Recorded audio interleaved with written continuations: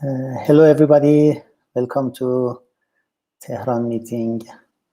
We are waiting for our first speaker, so we try to be on time. In 15 minutes, start the talk by Adam Riess.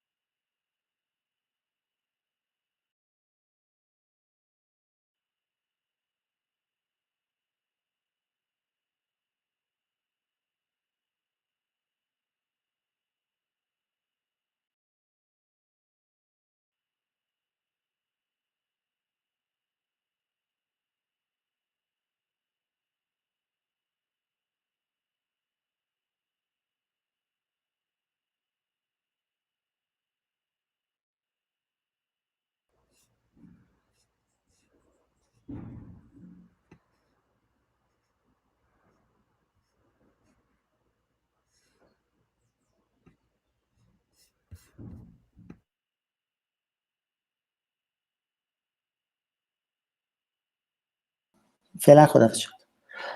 Hi Adam. Can you hear me?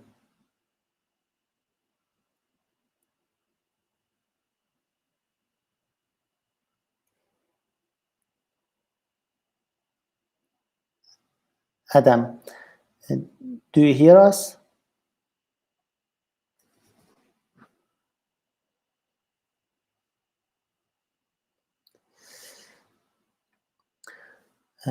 Puyan, Yes. can it be because of setting on Chrome or something? I don't know. Everything seems to be okay. Okay.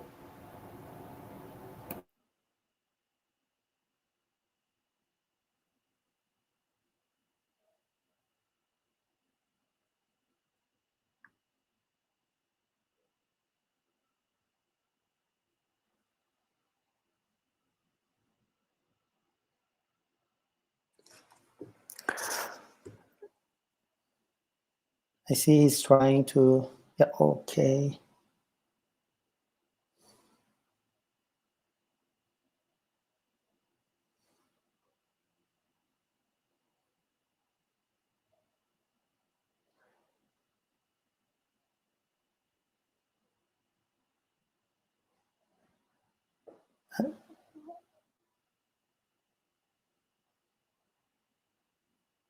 Okay.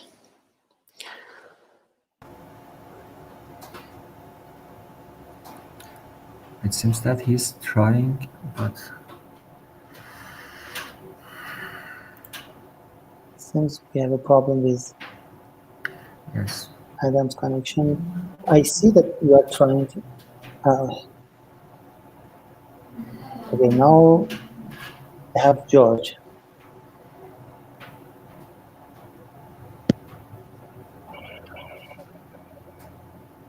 Hello, should I switch the camera off? Yeah, okay, thank you. Adam, if you hear me, can you write in the chat box, please?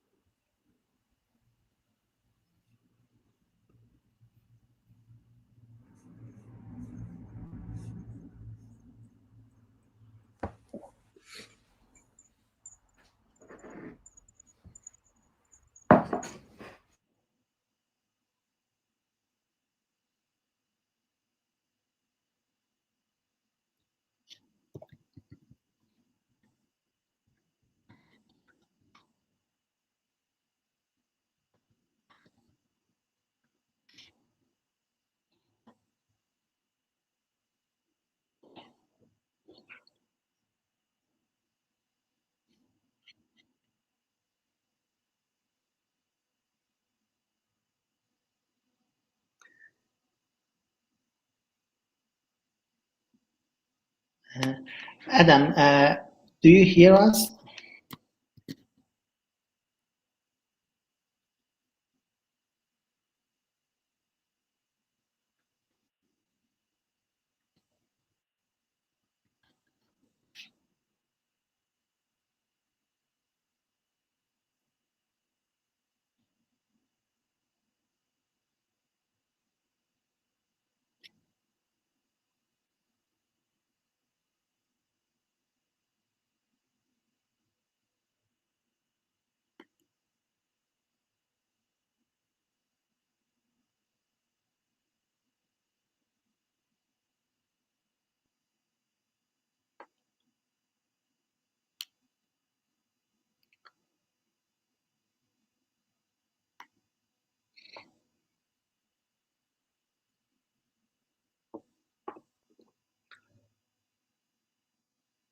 Hello, Adam.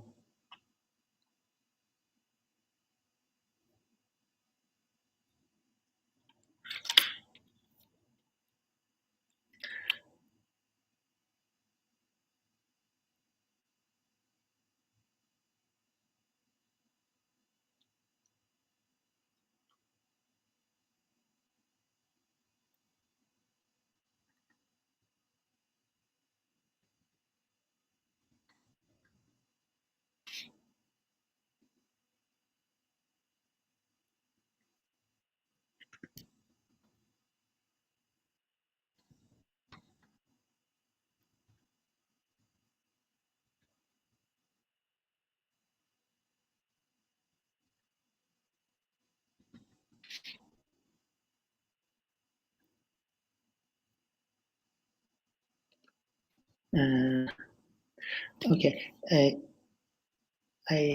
We don't know if you hear us. You are a presenter, so you should have a microphone on your page, and so you can click on that.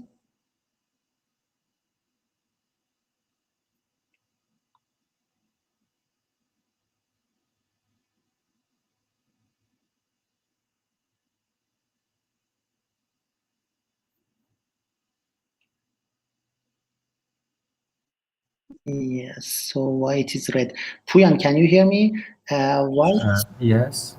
why the microphone is red?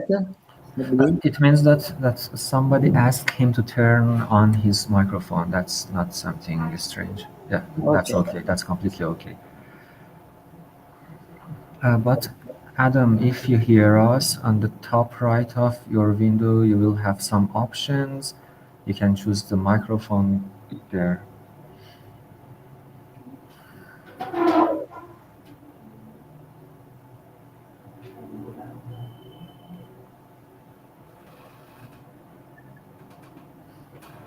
It seems we have a problem with the connection somehow. No, okay.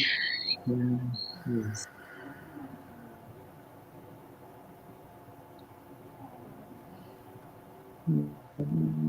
We saw that you have active microphone, but we cannot hear you.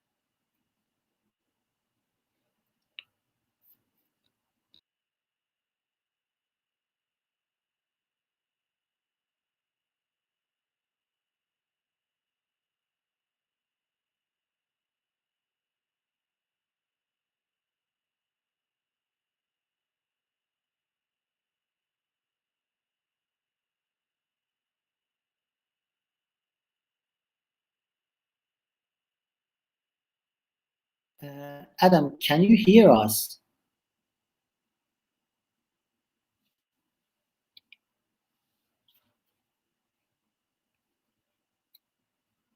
Nope. Okay. Let me check with. Sorry, 1 minute.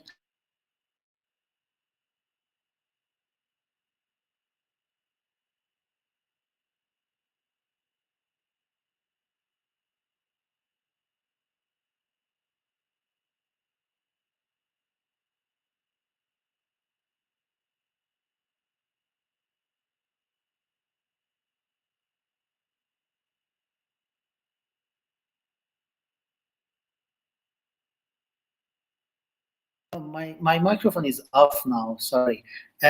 Just let me ask you if Adam can use Chrome or Firefox.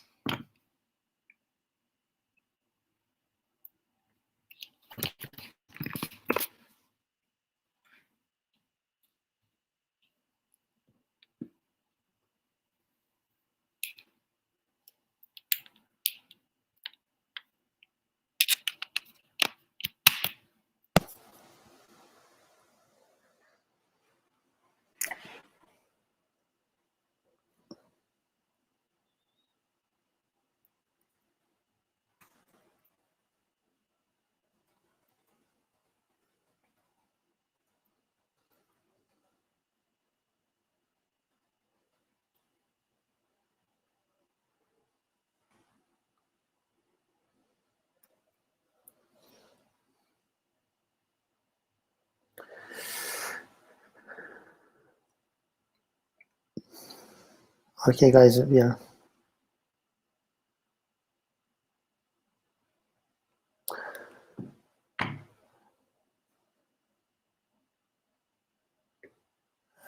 I'm sorry, but let's wait a little bit, few minutes for Adam, and then decide to what can we do.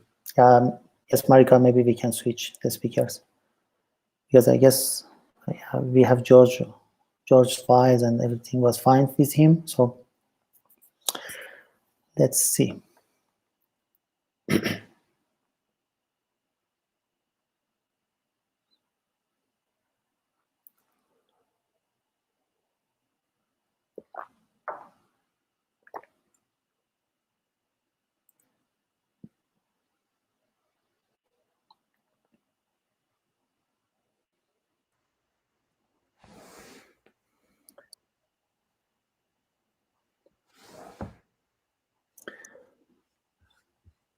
Hi, George.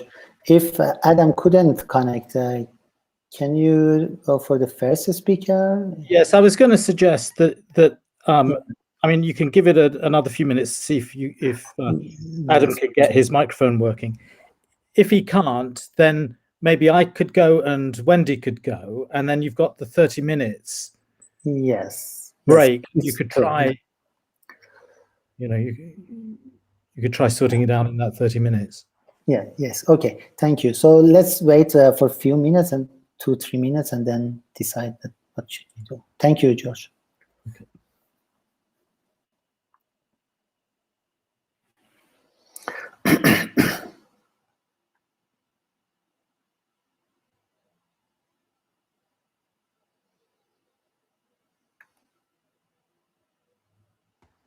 Of course, if we do that, I get the first word on the Hubble constant.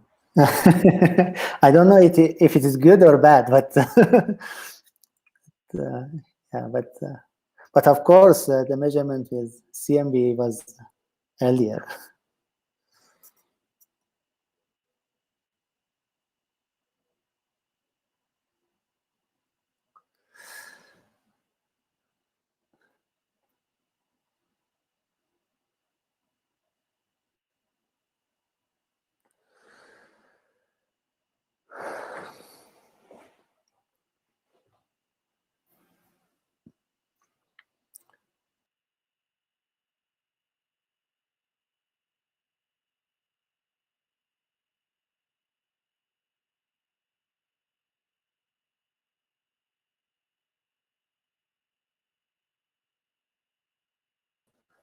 Hi, Adam.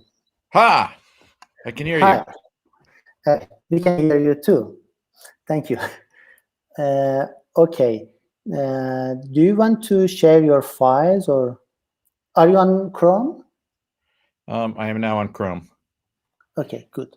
So do you want to upload your files, or do you want to share your screen?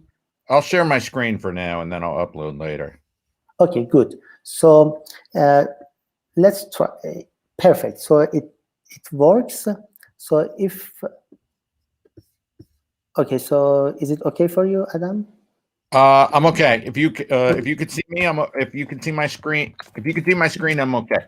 Yes, we can see your screen. Okay. Thank you, everybody. Let's begin. And let's begin with the head of our department for a very short welcome speech. Dr. Riess, please.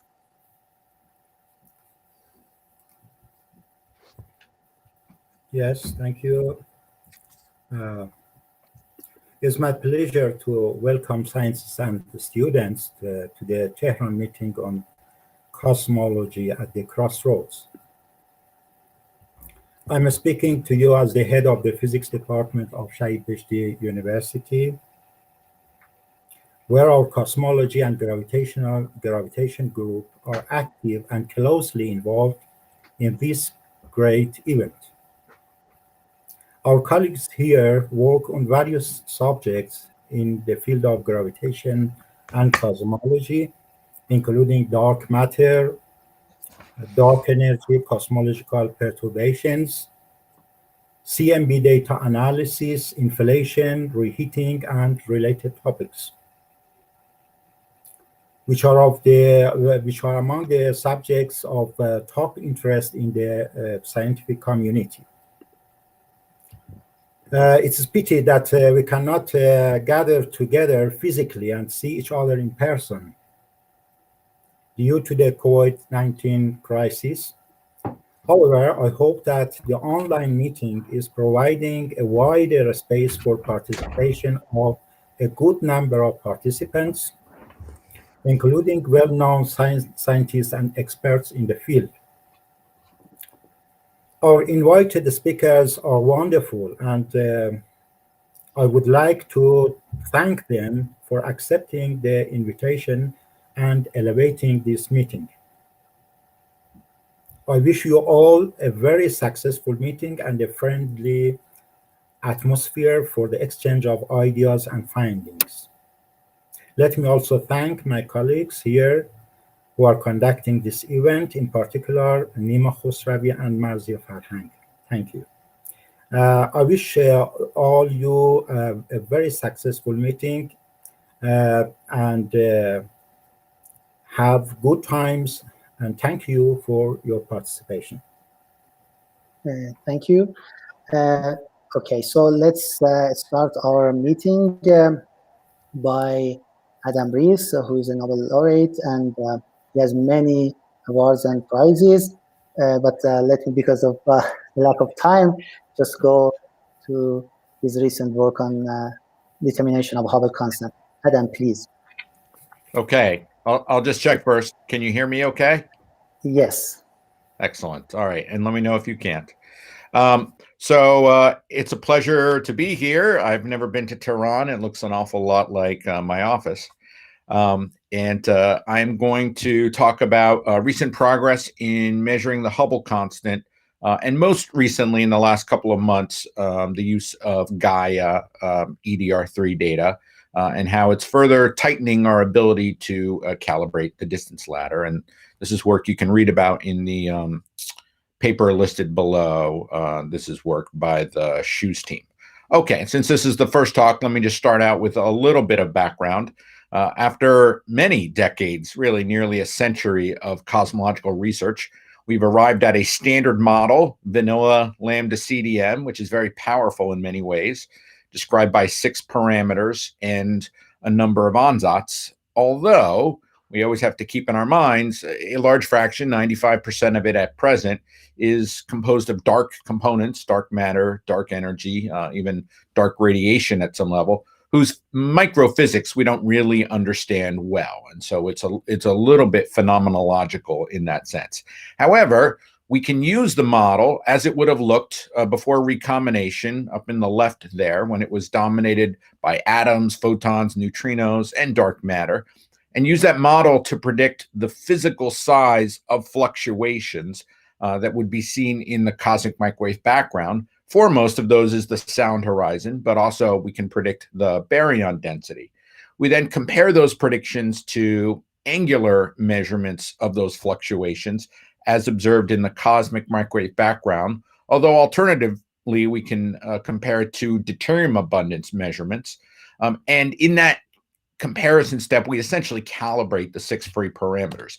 Then of course, the universe expands, and we use the evolving form of the model as it would look today in lower left, now dominated by dark energy and dark matter. We use this to predict the expansion history of the universe. There are some cross checks along the way. Baryon acoustic oscillations and high redshift supernovae show us that the universe is recently accelerating.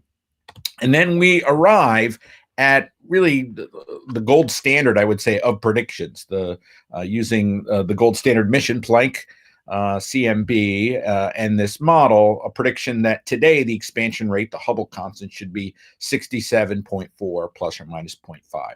So a powerful end-to-end test, sort of the ultimate end-to-end test for this story, is to measure the Hubble constant locally around us and compare it to this prediction to see if really lambda CDM can pass this test. And so my colleagues and I started a project about 15 years ago now, hoping to make that kind of measurement, particularly to learn more about dark energy. We didn't realize how much even more interesting this would become.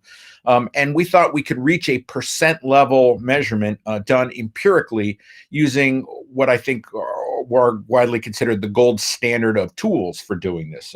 Geometry like parallax to calibrate Cepheids, which are pulsating supergiant stars whose period of pulsation strongly correlates with their luminosity. And then type 1a supernovae, these exploding stars that reach near the Chandrasekhar limit and give a very uniform explosion.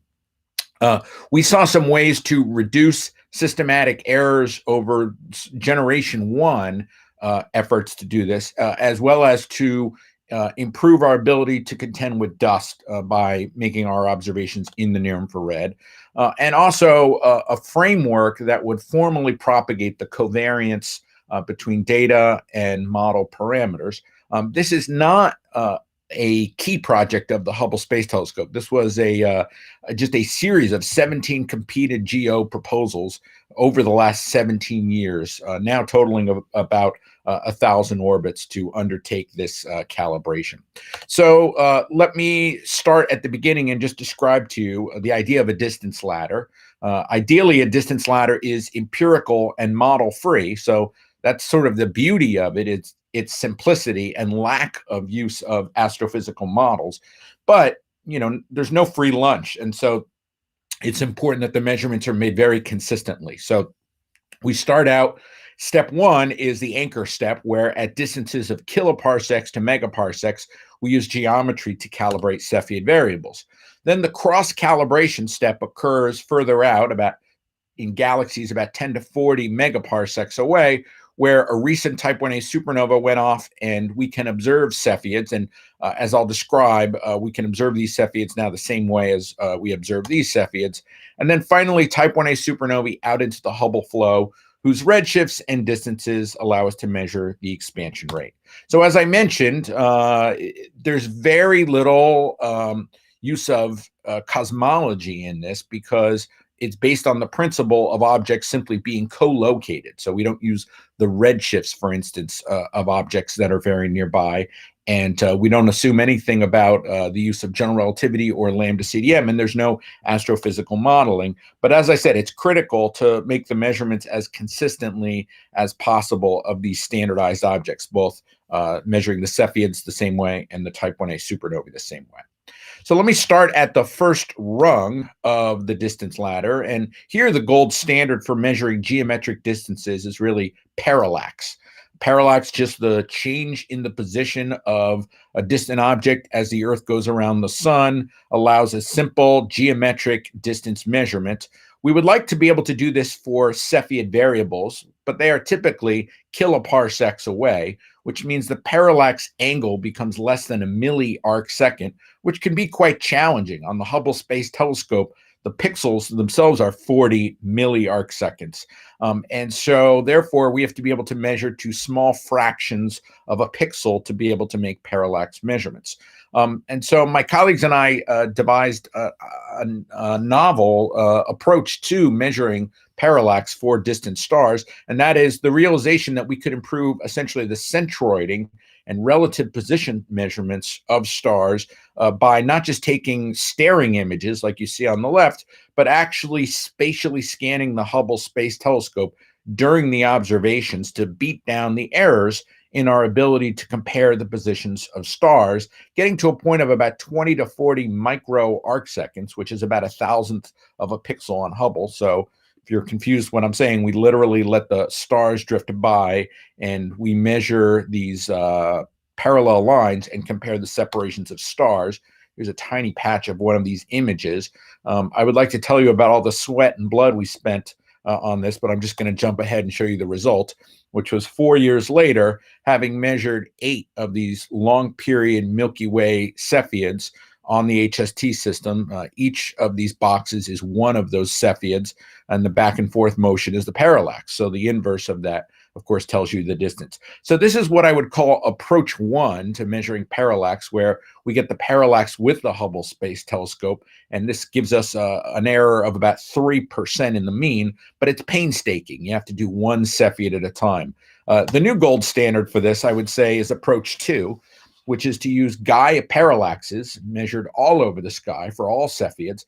And then we identified a set of 75 of these that we would go back and measure the Hubble Space Telescope photometry, again using the spatial scanning, but now simply just to measure the flux and build a kind of photometric bridge between HST and Gaia, because we want to be able to measure and compared the Cepheids to ones in distant galaxies also measured with Hubble. And so this has now been done as of just 2 months ago when Gaia released data release 3 to now 1% precision. So to us, this is really sort of the new gold standard for measuring parallax.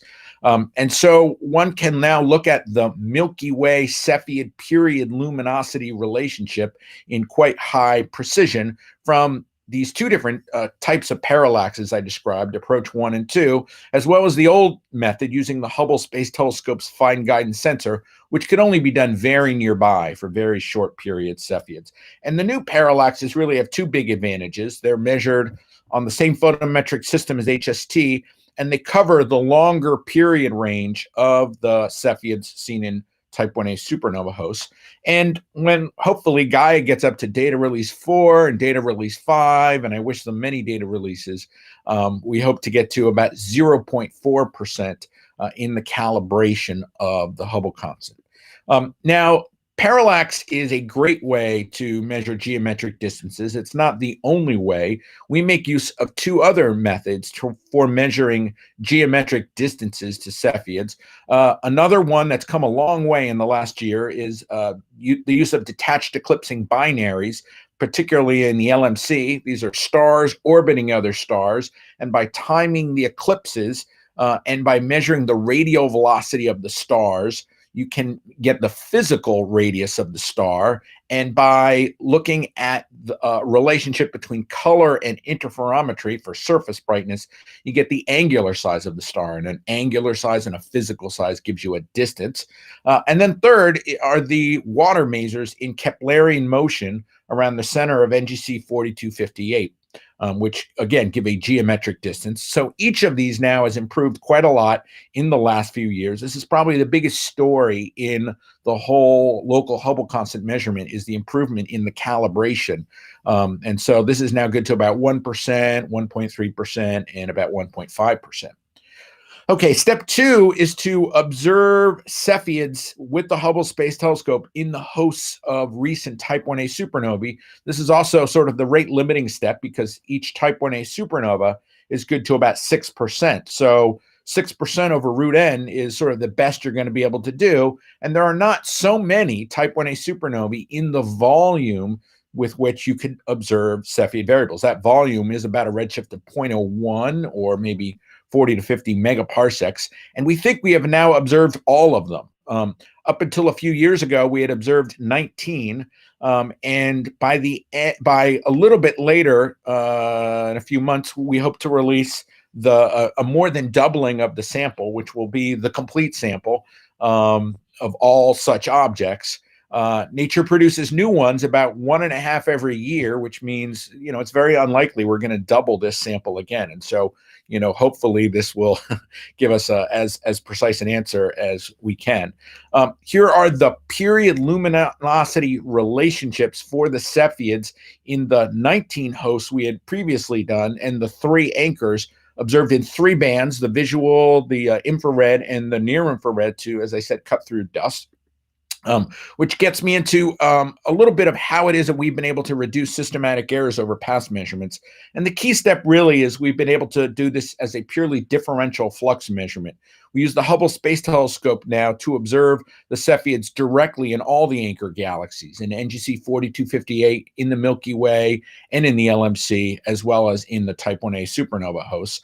We observe over the same period range with the same instruments, filters, and range of metallicity. So it's as apples to apples as we can possibly make it. Also, by observing in the near infrared, we've been able to reduce the effects of dust in the galaxies. First of all, the Cepheids are better distance indicators in the near infrared because of the reduction of dust. You can see this clearly in the Large Magellanic Cloud as you go from the period luminosity relationships first recognized by Henrietta Leavitt in the optical. As you move up to the near infrared, the scatter goes down quite a bit. And then finally, we use de-reddened magnitude. So we start out with low reddening and then remove what there is to get 3% distances per Cepheid variable.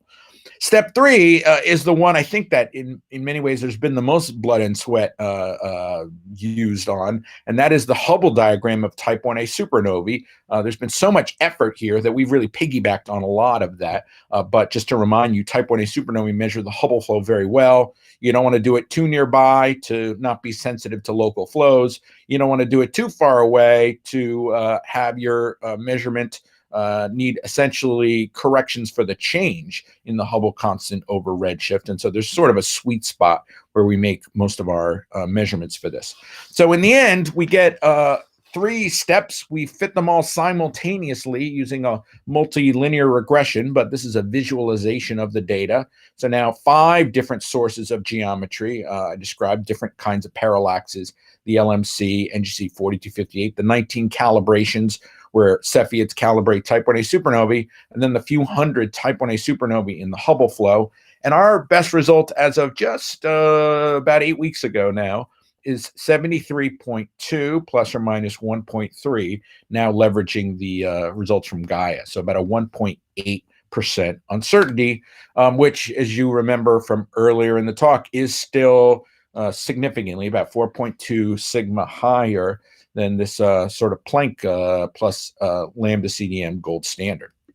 So let me say more about that. As I said, the geometric or calibration step has come the longest way. Our 3 primary calibrators now are the new Milky Way parallaxes, the new NGC 4258 distance, and the detached eclipsing binaries, all within the last 2 years. And they give us 72, 73, and 74. And then there are a number of checks, not quite as precise as the above, but still quite good for consistency checks now. The spatial scanning parallaxes, the fine guidance sensor parallaxes, and then 2 more published by Luisa Bruval this past year using Gaia parallaxes, not of the Cepheids, but of either their binary companions or the cluster they live in companions. And these also give fairly similar results, 72.7, 73.6, but with less precision. So these are all fairly consistent. And if you look at them as a whole, they don't have a common systematic error. And so that's a very powerful test of this. I want to really zero in on the improvement realized from Gaia DR2 to Gaia DR3, because this is something that is not necessarily easy to appreciate, but we appreciate it very much, particularly in this comparison here. So a distance ladder can be used. You could start from parallax to measure the Hubble constant, but you can reverse the process. You could start with the Hubble constant to predict parallax for a given set of Cepheids. So we've done that here. Here's a range of possible values of the Hubble constant. And this is the status of the data as of 2018, data release 2, where we had a smaller sample and the parallaxes were noisier. And you could see that particularly at the distant or low parallax end.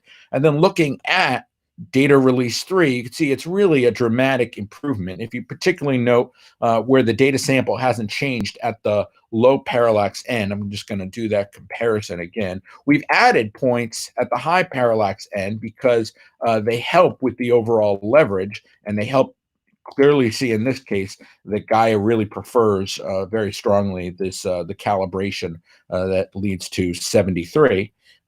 So that's where we are with that. We have considered many other systematics. We're looking for a difference of about 0.2 of a magnitude in any one of these 3 steps, which statistically doesn't seem reasonable. But what about systematics? We have considered different reddening laws, different ways of rejecting Cepheid outliers, different ranges of periods for the Cepheid period luminosity relation, fitting it with a single slope, with 2 slopes, with a metallicity gradient or no gradient, cutting out short period, cutting out long period, supernovae only above a certain redshift range or going even lower, different light curve fitters, different host galaxies for the ones out in the Hubble flow, spirals only, locally star forming only, or discarding the near infrared data. And the result fluctuates around, but not in any, I think, meaningful way. And so that's very important finding. Okay, now to the frequently asked questions, because these are the questions I am asked all the time. So I thought I would try to anticipate these. Could we live in a giant void? about 9% in the Hubble constant. It certainly doesn't look plausible. If you look at large-scale structure theory, you do n-body simulations in a lambda CDM cosmology, you quickly see that you expect fluctuations in the local volume Hubble constant of about 0.5%, which would put this about 15 to 20 sigma. Our result would be a 15 to 20 sigma fluctuation, which seems, rather difficult. But of course, also, if we lived in such a deep well, you would see it in the type 1a supernova magnitude redshift relation, and at least going out to redshift 1, we don't see that.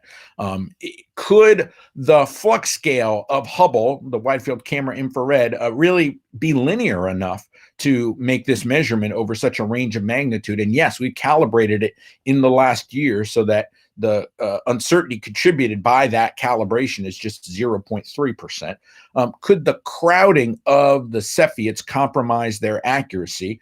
And in just this last year, we've been able to do a novel and very direct test of the crowding by looking at the amplitude of the Cepheid light curves, which would be compressed if they were in the face of unrecognized crowding. And so the fact that the amplitudes of the Cepheid light curves match their Milky Way counterparts limits the amount of unrecognized crowding to about 2%, again, much smaller than the effect we're seeing.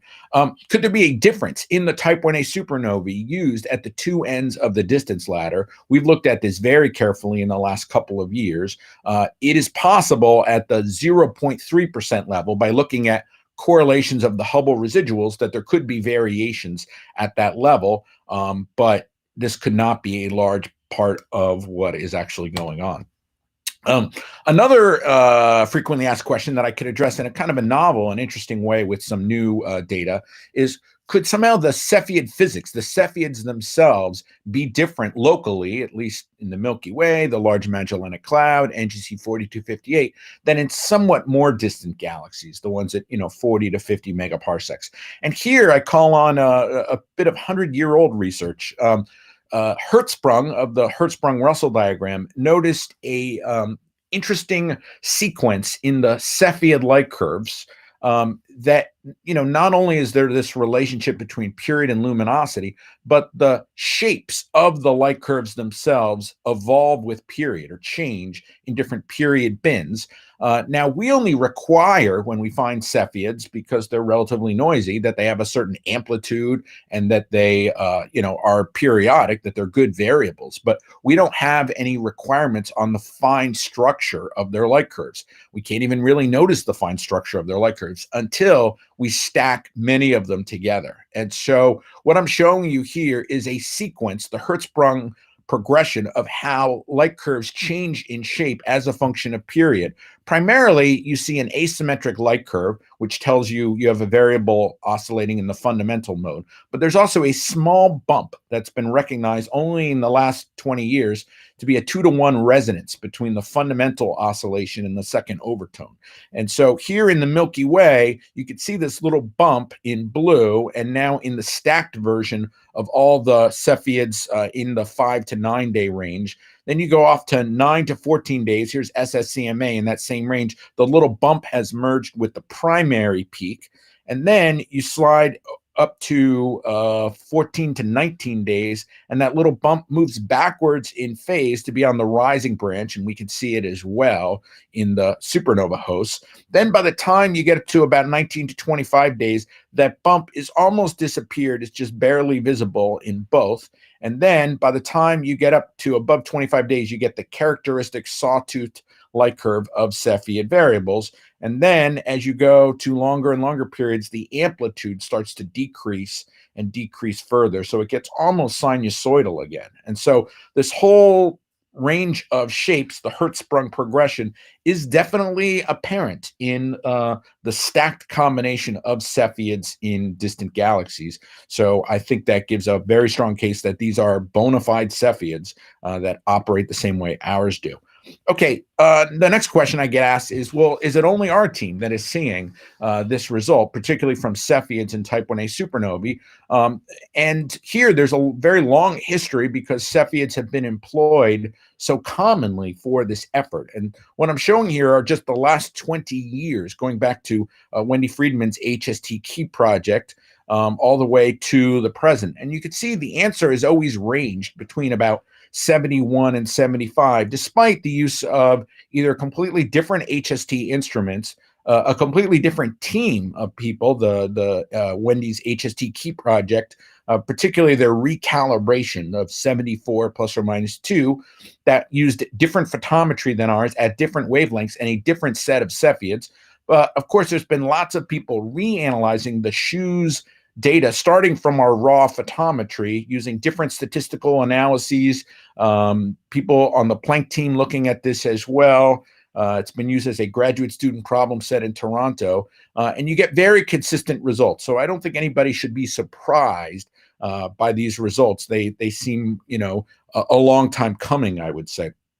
And in terms of the present status, this is, of course, not something just seen with Cepheids and Type 1a supernovae. There's been a lot of effort from other groups, and we'll hear more about that. But overall, it does appear that the late universe likes a higher Hubble constant. You'll hear about TRGB work. I also want to mention a couple of results you may not have heard of just in the last year, but that comes from new work on surface brightness fluctuations using the Hubble Space Telescope from John Blakesley, a new set in the near infrared that's quite nice. And the Maser Cosmology project from Dom Pesce and collaborators, as well as the use of MIRAs instead of TRGB or Type 1a supernovae, new work on Tully-Fisher as well, the baryonic Tully-Fisher. And so when you combine these, and you can do this combination various ways, the discrepancy could be 4 sigma, it could be 6 sigma. It depends what you want to include or what you want to leave out. Just from the Planck and the Cepheid work that I've talked about, it's at least, well, it is 4.2 sigma. I want to mention a recent contribution of Gaia to the problem of calibrating tip of the red giant branch, because I think ultimately Gaia will contribute to more than just one distance indicator. Gaia has, with data release 3, for the first time allowed us to measure the parallax of the biggest globular cluster in the Milky Way. That's Omega Centauri. And Omega Centauri gives the best direct measure of the calibration of TRGB because it's the only cluster big enough to include 100 stars, which is sort of the benchmark, 100 stars below the tip. And so we took a look at this data right when it came out a few weeks ago and found that there were 67,000 stars in a tight position of radius and velocity around there, from which you can measure a parallax that appeared to be quite independent of the magnitude and color, which is a good thing. After all, you want to be able to get the same parallax for all stars, no matter how bright or faint they are. So this is an important test of the systematics of Gaia DR3. And so binned by different magnitude values, we got a parallax of 0.19, about 5.25 kiloparsecs, which gives a somewhat fainter calibration of TRGB, would directly at face value imply about 72.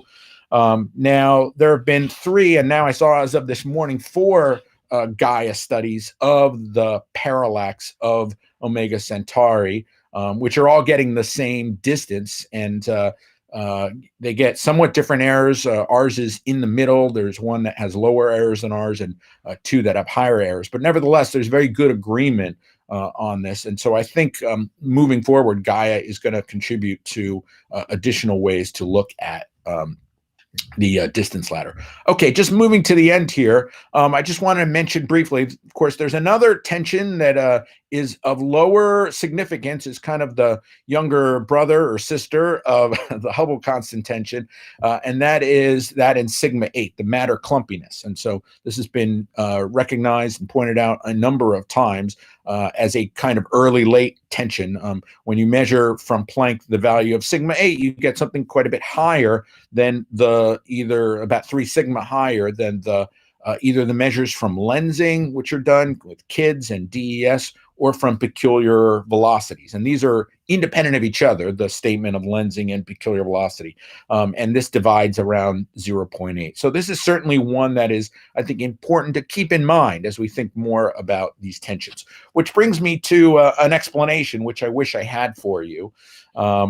There are lots of interesting ideas. I would say new physics temps. There are discussions of weird early dark energy, decaying dark matter, neutrinos with special interactions. There's been a number of good reviews recently. Here's a series of plots from this one, Jedamzik and collaborators, and D. Valentino has a nice one also coming out quite soon. Looking at the Hubble constant space, there are a number that can do an okay job, but not necessarily a great job on sigma 8. I would say at this point, the ones that look the worst are probably decaying dark matter. W less than -1 doesn't look great. Something called swampland, which is in the stringy world. A little better are strong neutrino interactions or early dark energy, or I've even seen papers on evolving electron mass, early recombination, or primordial magnetic fields, which all have certain virtues, but none seems to stand head and shoulders above the others. My favorite idea is yours, whatever your idea is. I would say insert your idea here, because we're still in the place where I think we need really a good idea. I don't propose to have that one, but this has been also well outlined in the Hubble Hunter's Guide by Knox and Malaya, who described to them the most likely scenario would be an increase in the expansion rate pre-recombination. This has the effect of having recombination occur sooner, shrinks the sound horizon. You could do this one of a number of different ways. So some of these approaches take advantage of this by sticking a scalar field in at that time. That's early dark energy. Or self-interacting neutrinos have a similar kind of effect. They keep the neutrinos from streaming out too soon and breaking up the party before recombination. Some of these are claimed to give better fits to the CMB, or at least not worse. I think the thing to really look out for would be new features they predict in the CMB from future experiments. Okay, so a few closing words.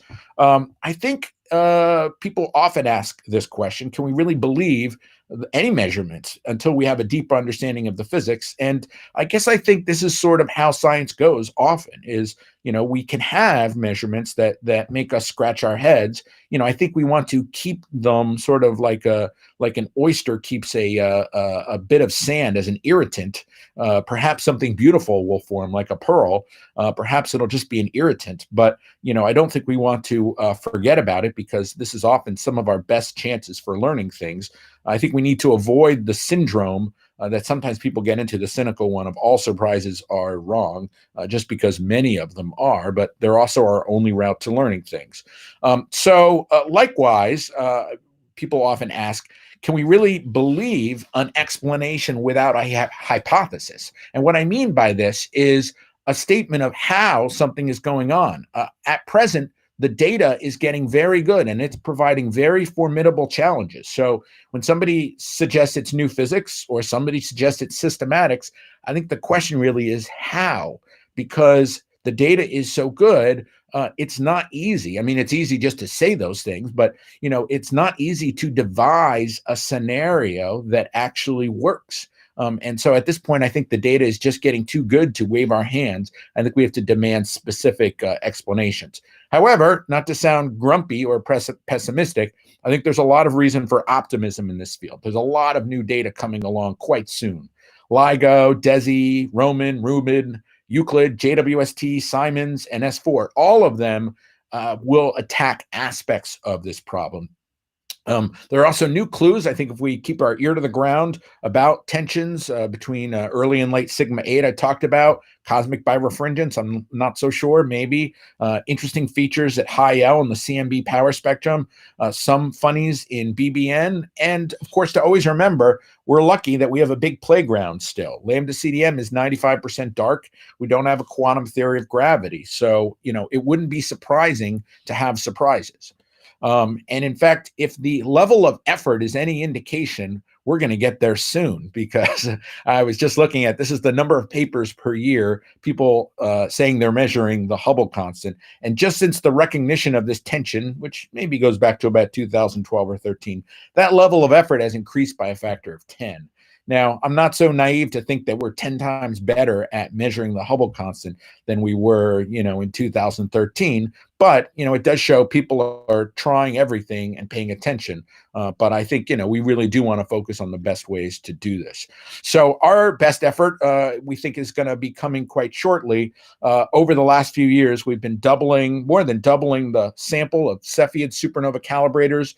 Well, we hope to reach 43 quite soon. We're also observing Cepheids all the way out to Coma. And also, not to be overlooked, is better calibrations are always helpful. And so we're greatly improving the calibration set in NGC 4258 just in the last couple of months. And so this should help quite a bit. So looking ahead, the different missions I talked about, the improving of the data sets, clues that we might get about W of Z coming from these other missions.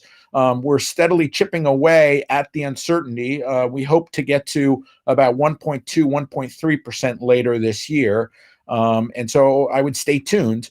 My final thoughts, you thought those were my final thoughts. These are my final thoughts, I think the discrepancy at this point is around 5 sigma. It could be as low as 4. It could be as high as 6. It really depends on which kinds of data you combine, but it's something around there. A restatement of that is simply there's no precise measurement from the late universe that is lower than any of the precise measurements from the early universe. You could see this on this nice summary from Di Valentino of the most precise measurements, the ones that are better than 4%. This looks, as I said, very strange to imagine that these are drawn from these, and so something is going on. It appears to be robust because it would require multiple catastrophic failures to avoid. I can't think of a systematic error in common. Then you have to start invoking multiple systematic errors, which is even less likely, or, looking for a kind of physics-based solution. So therefore, I think this is very interesting. I guess I would say, unless your Bayesian prior on vanilla lambda CDM is already quite a bit higher than 5 sigma, then it may not be interesting. Or if you're willing to discard a lot of these data sets, then of course it could become less significant as well. But I don't think that's the way forward. I think the way forward is to follow the evidence and find out the how this is going on, the explanation, to actually explain what it is that we're seeing. And hopefully the universe will be smarter than we are now. So I will end there. Thank you. Thank you very much, and for a very nice talk. We usually have a tradition a new tradition that we clap for the speaker in the chat box. Yes, thank you very much. So we have time for a few questions. If you can raise your hand, and then I can, Shaheen, you have a microphone now. Okay, thank you very much for the nice talk. I was just curious to know what's your preference, or what's where you think that the tension is coming from, whether it's from early physics or late physics.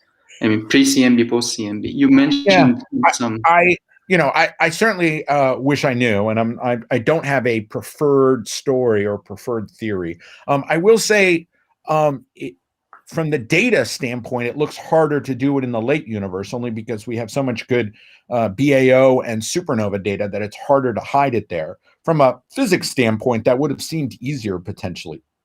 Therefore, I am impressed by, I think a lot of these early universe solutions are all taking advantage of the similar kind of idea. They're doing it with different mechanisms. But, if you inject extra energy or extra inhomogeneities in the early universe before recombination, then you speed up recombination. You have the universe become transparent earlier, which shrinks the sound horizon. And so that changes baryon acoustic oscillations and, of course, the CMB.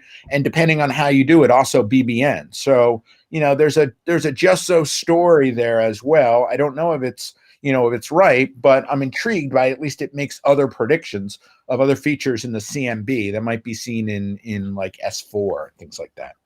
Mhm. And how do you see the potential for the cosmic chronometers in this, in settling this issue? This is a hard enough problem that, my tendency as an observer is to kind of strip away all the model dependence and try to make measurements that are as direct as possible. So what I don't love about cosmic chronometers is you then bring in this whole other area of, I think, fairly challenging astrophysics, which is figuring out how old things are and how much they age in the universe. And there's no direct way to do that without invoking models, and models of, fairly complex astrophysics. You have to get the star formation history well understood in these galaxies.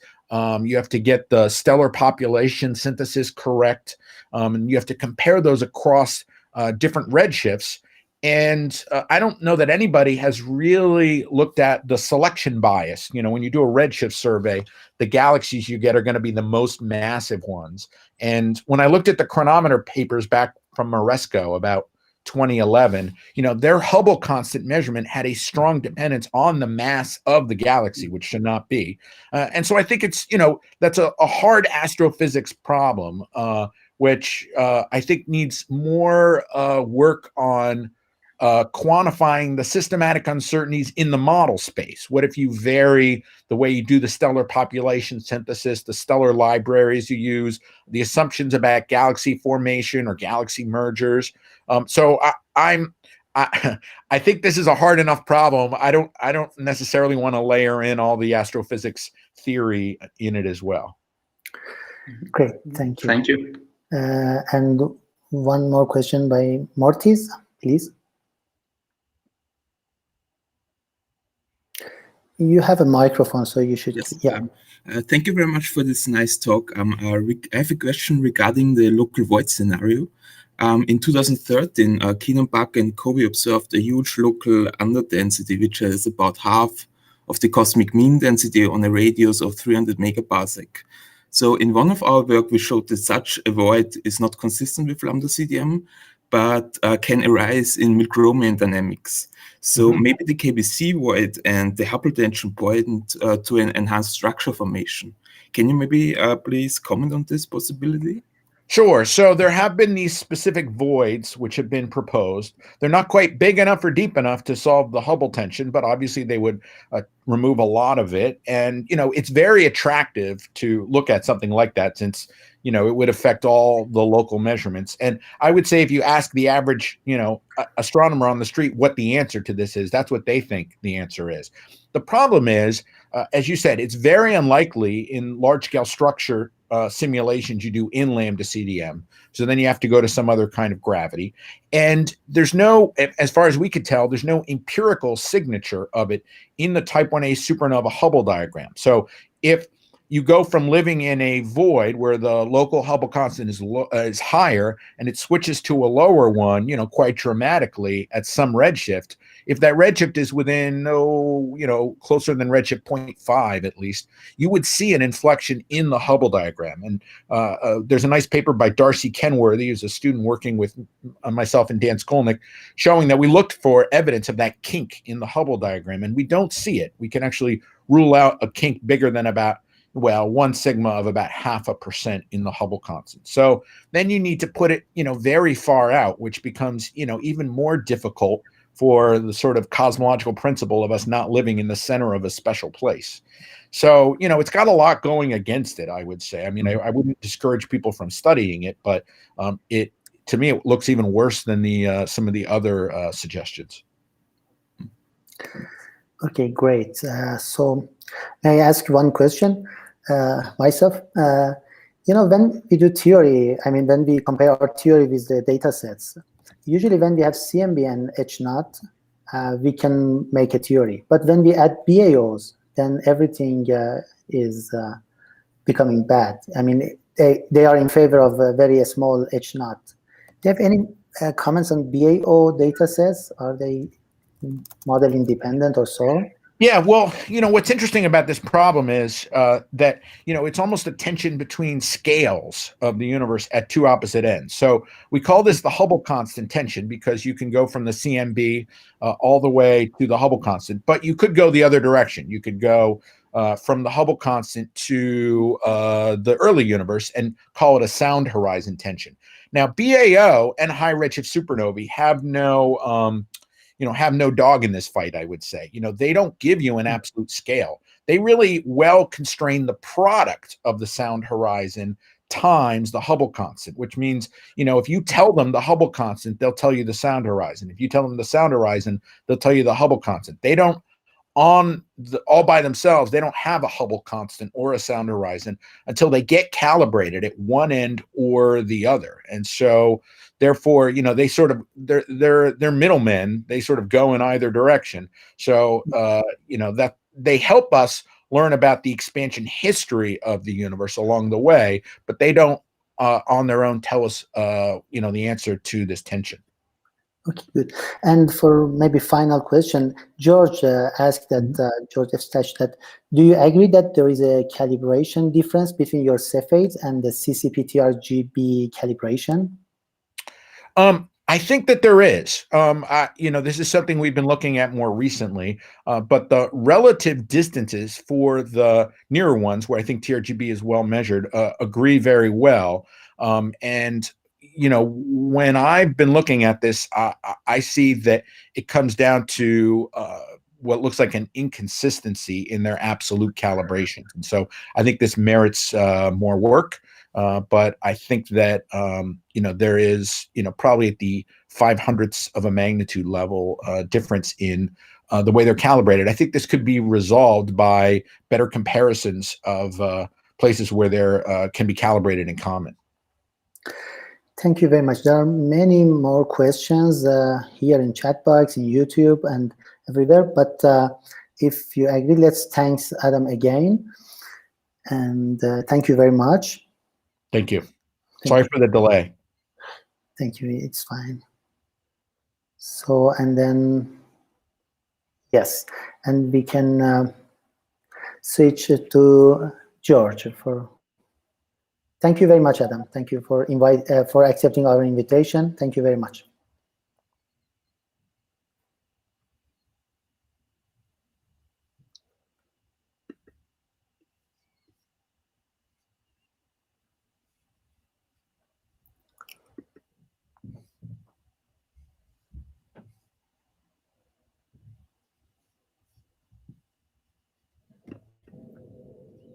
Great. So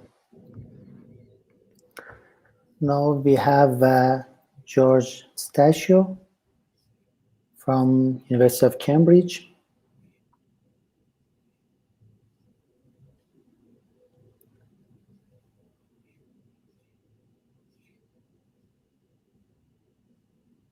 George, can you hear me?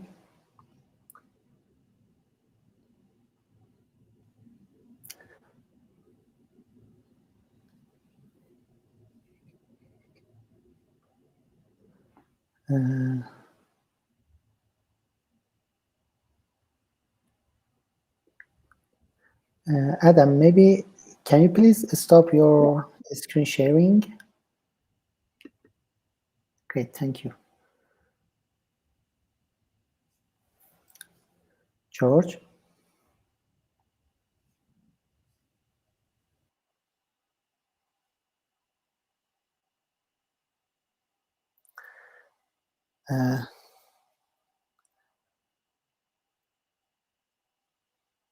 I'm sure that there is no problem with George's system because we checked the system. Oh, really? Maybe, okay. Do you want to go out and come back, please?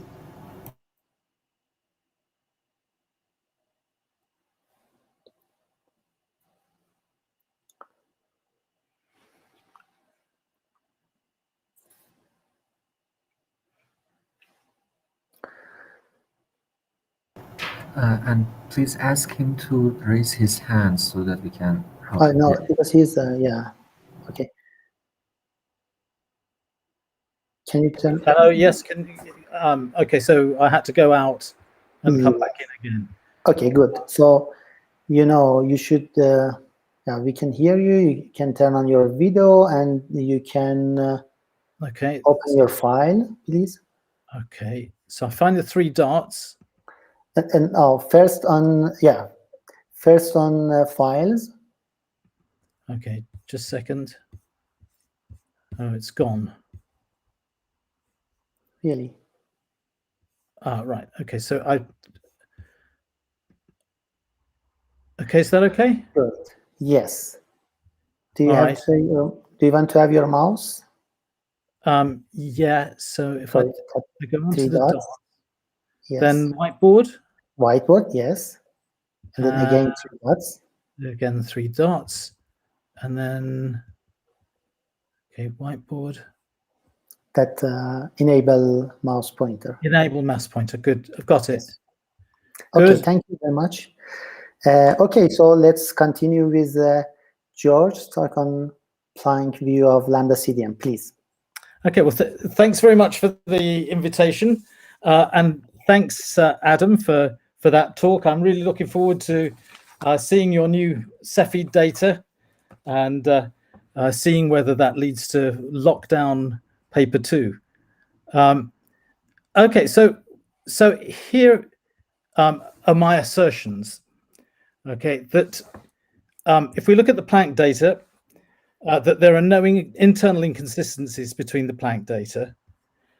That as far as parameters are concerned, that Planck polarization tells exactly the same story as Planck temperature. So if we just focused on the polarization, we'd get the same constraints on cosmologies, very similar constraints on cosmologies to Planck temperature.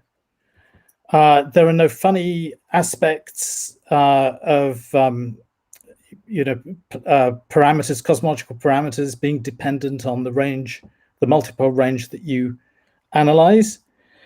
And my conclusion is that, if your experiment, whatever it might be, BAO, large scale structure measurements, H0, etc., if they disagree with Planck, then either you are wrong or there is some new physics beyond lambda CDM.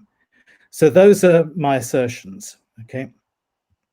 So in 2013, we published the first results from Planck based on half of the Planck mission. And this shows the temperature spectrum.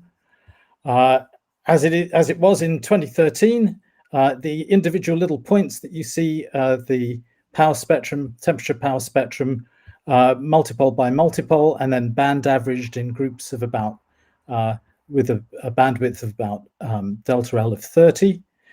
And the red line is the best fit 6-parameter lambda CDM cosmology. And you can see that by the time you've got results at the precision of Planck, then this type of plot isn't very informative anymore because you can't really see the error bars. So at the bottom, you see the residuals. This is the famous little dip multiples of between 20 and 30 that WMAP actually first discovered. And then the residuals with respect to the lambda CDM, the 6-parameter lambda CDM cosmology. So if we then fast forward to the final data release from Planck in 2018, this diagram switches to this. The error bars go down because now we're analyzing full mission. The cosmology is basically the parameters are identical apart from a little calibration shift, an overall amplitude shift of about 2%, because we calibrated the far field beams better. By the second data release, we calibrated the far field beams of Planck better than we did in the initial data release. And the residuals around the best fit cosmology are very, very small. So there's an improvement, and the residuals look quieter. Nevertheless, there are points like this that look as though they might be several sigma away, and so on and so on. So by the time of that final data release, sorry, yes, okay. So here's the final TE spectrum, and this is the cosmology. The red line is the cosmology fitted to the TT data, not the TE data. So, and then likewise for the EE spectrum. So those are the 2018 results. Very good fits to lambda CDM, but nevertheless, there were some odd aspects of the Planck spectra. As is well known, the Planck temperature spectra want more lensing. Okay, so the phenomenological A-lens parameter that multiplies the effects of lensing on the power spectrum. So there's a preference for values greater than unity. The Planck data favor closed universes. High multipoles, there were claims that high multipoles give different parameters to lower multipoles. There were various people noticed the outliers in the TT spectrum and outliers in the TE spectrum. For example, in this paper, they pointed out an outlier at L of 165 in the TE spectrum. So there are a number of odd features. And after the final Planck data release, Stephen Grattan and I decided to look more carefully at all of these problems and other potential odd aspects in more detail. So here's an example of the sort of 2018 slightly anomalous results. So here is the phenomenological A-lens parameter. And then if you use the Paris-based likelihood, you find A-lens of 1.18. So a 2.8 sigma discrepancy. That's shown by this solid posterior here. But my version of the likelihood gave a less significant result at around 2.1 sigma, and you can see that that's in the the dotted, shown by the dotted line here. So these results, the addition of polar, you see, these codes agree very, very well for temperature, but they differ a bit when you add in the polarization. In the case of the Paris likelihood, the significance of A-lens differing from unity, that became more significant when you added in the polarization, whereas with our code was neutral to the polarization. So there were differences like that, that were dependent on the implementation of the likelihood. And we pointed this out, and we said we didn't know at the time what was causing these slight shifts. They are very small. They're sort of half sigma shifts when you include polarization, but we know the cause of that now. Okay, so then also in with the curvature parameter, you saw a similar thing, that the Paris likelihood gave, well, both likelihoods give a preference for closed universes, but the CAMSPEC likelihood, our likelihood, gave less strong preference. So that's using temperature and polarization alone. Once you add in lensing and BAO, you break the geometrical degeneracy, and then you get constraints very close to spatially flat universe. Okay, so this was, the state in 2018. So after that data release, Stephen and I decided to investigate these effects in more detail. And the way to do that is to try and improve the signal to noise. And I'm going to show you these little Monte Carlo calculations just to illustrate the, what we decided to do, the motivation for what we did. So here, this shows a variable which is the mean of n Gaussian random variates with unit RMS dispersion. So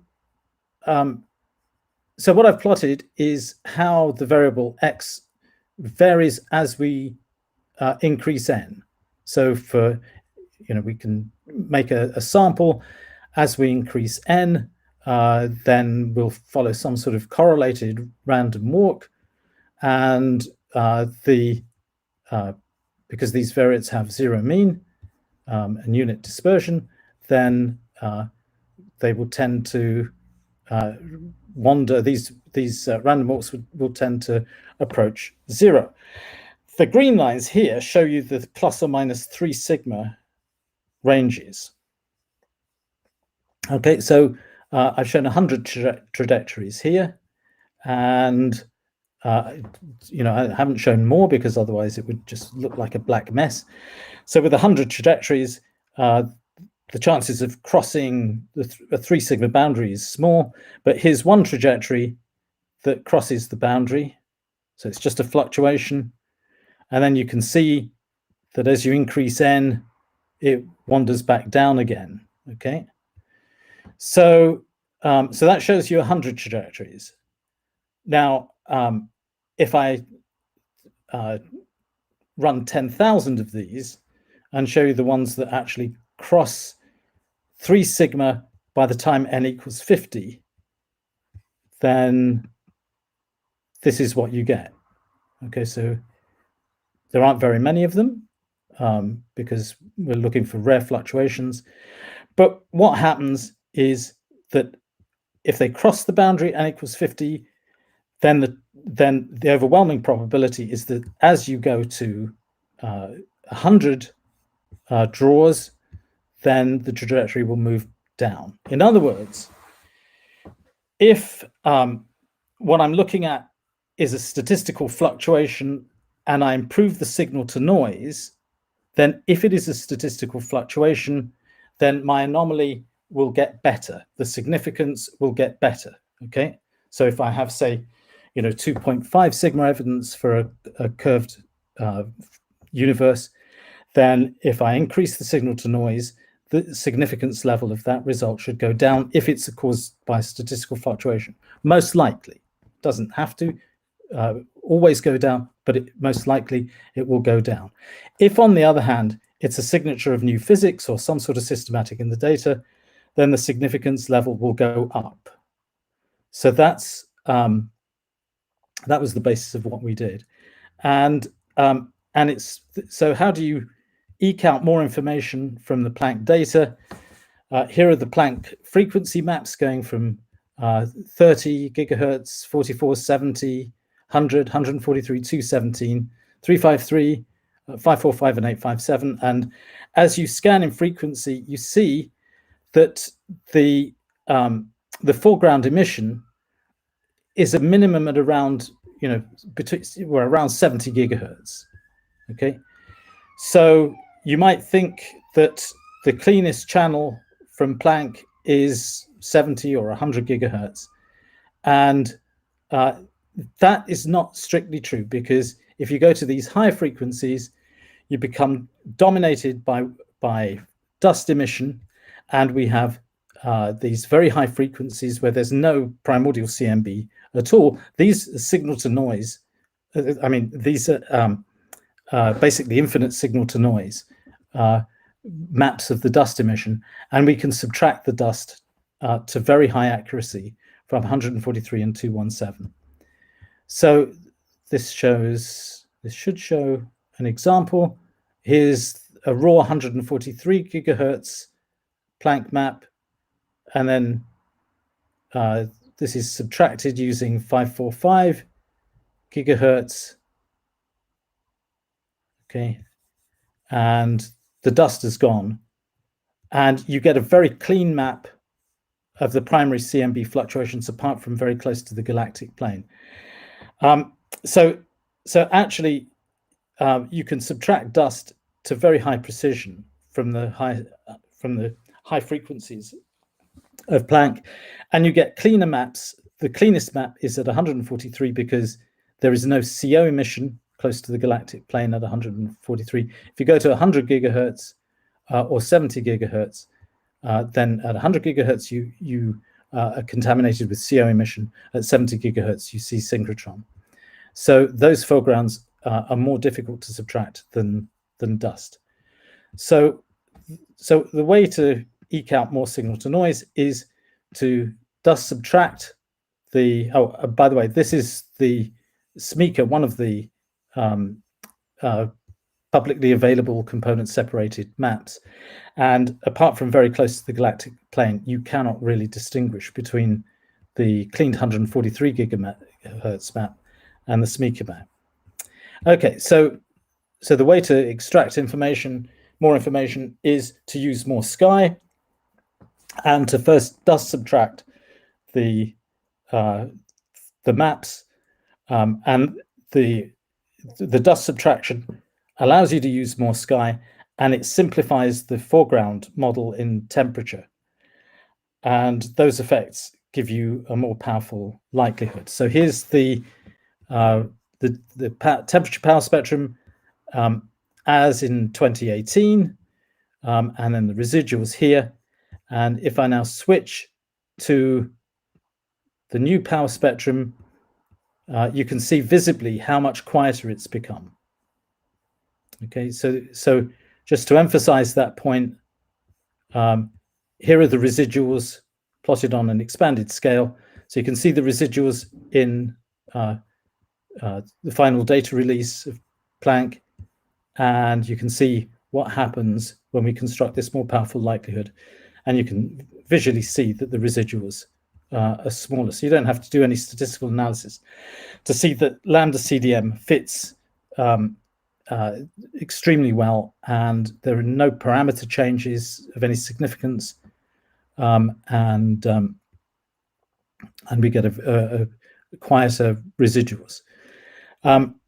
Okay, so this is another way of looking at it. This is consistency of different spectra in temperature: 143 cross 143 minus 217 cross 217, 143 cross 143 minus 143 cross 217, and then 143 cross 217 minus 217 cross 217. And these numbers here give you the RMS fluctuation between the multiple range 500 to 1500. So these are in very good agreement. Okay, this is as published in the 2018 papers. You might worry about points like this, and people have worried about points like this that seem to be several sigma off. But remember that these are temperature spectra, and there's an additional contribution to the variance from the foreground solution. And what that does is you can offset these. So you can add an offset and a tilt, basically, to the spectra from uncertainties in the foreground solution. Okay, but it shows you that the spectra are really consistent, but when we do the new analysis, okay, the residuals are considerably smaller, and and the consistency between the spectra is better. Okay, so we see similar things if we compare the TE spectra. So this is 2018, and this is the new one, and then EE spectrum and the new spectrum.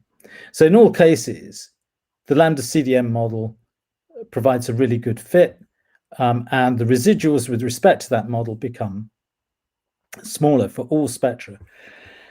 Here are a bunch of parameters for the standard, the 6 parameter CDM model.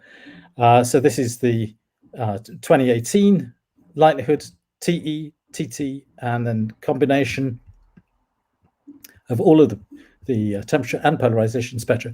Here's what happens with the new likelihood.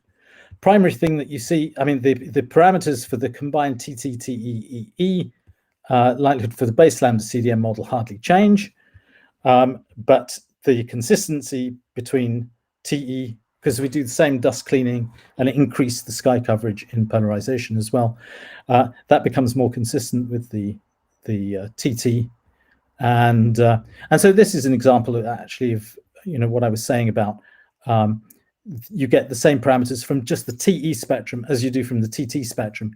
In fact, for the Hubble constant, then the error is slightly smaller from the TE spectrum compared to the TT spectrum.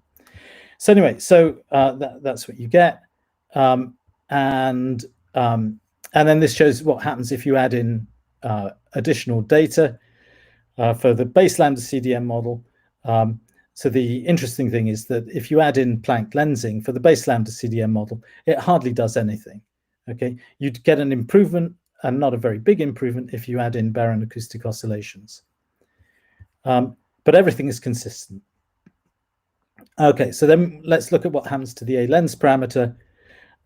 So the statistical significance of the A lens parameter goes down with the improvement in the likelihood, and so this shows the 1 and 2 sigma contours on A lens, and you can see the A lens of 1 clips the 2 sigma contours. The polarization is neutral, so it doesn't favor a particular value of A lens differing from unity, and so so what it does do, what the polarization does do, it just trims off this region over here from TT that extends to high values of the Hubble constant and high values of A lens. So there's a degeneracy direction, and it just trims off these values. For curvature, we discussed curvature in some detail. Again, the curvature parameter is with the new likelihood is closer to a spatially flat universe, and then when you add in lensing, you break the geometrical degeneracy. So this shows the curvature parameter against the Hubble constant, and it becomes compatible with, it pulls you towards a spatially flat universe. And as you keep adding more data, like the Pantheon supernova sample, and then BAO, then you get your constraints tighten up closer to a spatially flat universe. So a couple of points that some people, calculate, try and put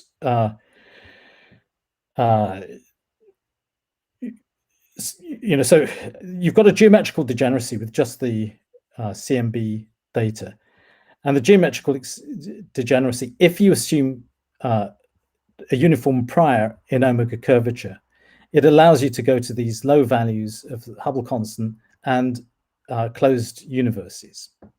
And so if you then integrate, you use this as the marginalized, marginalize, with respect to the other parameters, and look at a posterior in omega k, assuming a uniform prior in omega k, then you have a lot of area that is down at these low values, which is, I think, is very poorly motivated. So you have to really be able to justify why you're using a uniform prior in curvature. And in this context, a discrepancy in omega curvature, tension in omega curvature, is different from a tension in, say, the value of the Hubble constant, because nobody would argue that there is an attractor in there's a physics attractor pulling you to a particular value of the Hubble constant, whereas there is in the case of spatial curvature. So of course that was one of the motivations for inflation in the first place. But if you have models of incomplete inflation, there is still an attractor that will pull you towards omega k of 0. Okay. So the assumption of a flat prior in omega k is very poorly motivated. A better way of looking at it is to see what happens if you add curvature as a parameter, and what is the chi-squared from the temperature likelihood arising from adding the omega curvature as a single parameter. The answer for the full polarization likelihood is that you only get an improvement of -3.02, which is not very big. So so this shows, next picture.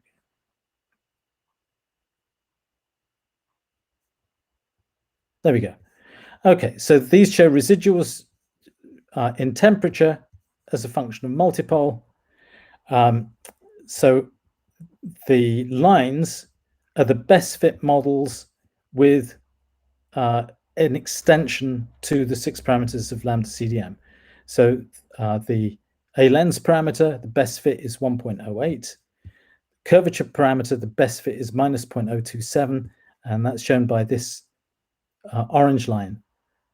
And the delta chi-squared on the full polarization, temperature polarization likelihood is only minus 3 from the high L likelihood.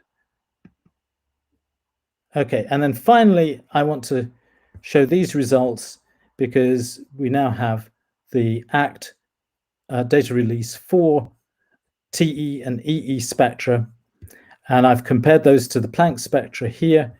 This is the best fit 6 parameter lambda CDM fit, and then these are the ACT DR4 points. These are not fits to ACT DR4, these are just predictions for what ACT DR4 should see. Here are the residuals shown below. You can see that it's a very good match. And likewise for the EE spectrum. So the lambda CDM model fits the Planck data extremely well. It also fits the new ACT data in polarization extremely well. So here are my conclusions. That lambda CDM fits 6 parameter model fits the Planck data perfectly within acceptable statistical errors. Then if your experiment disagrees with Planck, then either you're wrong or there's new physics beyond lambda CDM.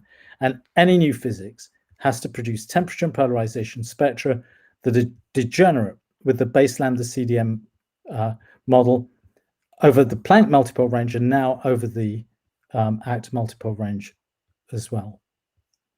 Okay, that's it. Thank you very much, George. Please thank George in the chat box. Thank you. If there's a yes,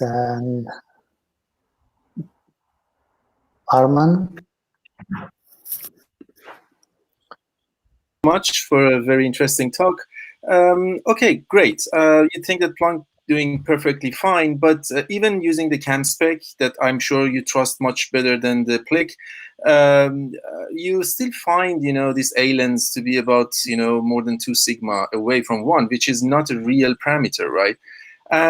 So don't you think that at least it requires some investigation rather than saying that it is just a statistical fluctuations? I mean, because we have the curvature problem, we have the A lens problem, independent of any other data, okay? I'm not saying that we should mix it with the other things because yes, of course, if there is any possible signal, it would be washed away. Let's consider only Planck, only CAM spec. 2 sigma is not something worthy of further investigation to find out what is really going on. Look, if you go through the big paper with Stephen Grattan, you'll see that we've basically converged. We're using so much sky now that we've basically converged. So any experiment that covers the same multiple range is going to find exactly the same thing as Planck. Okay, so there's both of these tensions are in the sort of 2 sigma territory, and they're just fluctuations. So the only way that you can test it, okay, test it further is to extend the multiple range. Okay, so if you look at a parameter like A lens, then we can extend the multiple range with ACT DR4, and A lens is perfectly compatible with 1. Okay, so it is, that's prima facie evidence that what's causing those things is a statistical fluctuation. Okay, so I can give you another example, which is that the WMAP measured the temperature spectrum up to multiples of 800 and got a higher value of the Hubble constant up to multiples of 800. And it's not statistically incompatible with Planck. over the full multiple range. If we cut Planck back to multiples of 800, we get exactly the same values of WMAP. So that's a statistical fluctuation. And then in addition, if WMAP had been able to measure polarization to multiples of 800, they would have got very similar parameters to Planck TT over the full multiple range. So there are fluctuations in these observations. There have to be fluctuations in these observations. There's nothing anomalous with these things. Okay. And the other point is that the difference between CamSpec and PLIC is well understood now. It wasn't understood in 2018 when we wrote those papers, but it's a small difference, and it comes from polarization efficiencies. No, that I agree. Yeah, I mean, we are using also CamSpec with much more confidence.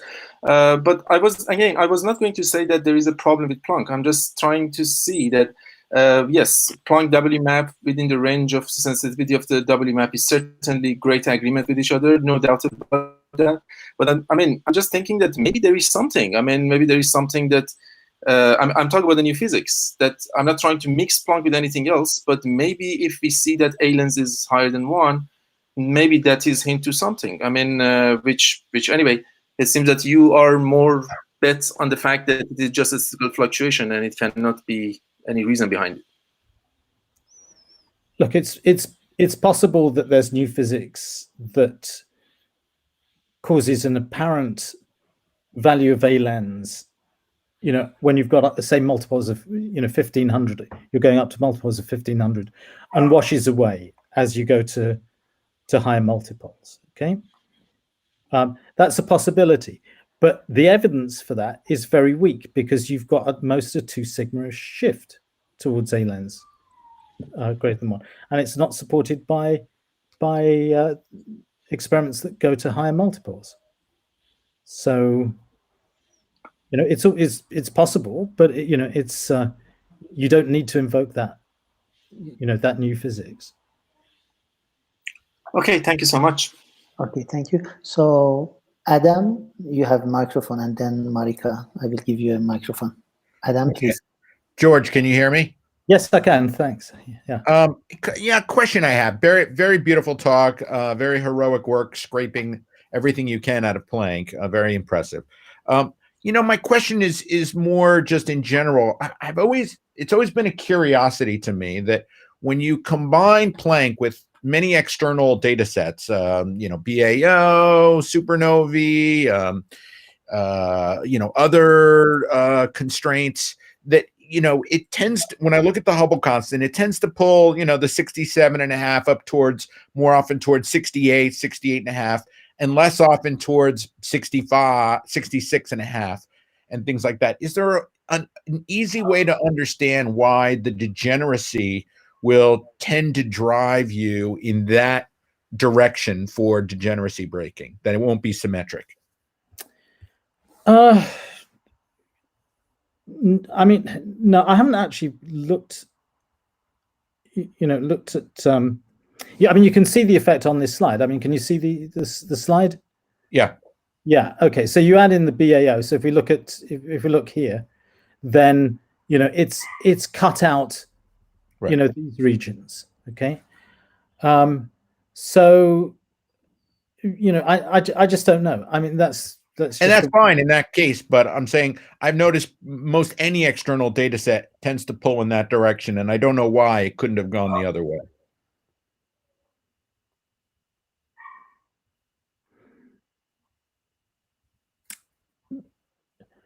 Right.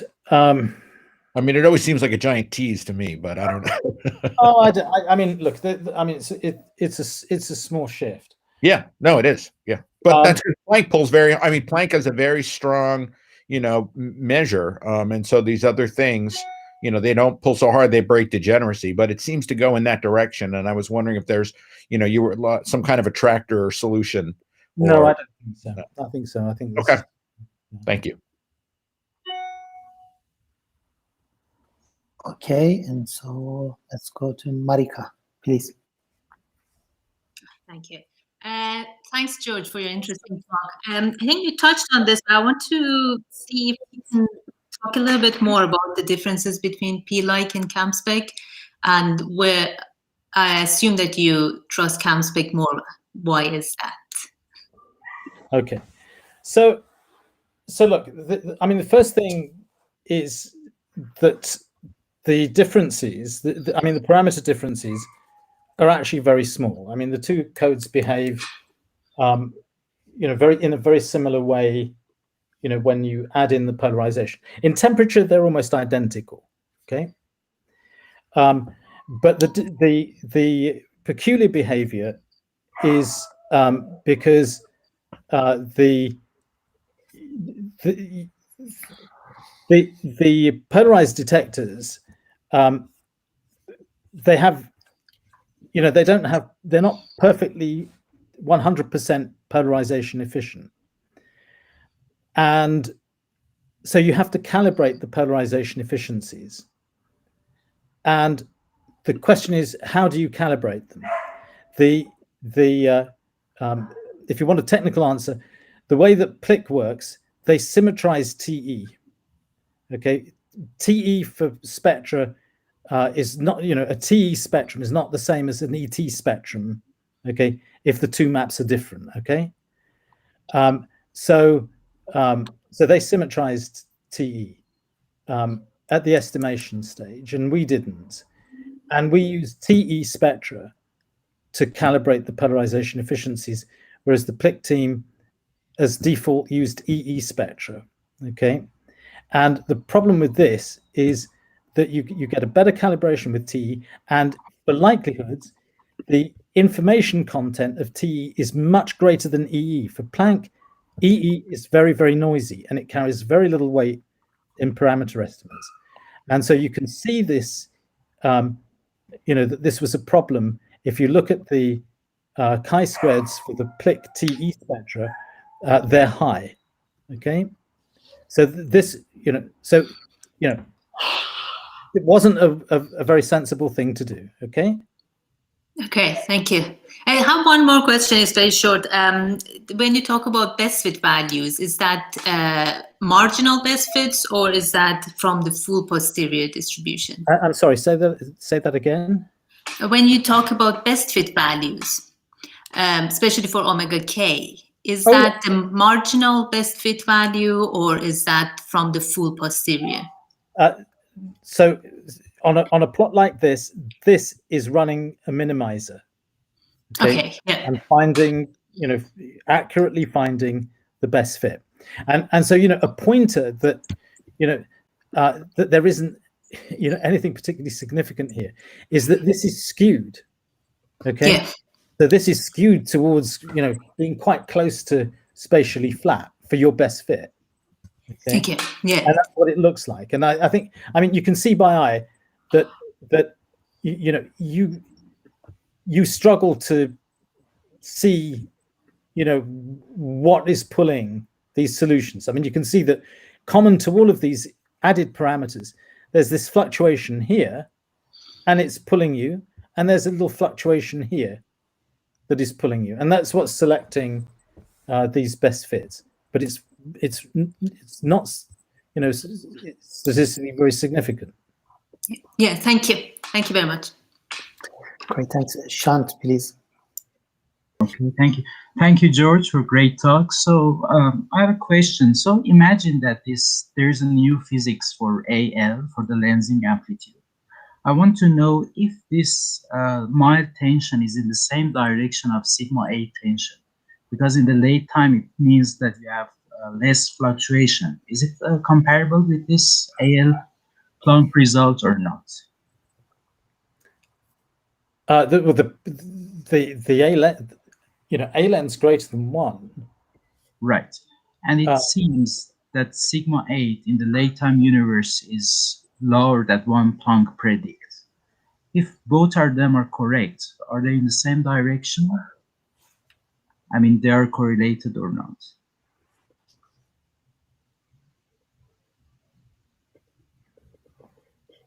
Well, you want more Planck wants more lensing. Exactly. Or the temperature data wants more lensing. than the lambda CDM model. Exactly. Whereas the weak lensing data, once is measuring less lensing than the lambda CDM model predicts. Okay, so the question is it if there's less fluctuation in the late time, is it compatible with this conclusion you make now? No, because I think that what you're measuring is the lensing effect for the CMB is coming at redshifts of about 2. Right. Okay. Okay. Right. Okay.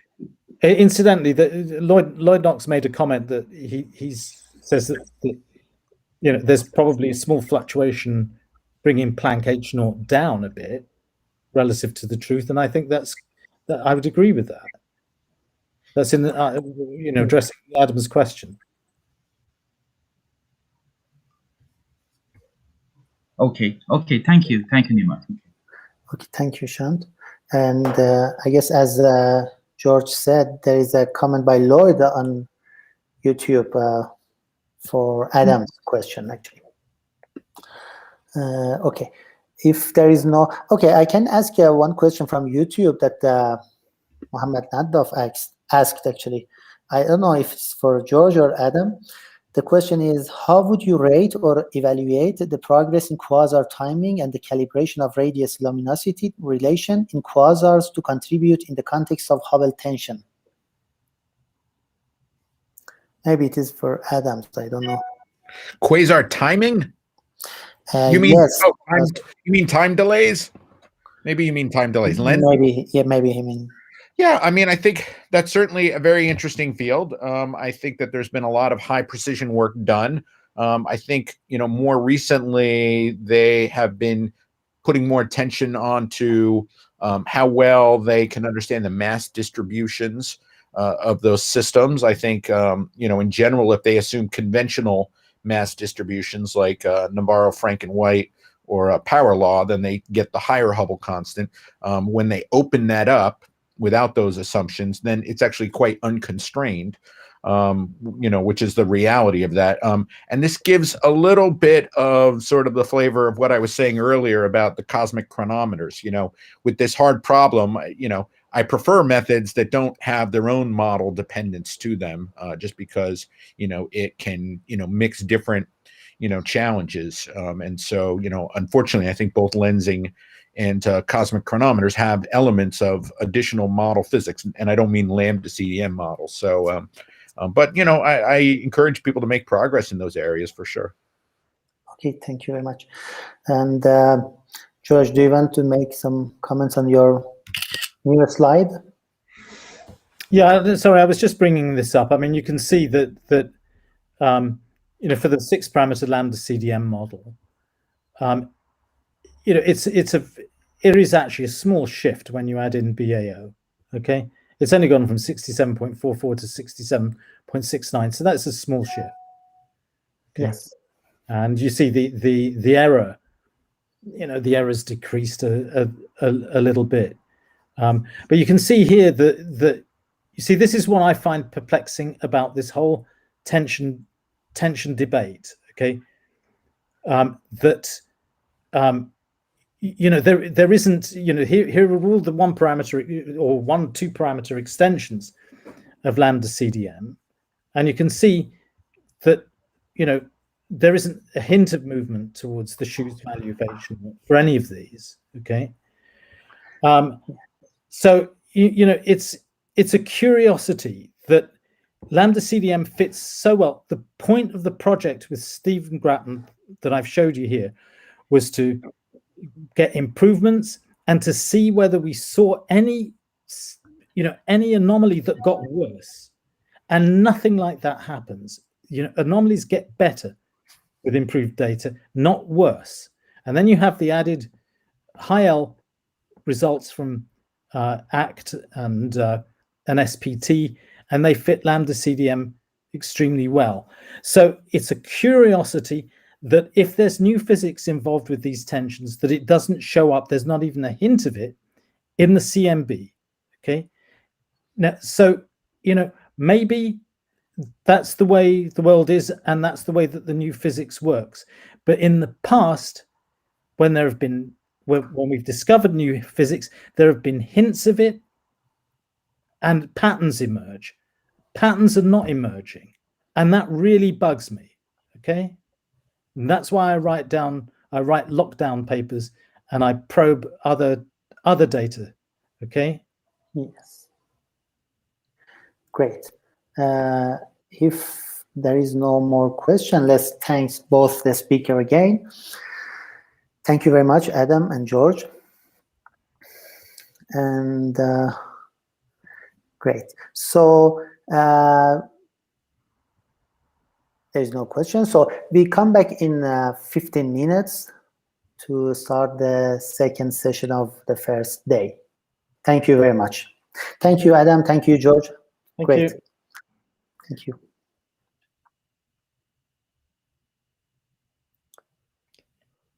Nice talk, George. Hi, Adam. Yes, and I'm looking forward to getting a hold of your new data. Yes, it's coming. It's coming soon. No, I mean, I agree with you. I don't see, you know, the CMB looks really solid to me. I don't really question it at all. I only had noticed that curiosity that it tended to break degeneracies toward the positive direction when you added other data sets. But, you know, I was just wondering if there was a deep... Well, I mean, you know, I think, you know, that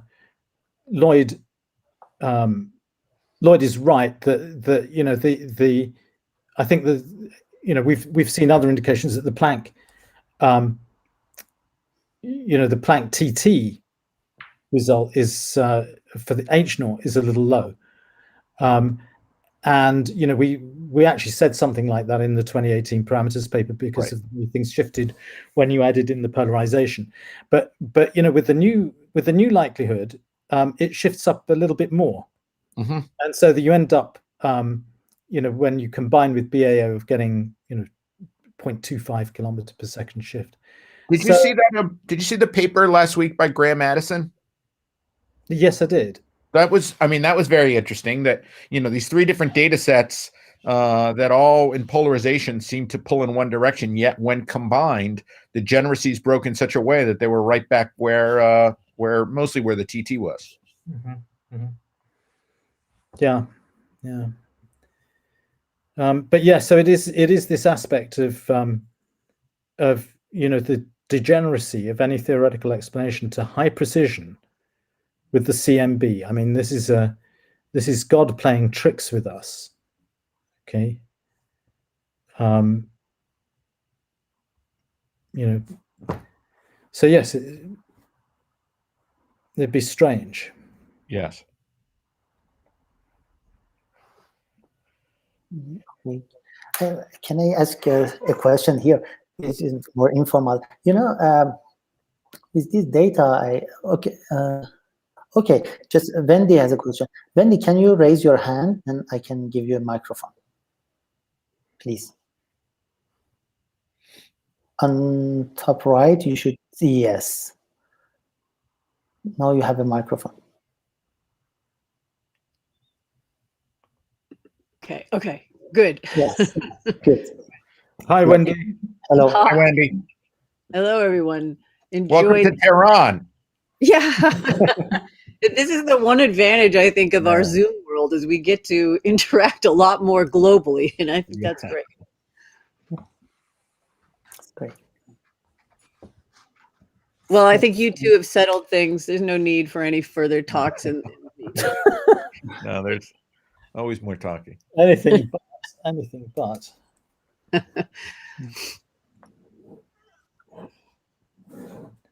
I mean, this is one of those problems that you know I worry about, you know, going to my grave never knowing the solution to the, you know.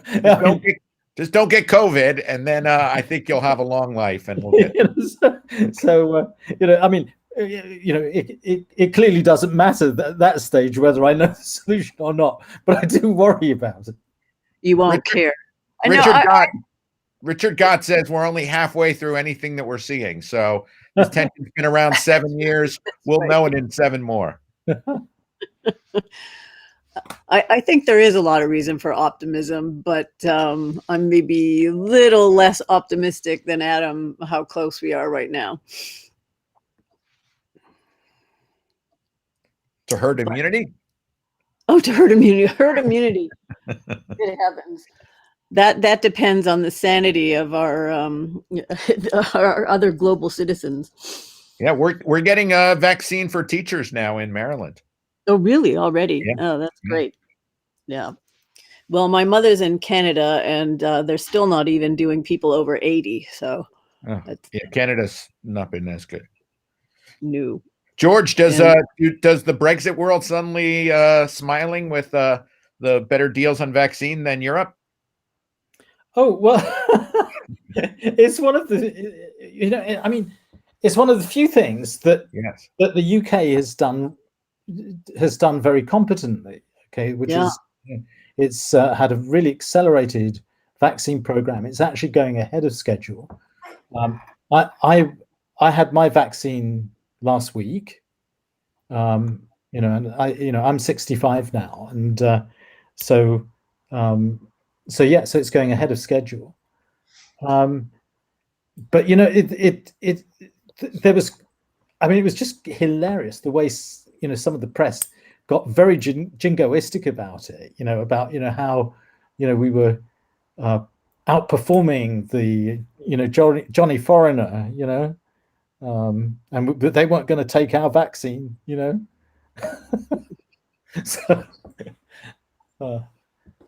Well, right now there are very few governments who can brag about anything. So,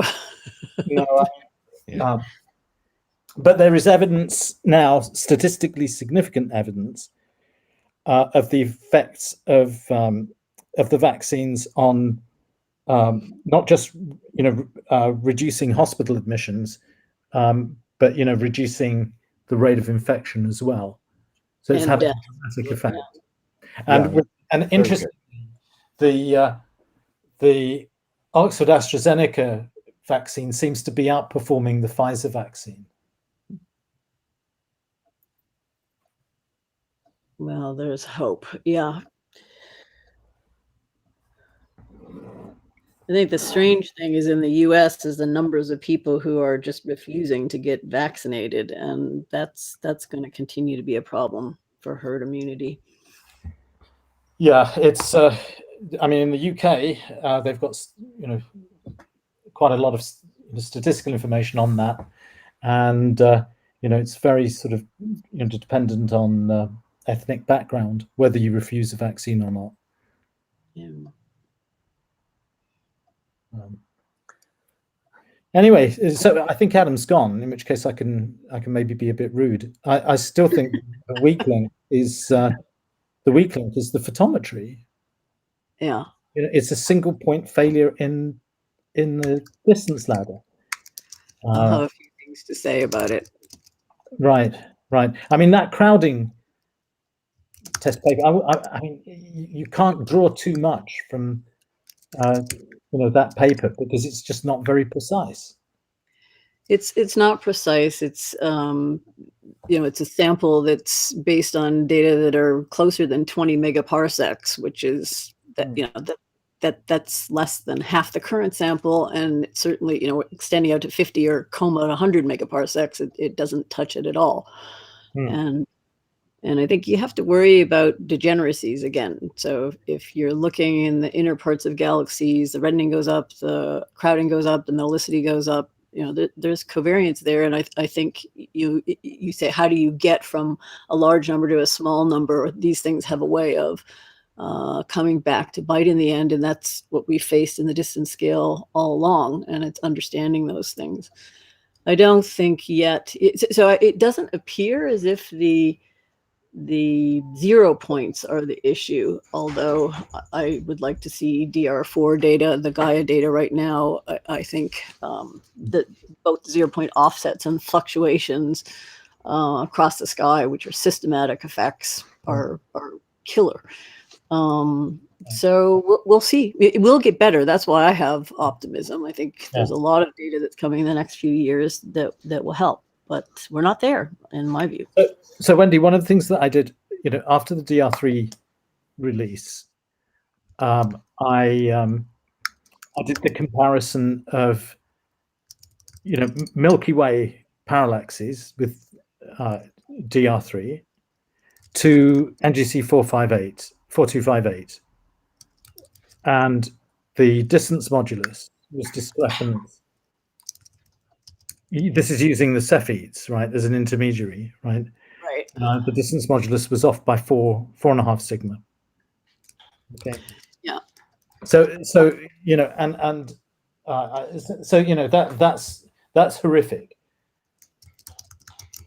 Yeah, I agree. And we've looked at the Cepheid Gaia data for different samples, and the scatter actually is quite large for the DR3.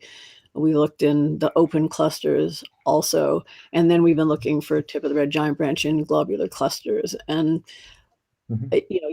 your plot from what you posted, I think, shows the difference between LMC and 4258, and we've looked at that for the Cepheids too. But for the tip of the red giant branch, it's holding up consistently what we see in 4258, what we see in the LMC, what we see in the SMC, what we see in the globular clusters of the Milky Way. So I just think there's more to disentangle here, and we will. But yeah, I share the concern.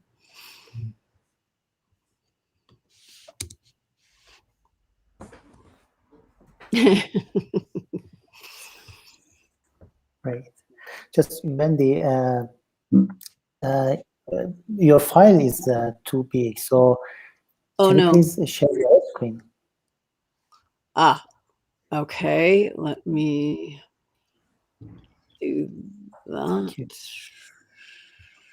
Maybe can I ask you, George, to? Yes, thank you. Sorry, what do you want me to do? No, I just wanted to ask you to turn off the presentation, but maybe Puyan did it. Thank you. Yeah, okay. I'll turn my mic off now then. No. The microphone is okay. You can go ahead and discuss. Yeah.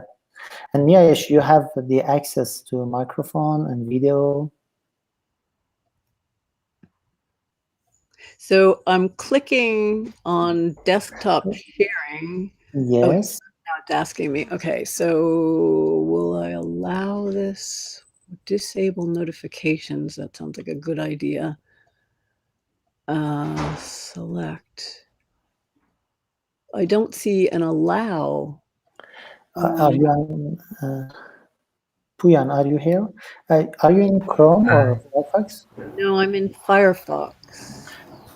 Yes, and what happens when you click on desktop sharing?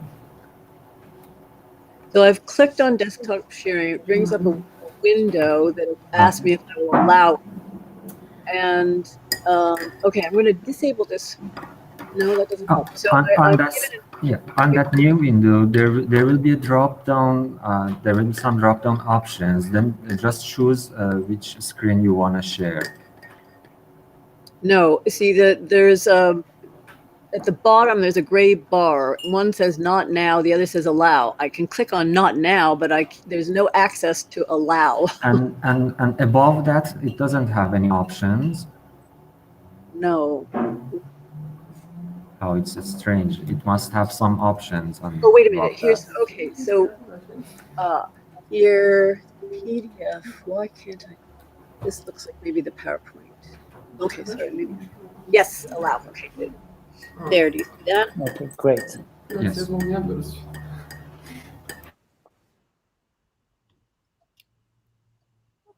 and Miayesh? No, it doesn't. Maybe there's just a delay.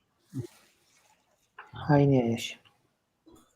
I don't seem to have Hello. the full screen.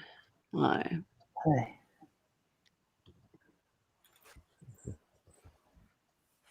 Oh, maybe here is where I need to do that. Hmm.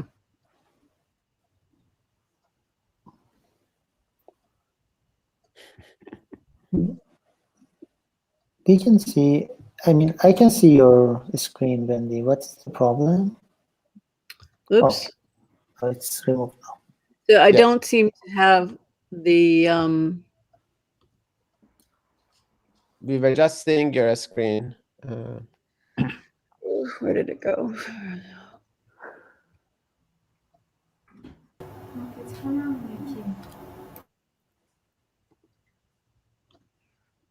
Find the PDF. No, that's not good because that goes ahead of it.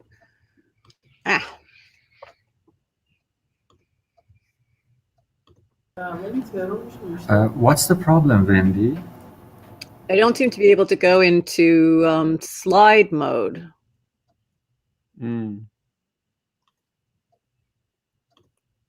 That's not the one that I want. Come on. And so you mean you cannot full screen your slides or something like that? Right. What happens when you full screen that?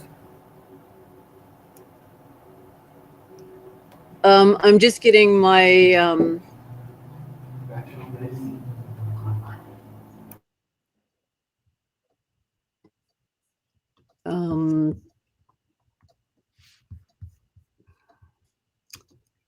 not the full slide mode. Why doesn't this is not.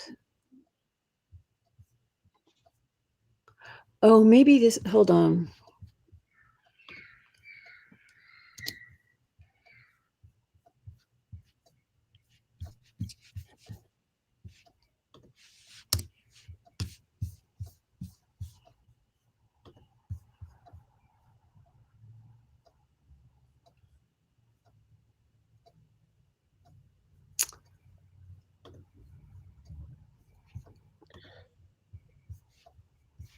So, Wendy, are you sharing your screen with us?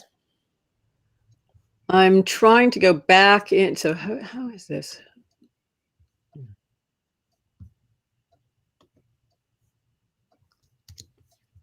I don't know what it's doing. Sorry. It seems to be stuck at the moment. Let's do not now. Browser is not error.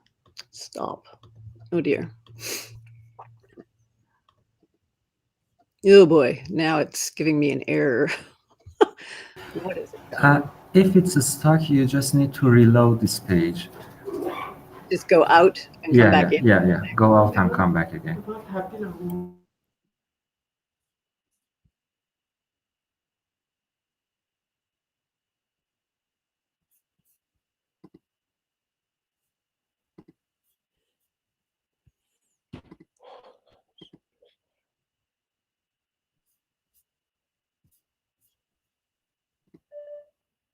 Puyang, Yes. do you think Chrome is better than Firefox, or you say that they are equal, no? No, it makes no difference. Yeah, just let's hope that when she comes back, everything will be okay. I didn't get the problem, what the problem was really. Okay, no, maybe she's back. No, she's not here yet. Well, she's back. Okay, let me make him presenter. Okay, Wendy, you are a presenter now.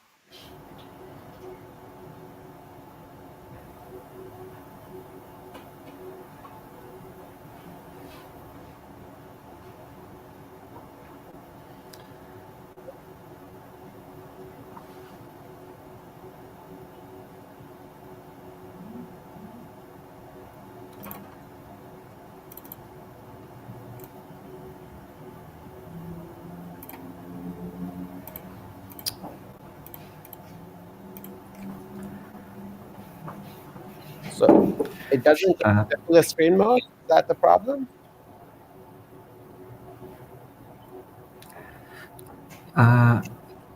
If you see the full screen mode for yourself, then all you should do is just full screen the presentation and then get back to your browser and share your screen again, if that's the problem.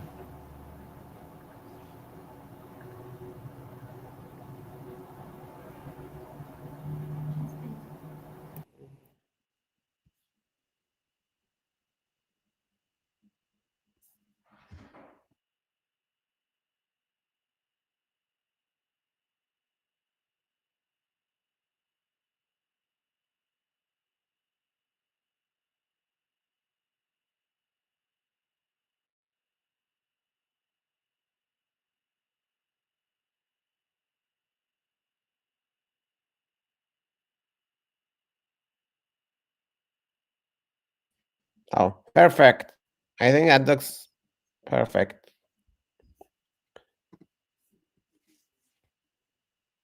I think, Wendy, maybe you should turn on your microphone as well so we can get us started.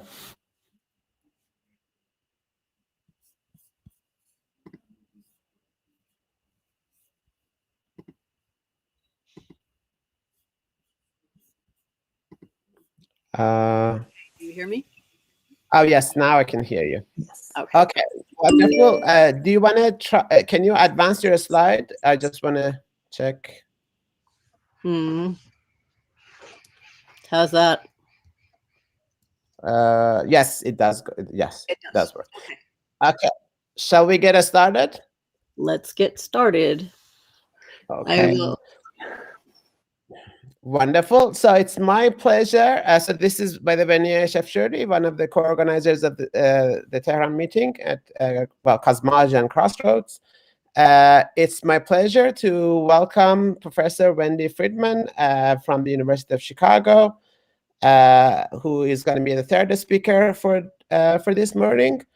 And as I just wanted to say that it's kind of interesting that the way our board works. So I remember 2 years ago I organized a meeting on a similar topic, and I think George Efstathiou was the only person who was remotely presenting there. So he was, I guess, a trendsetter. Since then, everybody now remotely presents things.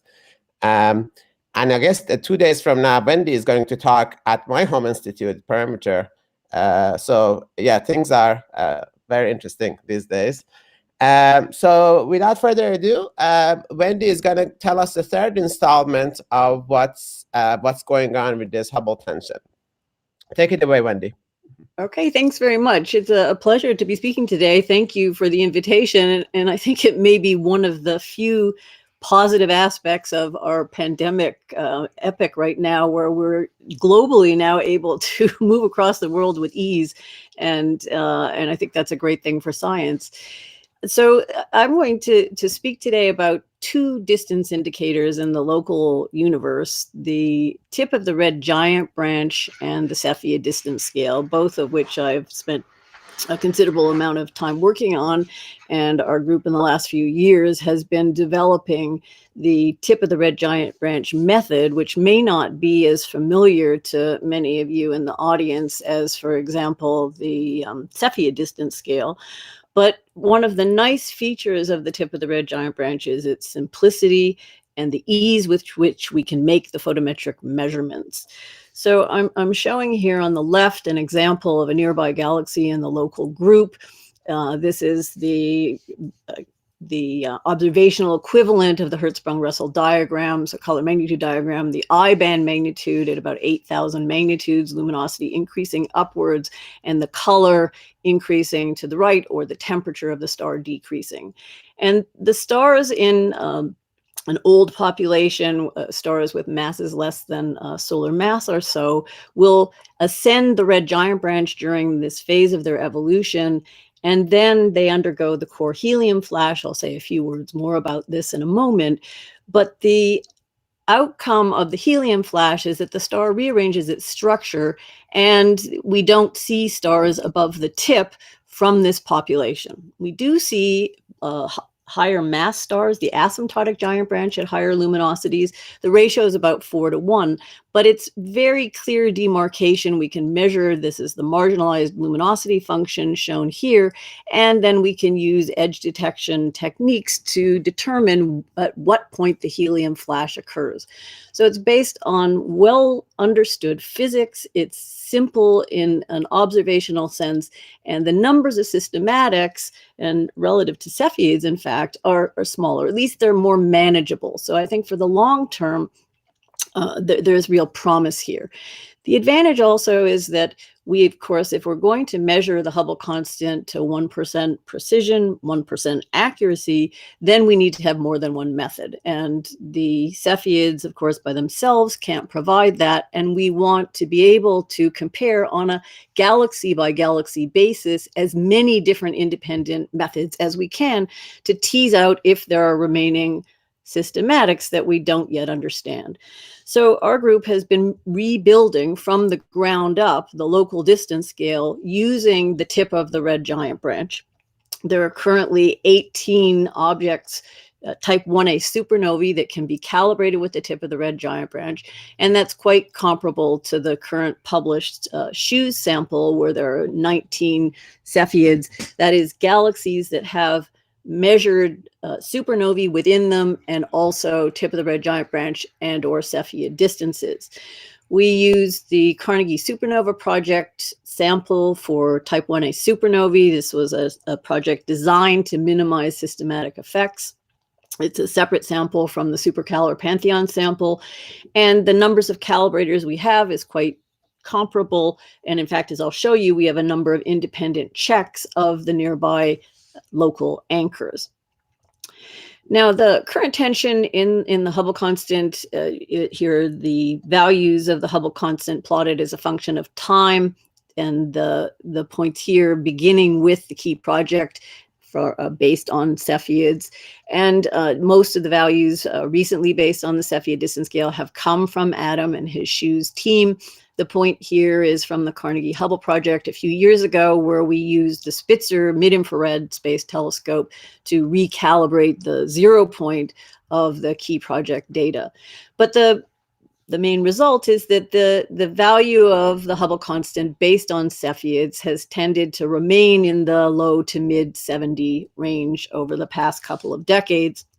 And if we look now at the measurements that are coming from the microwave background, beginning with the WMAP observations, the Planck observations, and then recently, for example, ACT combined with WMAP observations. So the value of the Hubble constant coming from the CMB observations is about 67.5 or so, and the error bars in both cases have come down with time. And depending on how you determine what the uncertainties in these measurements are, it's something like a 4 to 5 or even 6 sigma discrepancy. We published in July of 2019 a value based on our first sample of the tip of the red giant branch. These were observations that were made with the Hubble Space Telescope, as I'll show you in a moment, observing stars in the halos of nearby galaxies where we could measure the tip of the red giant branch and where there were type 1a supernovae. A small subset, or actually half of the sample, overlaps with the Cepheid distances, and it's the first check that we have had at the level of precision that has improved since the time of the key project to actually see, is there good agreement in the local distance scale? Now, here's a summary of the actual values that have recently been published. As we've seen, the microwave background observations, the measurements are exquisite. The accuracies that are quoted are less than 1%. And so Planck has set the bar very high for our determination of the local Hubble constant. If we're going to claim new physics, we really need to get our precisions and accuracies down to a level of 1% or so. Now, the Cepheids, as I said, have been coming in at around 73 or 74. The tip of the red giant branch is coming in now under 70. And the gravitational lensing, the strong gravitational lensing, earlier, as Adam noted earlier before the break, we're tending to give values of 73 or so, but with a reanalysis and allowing for the uncertainties in the mass distribution of the lenses, those values have come down and the uncertainties actually have gone up quite a bit. So if we compare just the CMB and the tip of the red giant branch, we wouldn't be talking about attention. Those values are in good agreement with the respective quoted uncertainties. If we say, and what we would like to do, of course, is to compare what we are finding locally with what is being measured at high redshift, because if there is a difference, we want to be measuring those independently, and the local measurements give a test of the current lambda CDM model. If we combine the TRGB and the Cepheids, and this is the earlier value of the gravitational lenses, then the tension is maybe near 4 sigma. But as I mentioned, the gravitational lensing results have come down, the uncertainty's gone up, but most of this result is being driven by the low error bar quoted for the Cepheids. Now, here are the gravitational lens measurements, just showing from this recent study of Beer et al. And Beer and True. The values, as I said earlier, were higher a couple years ago. Now, allowing for the uncertainties in the mass distributions, they're getting values that are lower, and notice the larger uncertainties that they're quoting. So there are a number of options to explain the tension that we're seeing. And of course, simply, you might say there could be a systematic offset in one or both of the early and late time estimates. I think both previous speakers have argued that the systematics are low in the various estimates that now have been quoted. And I think George Efstathiou in the previous talk has shown it'd be very difficult to move the CMB measurements and from where they're quoted now in terms of the systematic, experimental at least, systematic. The other possibility is that the uncertainties have simply been underestimated. So if you underestimate your errors, then of course the tension gets overestimated, and that example we've just seen in the gravitational lensing. You could have a combination of both. And more interesting, of course, for all of us would be that there's new physics. The question would be, is there new physics in cosmology, or could we be learning something about stellar astrophysics? And the latter is something we don't consider very often. I found it interesting, Adam's plot that showed the Hertzsprung progression in the Cepheids. I think those are the kinds of things we'd like to see. And of course, we'd like high signal to noise data to make those comparisons. And of course, there could be a combination of those. And the message, of course, is that we need to improve our understanding of systematics. Have we gotten to the point where we now understand the systematics well enough to achieve a 1% level in the Hubble constant? I'm showing here, these are publications with values of the Hubble constant over time. This is a database that was originally maintained by John Huckra during the time of the Key project. It's been updated by Ian Steer. And the point that I want to make is that you can see the scatter is coming down with time. Here's the distribution shown in histogram form on the right. And the yellow points here are all of the data since 1980. And then the cyan points here are 2010 on. So we are doing better. The dispersion is coming down, but there is a fair scatter still in the published measurements. Now, the Cepheids have really been our gold standard, and for good reason.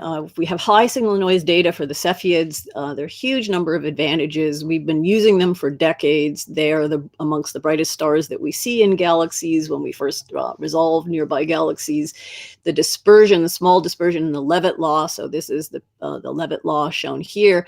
An example from the Key project data. This is the I band magnitude as a function of the period. Our sample was 800 Cepheids. The dispersion is only 0.2 of a magnitude at I. That's 10% in distance for a single star. If you have really well measured light curves, this is a phenomenal distance indicator.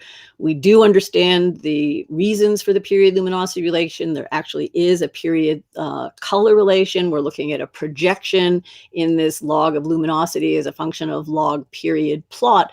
But the physics of pulsation is well understood, and empirically we can test, for example, things like a metallicity effect, abundance effects, and so on. There have been enormous improvements in how we can measure the distances to Cepheids. For example, we can go into the mid-infrared, where the reddening effects are smaller, where metallicity effects presumably are smaller, where the dispersion in the PL relation is smaller. This is just an example of what we did with Spitzer at 3.6 microns, using a plot here. And the dispersion in this case, these are a sample of stars in the Large Magellanic Cloud shown here. The dispersion is 1/10 of a magnitude. And this was the parallax measurements available at the time from Hubble for a sample in the Milky Way. So this is a 5% per object. Now, of course, if we had no systematic effects, we could easily measure the Hubble constant to 1%, but we're battling the systematics. It's the name of the game. I'll just point out we measured a value of the LMC based on this HST parallax calibration of 18.48. We measured for the Cepheids a value of 74, and a value is in good agreement with the distance to the Large Magellanic Cloud that is coming from this geometric technique, the detached eclipsing binaries that Adam mentioned earlier today. So the 0 point is now being tested and is doing well in terms of the overall external checks on the 0 point to the Large Magellanic Cloud that set the basis for the key project calibration. Now, the Cepheid distance scale has been expanded considerably by the SHU's team. These are their Leavitt laws for nearby galaxies. The calibrator is shown here on the bottom. The scatter does tend to go up with distance. And this is the Maser galaxy, NGC 4258. It's at a distance of 7.6 megaparsecs. And the scatter in the period luminosity relation is almost 4/10 of a magnitude. That can be compared with the Milky Way or the LMC. And it's Milky Way is 1/10 of a magnitude, and for well-observed samples in the LMC, also 1/10 of a magnitude. So we don't really yet understand why the scatter goes up at only 7 megaparsecs. Now, the challenges, so as I said, the advantages of Cepheids are considerable when we're measuring objects nearby where we have well-constrained light curves and the photometry is of high accuracy. One of the unknowns in the Cepheid distance scale, and I think one of the remaining challenges, is to understand at what level metallicity effects occur. I think Adam has concluded that they're 0.5%. That's debated in the literature. The sign of the metallicity effect in terms of theoretical models is actually not well determined at this point. And observationally, empirically, there's a wide spread in published values of the metallicity slope and the effect on the magnitude. We don't yet really understand whether or not the fact that Cepheids, we do know that they cross the instability strip several times during their evolution, so they could have different luminosities for a given period. That may be important at the time when we're trying to get 1% accuracy. And because supernovae are rare, this is true for both Cepheids and the tip of the red giant branch, you're left with a fairly small sample of calibrating galaxies where you can measure tip of the red giant branch Cepheids and type 1a supernovae.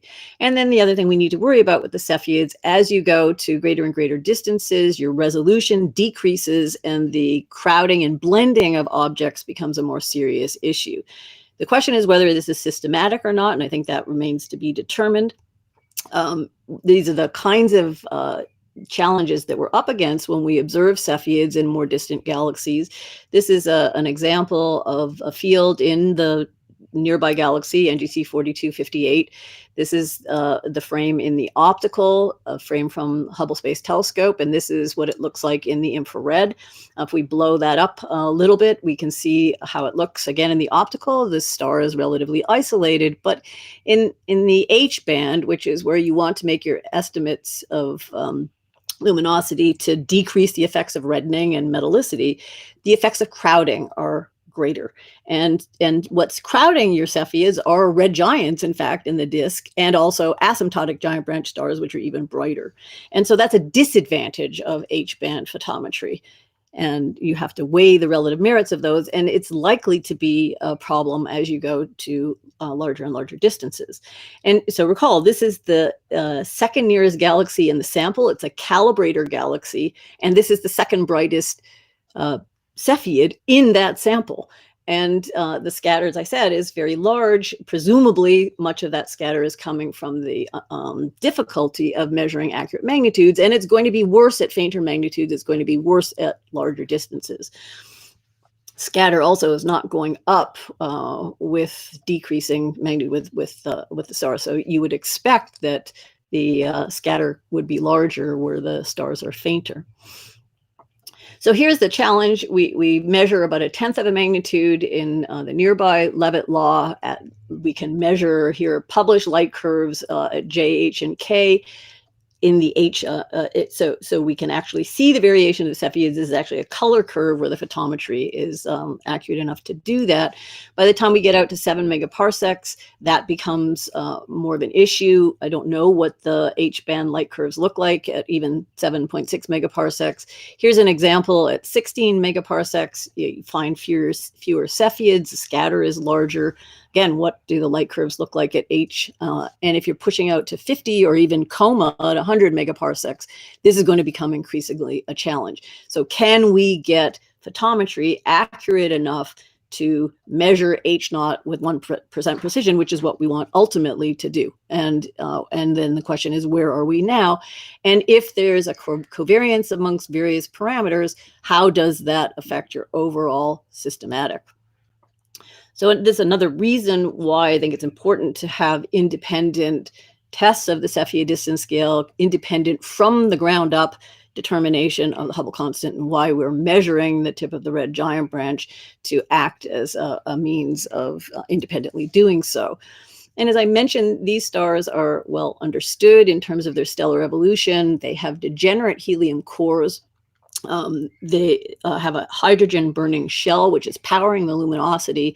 As the stars ascend the red giant branch, they get brighter and brighter until they reach a temperature of 100 million degrees. Now recall, the star can't expand, the degenerate core can't expand as the temperature is increasing.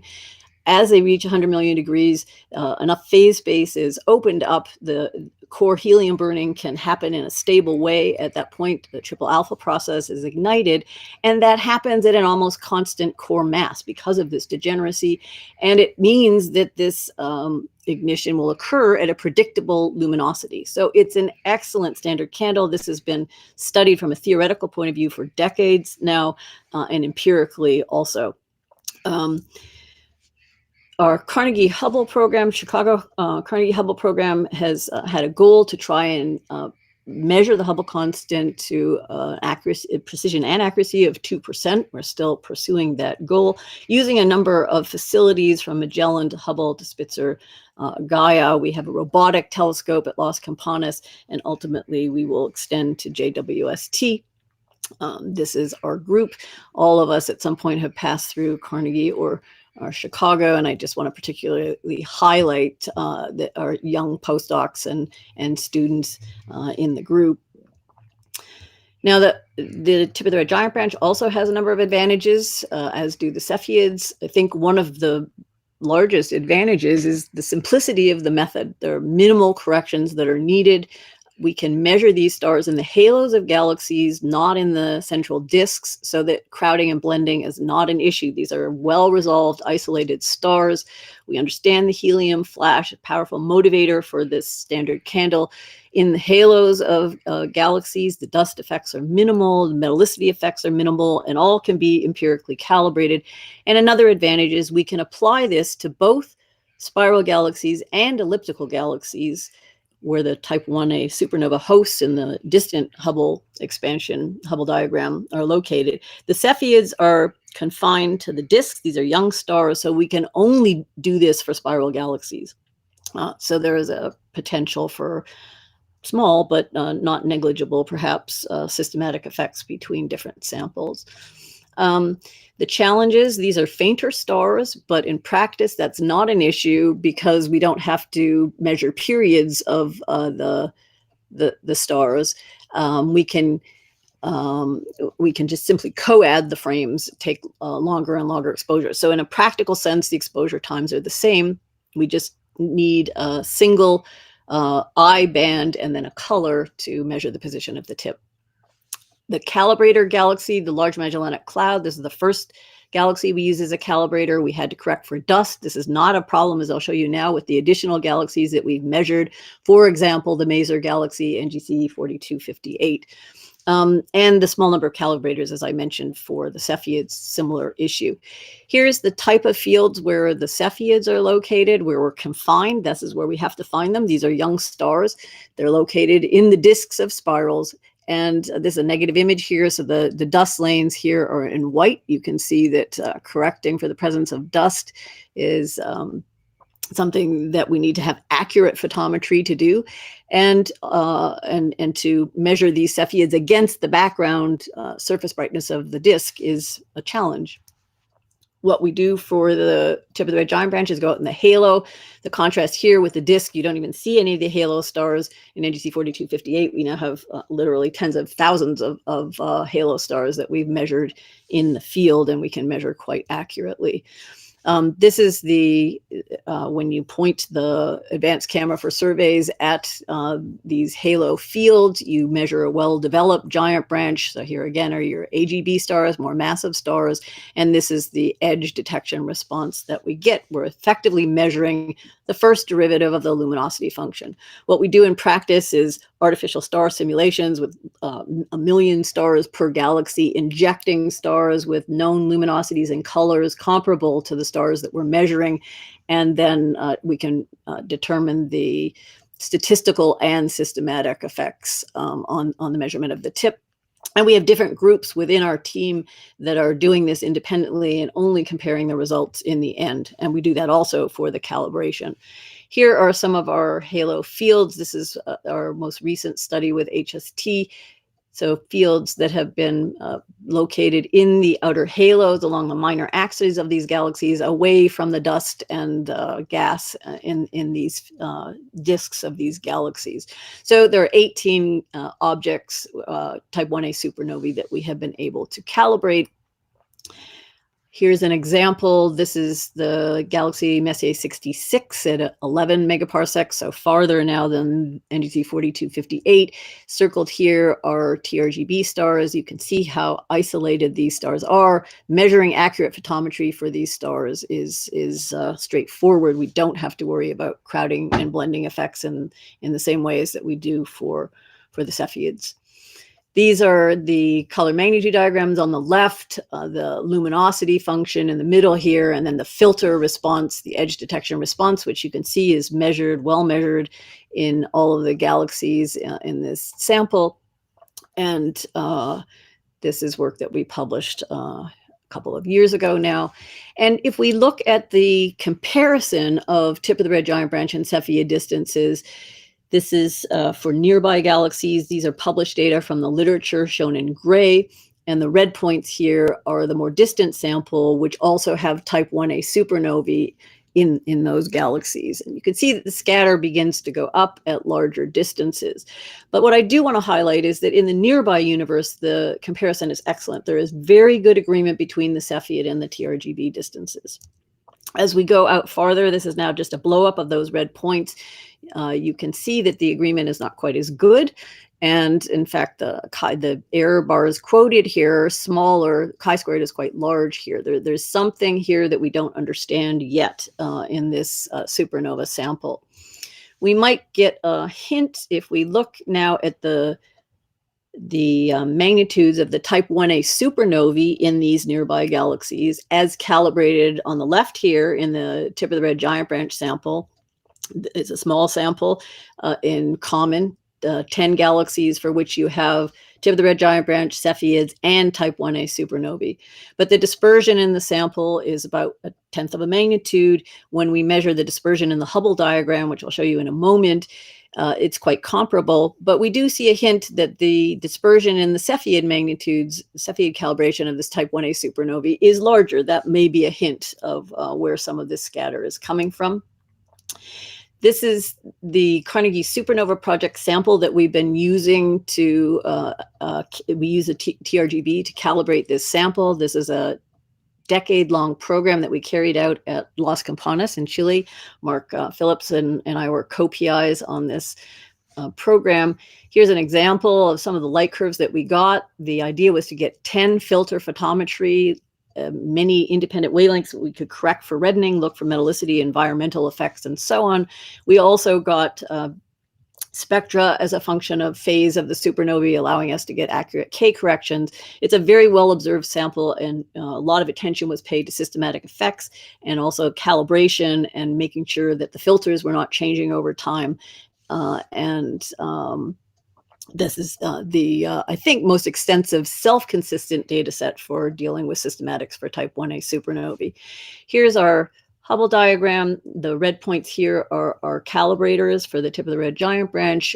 This is the Carnegie supernova sample of type 1a supernovae.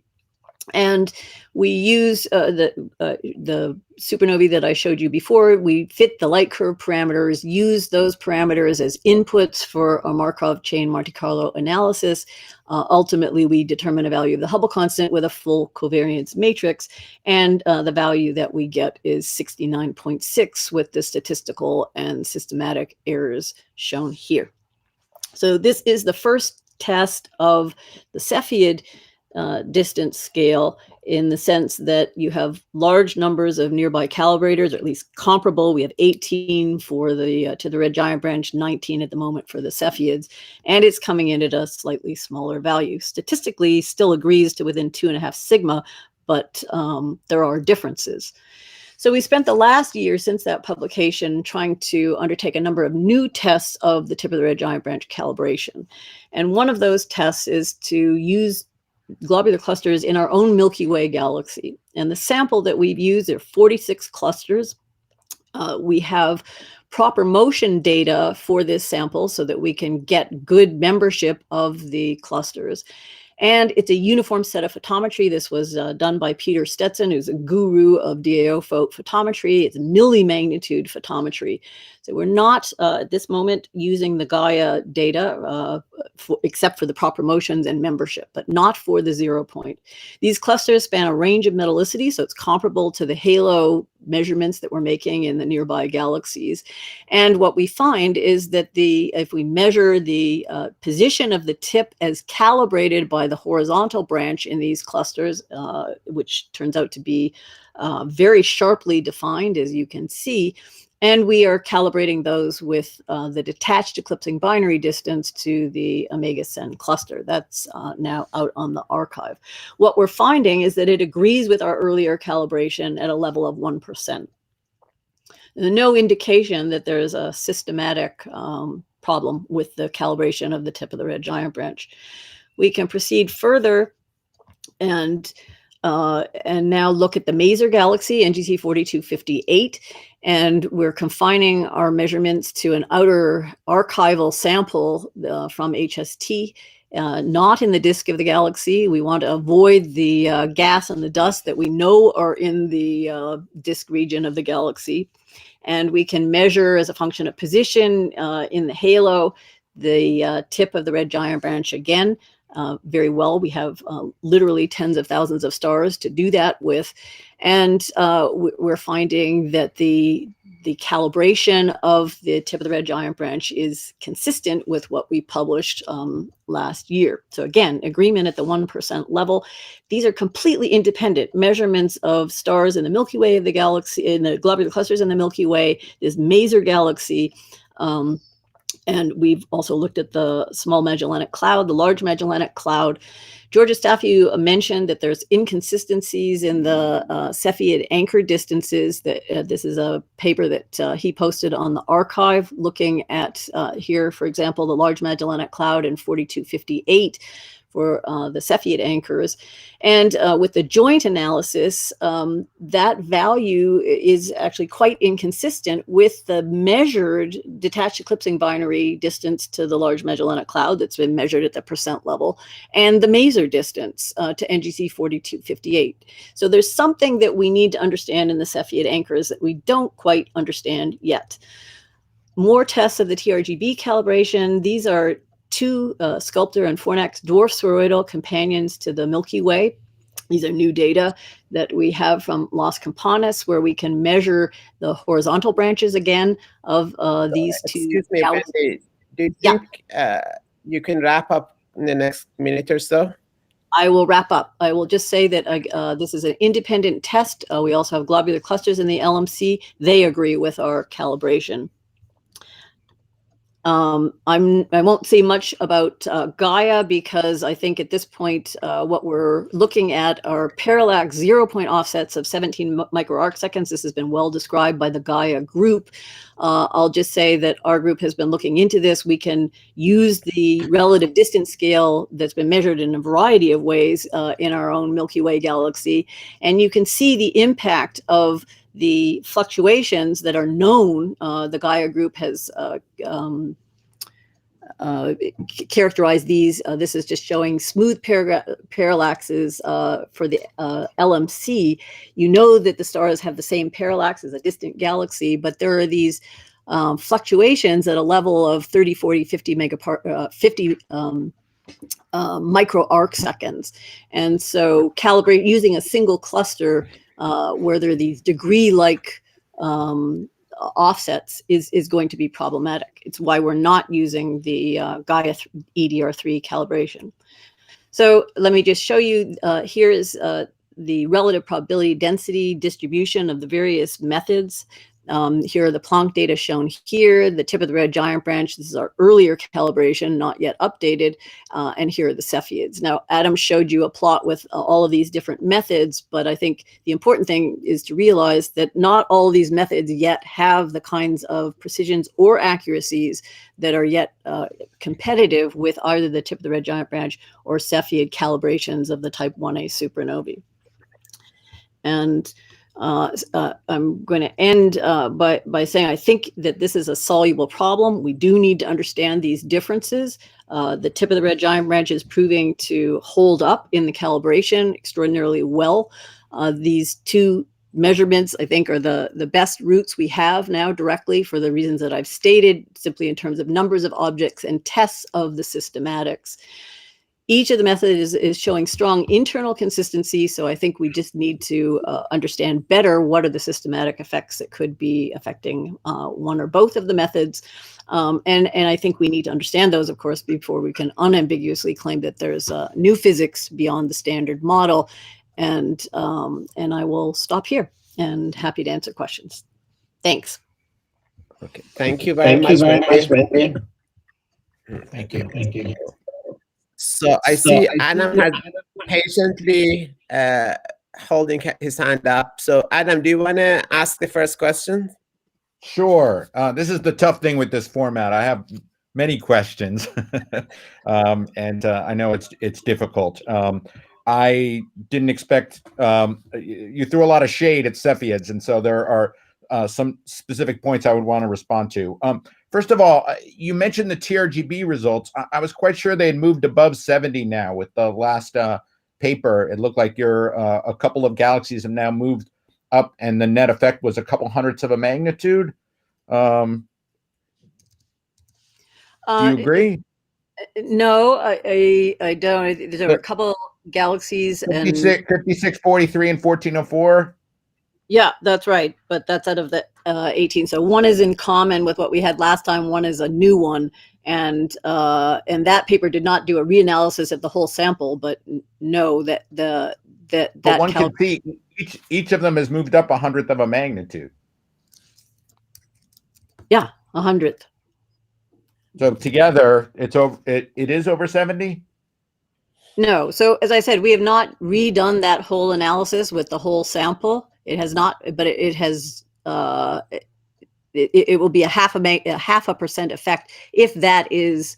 You have to fold in, the uncertainties in the supernovae and in the tip of the red giant branch measurements, and so it's only one additional calibrator in the whole sample, and one of them is a remeasurement of a galaxy in the Fornax cluster. Okay, it looked like the net effect is, but I guess I'll wait to see your paper. I was going to point out a lot of the issues you showed about Cepheid photometry. You were showing some worst case scenarios. I think the fact that we can pull out the Hertzsprung progression shows that the fidelity of the Cepheid photometry is really quite good. And I guess I would also point out that the TRGB photometry also suffers crowding and blending, which is in your most recent paper, I think, the one on NGC1404. So we all struggle, no doubt, with these issues. I don't think that there's such a distinction that you were describing. I was also going to point out, I think the most distant TRGB measurements disagreeing with the Cepheids, I think that's an answer where it seems clear that the TRGB measurements might be breaking down. I'm not sure that you've reanalyzed those independently of what Zhang and Li had initially done, but those maybe are not robust. That's the thing I wanted to get your response to. Yeah, so I think I agree with you. As we're pushing to larger distances, we all are struggling with getting more and more accurate photometry. I think the Hertzsprung progression, that was nice. I'm assuming that what you were showing were optical light curves and not the infrared. And of course, when you're correcting both, but okay. Yeah. And so I think in terms of the actual measurements, as you know, the amplitudes of the Cepheids in the infrared are 2 to 3/10 of a magnitude. That's a hard thing to do as you're going out to larger and larger distances. So yeah, you know, I'd love to see the individual light curves and how well. So the question is, as you go, for example, in NGC4258, you're going, you have a sample that is covering a range and distance. As you go into the center of the galaxy, your reddening is going up, your crowding is going up, the metallicity is going up, and disentangling those effects, I think, is, you know, it's a challenge. Sure, but a powerful test is that we get the same answer in the outer field of 4258. I think is strong evidence that you know that process works. Okay, it depends on what sample. I mean, if earlier samples were showing that there was a considerable difference between the inner and the outer field in NGC 4258, and then you don't know what the, you know, if there is a strong gradient, if there is a strong metallicity term, you know, how is that driving things? And if you're correcting for one effect and you're using your colors to get a reddening free magnitude, but your photometry is affected by crowding, then what are you getting for the metallicity? And I think there's a covariance there that we need to understand perhaps better. Yeah, I mean, we are measuring the covariance, but anyway, we could show that to you. In the interest of time, I think this is a very fascinating debate. I have a feeling we're not going to settle it at least within the time that we have right now. So thanks, Adam. So I have another question, maybe one or two more questions. Sohrab Rahwar, you have raised your hand. Do you want to ask your question? Go ahead, Sohrab. Yes, thanks so much, Wendy, for interesting talk. I have a question about, I have two questions about these TRGB stars. The first question is that how you identify this type of stars in the field? Are you using color as the indicator? And my second question is that are there variability in this type of stars? Are you measuring the light curve? So how we identify them is through their position in the observed HR diagram. So on the basis of their luminosity and their color. And so it's a very simple measurement. Is there variability? The tip stars, there's actually very little.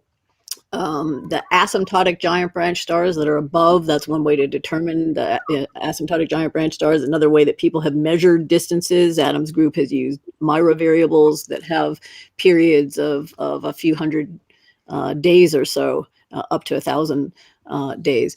But no, as the RGB stars show very little variability.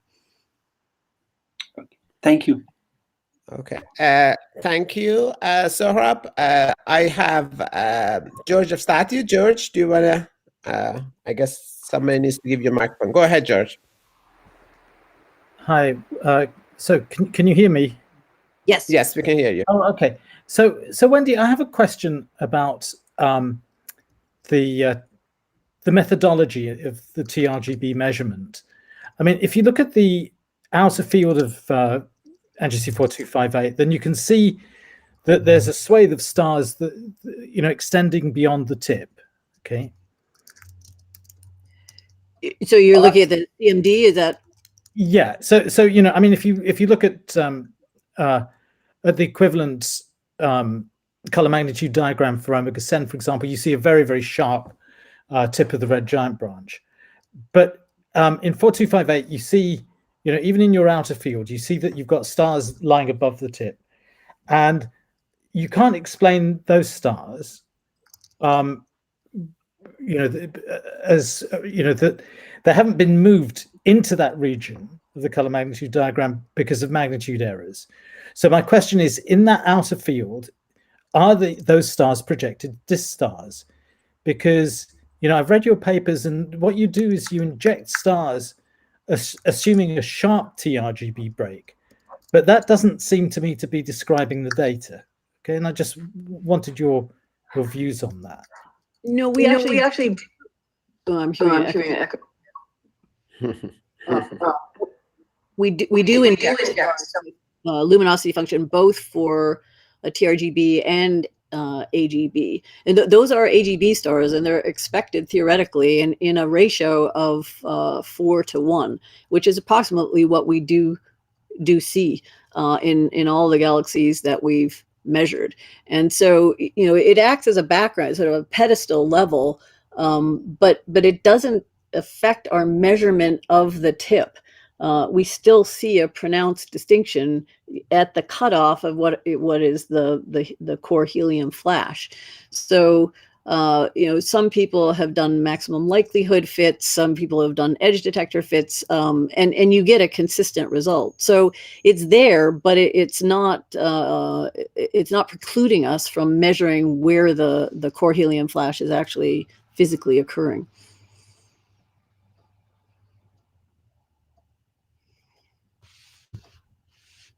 Okay, thank you, George. I don't see any other questions in the chat or raise hands. So if there are no more questions, let's thank Wendy again. And thanks a lot. So I guess we're moving to the next talk by Ben Wandelt. Ben, I think, could someone give Ben access? He has access to everything. Hi, everyone. So, okay, let me see if I can make this work. So you can start sharing your screen then. Yeah, we can hear you, Ben.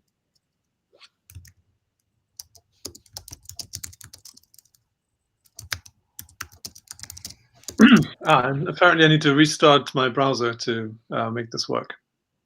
Okay, sure. Take your time.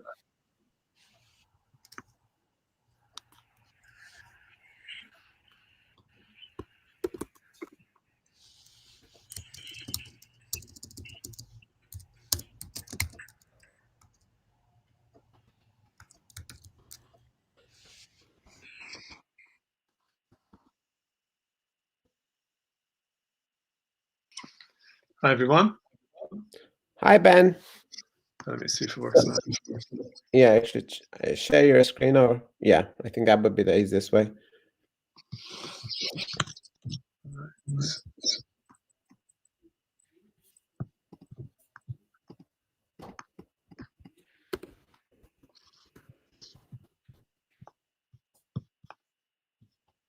All right, is this visible now? Yes, yeah. So do you want to put on the slideshow?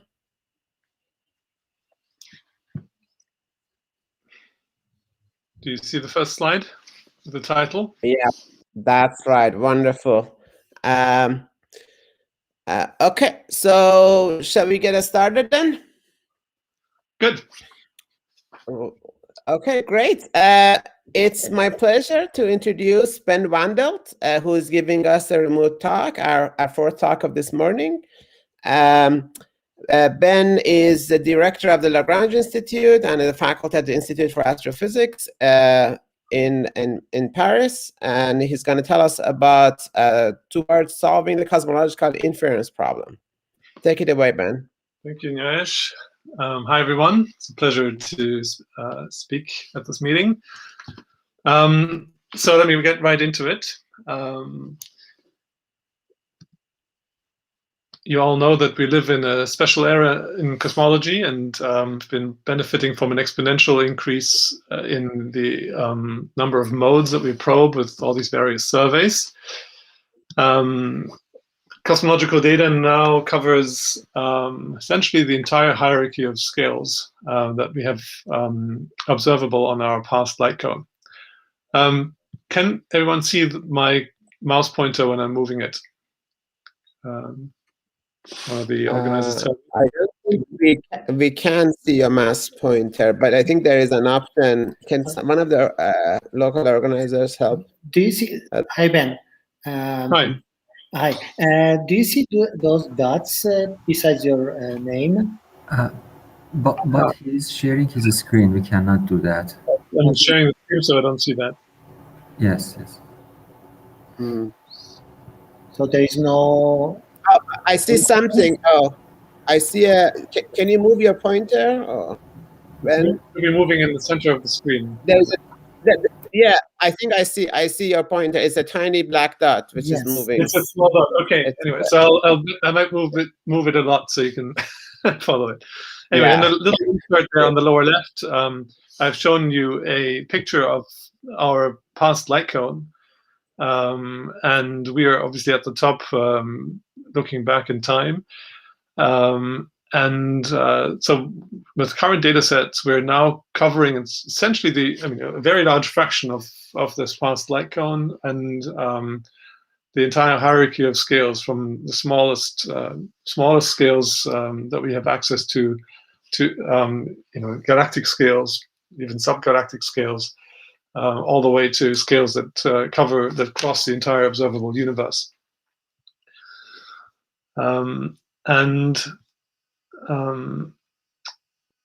So, by the way, should I switch on the video? I don't mind either way, but I guess people were... Sure, yeah, I think that would be great to see you, yeah. Okay. Although, if you can we are now just... Okay, now we lost your slides. There you go. Okay, now everything is... Okay, everything is wonderful. Good.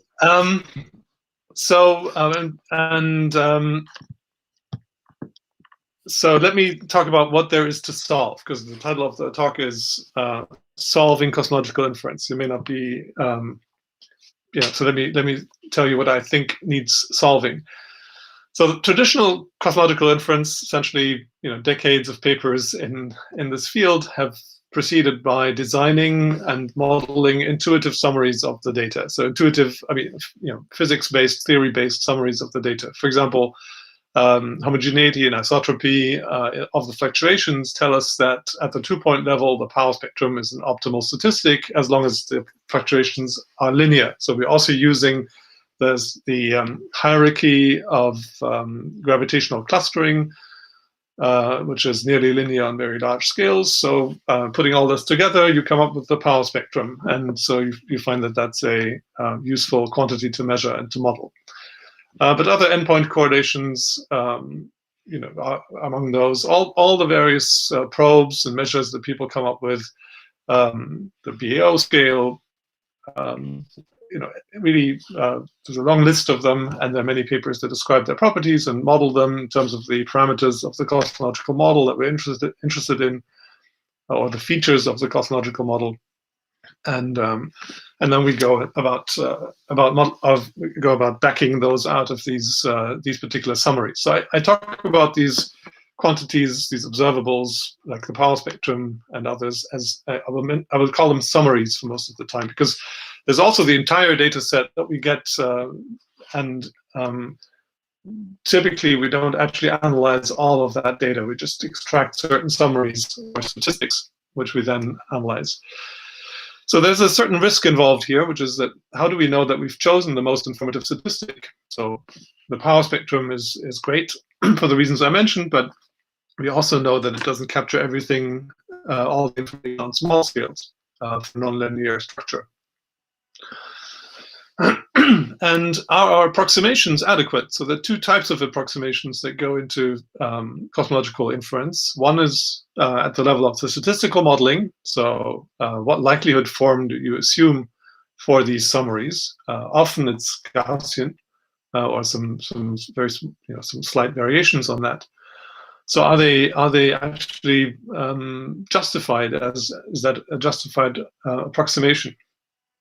And then obviously there are approximations at the level of the physical modeling.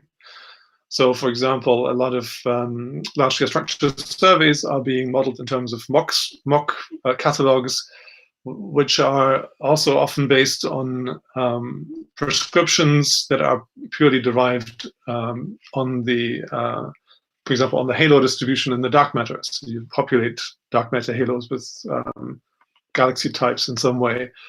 So are these physical modeling assumptions adequate? And if either of these, if the answer to either of these questions is no, then either we lose a great deal of information or we get wrong results. So either we're too conservative by choosing very low information statistics, or we get wrong results because maybe the modeling isn't at the right level, and so there are biases that we get. So sometimes this problem is described as accuracy versus precision cosmology, but that's basically what I'm expressing here, just a bit more explicitly. Another way of looking at this problem is just to say, okay, so what is the cosmological model? We're starting with initial conditions on this past light cone. So what I'm showing here is a visual representation on the left of a slice at the base of this past light cone, where all of the cosmological initial conditions live that were set up by some process, for example, a period of inflation, quantum mechanical fluctuations that are described by some set of parameters. And then we have a forward model about the background geometry, about the evolution dynamics of these perturbations that give rise to a wide array of possible observations, galaxy surveys, cosmic microwave background, etc. So that's physicists' work. You start from the beginning, you build physical models, and you describe what happens, you describe the observations. And really, in the most general sense, the cosmological inference problem is to just reverse that arrow. So you start with all the observations that you have, you take observations, you fix those because they're given, that's what you find. And then you turn it around and you ask, what does this tell me about the parameters that describe the dynamics and the evolution of the universe and the perturbations within it and the content, and the initial conditions, which tell us about the beginning of the universe. So that, in a nutshell, is what we want from cosmological inference. We want to learn about the beginning, the content, the dynamics, and the fate of the universe. So on the right, these are what people are typically referring to when they say want to probe initial conditions, the growth, the dynamics, the expansion geometry. And the knowledge that we extract is then written in terms of, is expressed in terms of these parameters listed on the left. Of course, you can also confront other kinds of models, so then you might parameterize deviations from lambda CDM and just add parameters to that list. So what do I mean when I talk about this kind of more global approach? Well, let's imagine that, let's start with the initial conditions, start in the beginning. So over the years, we've worked on this, the collaborators and I have worked on this model to reconstruct the initial conditions using a fully generative probabilistic forward model of galaxy surveys. And we call this BORG, Bayesian Origin Reconstruction from Galaxies, where the idea is that it incorporates, it assimilates all the available information. The idea being that rather than focusing on particular statistics and particular summaries of the data, you model the entire data set ab initio. So you start with, for example, in standard lambda CDM, you start with a Gaussian prior for the initial conditions. You add gravity that evolves these initial conditions to the present time or to the time that you observe the galaxies. And then you write some kind of model for how the galaxies derive from this underlying dark matter distribution and dynamics. So that involves solving for gravity in some way using an n-body code. So the survey model, a model for the relationship between the traces you observe and the underlying dark matter, and other aspects related to the observational process of actually getting the data. Then you run a monster Markov chain that has many parameters, because you are thinking really in terms of every single voxel of that initial condition cube or sphere as a parameter. So this currently we're dealing with 20 million or more parameters. And so you walk through the space of initial conditions that are consistent with the data set that you fix, that you put in, that we observe.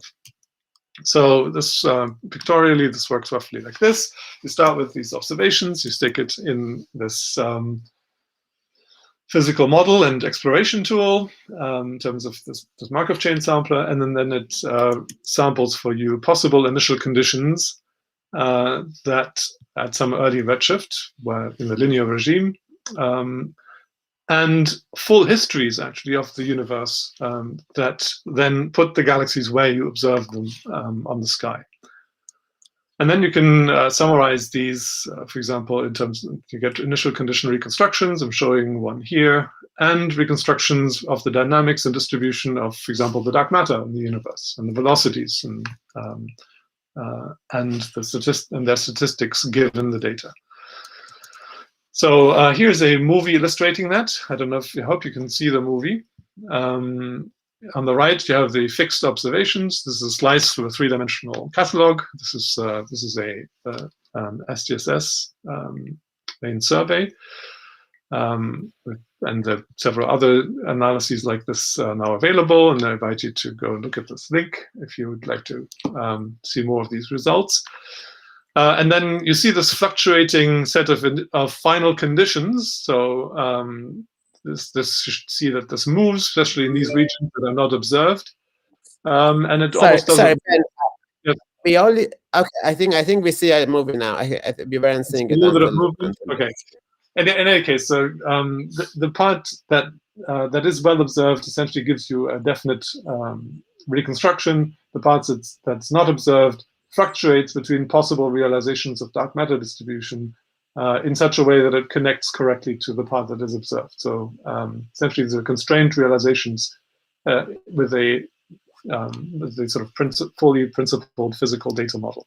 And you have these initial conditions here on the left, which you can then read off and interpret. So one of the results you can get with that is dynamical velocities. So mention this again later in the talk.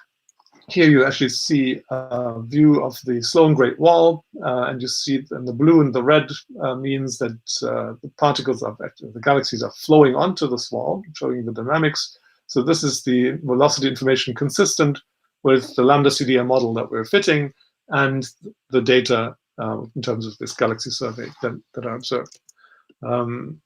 So I'll mention later that you can use these also to debias standard sirens, because you have this full three-dimensional velocity field and its observational statistics from this kind of method. So can I stop my talk now? Is that it? Are we done? Is the problem solved? No, because what happens when you don't summarize with, for example, the power spectrum, is that you're faced with the full force of this, the full statistical power of the data set, and it's enormous. And in fact, if you liberate the cosmological parameters in Borg, you'll find that even at the level of sophistication that's built into the model is not adequate to reconstruct cosmological parameters at the level of the statistical power of the data. So there needs to be more reality in the data model. You need to model the galaxies, not just in some sort of limited bias model based on the dark matter. There needs to be even more flexibility in projecting, cutting, masking the data. where in regimes where the model isn't at the level of the data. And we need to build in robustness to model this kind of misspecification, but this needs to be built on physical principles. So machine learning, as you will see in the coming slides, can play a big role in making that possible. So in principle, this kind of full physics ab initio model like Borg gives you the tightest possible confrontation of the cosmological model and the data, because you eliminate the risk of forgetting some summary, because it just takes all of the data and uses all of the correlations between all the physical effects that have been written about in many papers. But the question is it really practical to write down an explicit model like this that includes everything, the full likelihood of absolutely everything? And so I'll mention some machine learning-based ideas to help in connecting physical models to data in practice. So here's one point, which are these neural physical engines we described. So these are essentially neural networks that are built to respect approximate physical symmetries. So they're built to respect translation invariance. The kernels they learn, so the functions they learn, are limited to those that the complexity is essentially limited to local rotational invariance. They understand they have built-in locality, so something that happens in one place can't affect the other end of the universe. So by doing that, we've created a neural network that has a very, very small number of parameters, not millions or hundreds of millions, but 17. And you can build it into the Borg framework as a layer to translate between the dark matter density that we can model very well to, in this instance, for this test, we tried halos. And in fact, you predict the halo distributions in each voxel based on the full dark matter distribution that we can model. What's interesting about this is that this is machine learning that does not the network does not get trained a priori, but it actually learns these parameters from the data. And so it's the weights of the network get explored at the same time as the reconstruction happens. So here's an example of that happening. Again, I hope that you can see this movie. What I'm showing here is a dark matter reconstruction at the beginning of the solution. So it's still pretty uniform. It's rotating, but you don't see much shortcut. Okay. Can you give us a minute? I think the movie is not, it takes, I think, a minute for the movie to load. Okay. Yeah, it's not. All right. A few not seconds, maybe. So you should see, let me just tell you what the 3 panels mean once you get to see it. Okay, and now we see it. You can go ahead. Okay. We can see it. On the top left, you see the dark matter reconstruction. So this is the output of the n-body solver that is conditioned on the halo distribution we put in as data. Here's the halo distribution. This is the halo distribution derived. That is essentially the data, the simulated data. And this neural layer acting on this dark matter reconstruction, so there's a Markov chain now running over possible initial conditions that give you dark matter distributions that when you apply this neural network with all these physical constraints, gives you a model of the halo distribution on the lower left. So the lower right is the fit, essentially, the fit data. And stop this for a moment, and I hope you can see that it recovers the structure in the simulated data. On the top right, what you see are these the predictions for the halo mass distributions inside each voxel that the neural network outputs. So this is just an idea, and it's an illustration of the kind of things we can do with machine learning, where you're using machine learning to build sophisticated models that relate what can be modeled to address the issue of model misspecification. Okay, so let me take a step back now. Maybe this was too much too fast. I jumped right in and started talking about modeling everything in this huge physics-based model. Let's talk about robustness in a different way. Let's talk about geometric tests, cosmographic tests that probe the data in ways that are robust to model misspecification. That's why geometric tests are. That's why the baryon acoustic oscillations are such a popular summary, because obviously it's insensitive to. It's rather robust to a number of modeling assumptions, and you don't have to deal with the full complexity of the data. So let's go back to Cosmology 101 real quick. You start opening a cosmology textbook. You learn about the homogeneous and isotropic universe, the Freedman, Lemaitre, Rhodes, and Walker metric, the evolution equations, and then chapter 2 is you get to classical cosmological tests. And you learn about the luminosity distance redshift test, and typically it goes something like you observe an object's luminosity distance and redshift, and then plot one against the other for many objects, and then you can fit the parameters of your cosmological model. So here's how that goes. Well, we need to illustrate this for you, for this audience. But the point is that, and I remember actually pausing when I first read this when I was a student, that there are no objects in a homogeneous and isotropic universe, so there's nothing to look at, and you can't really make this test.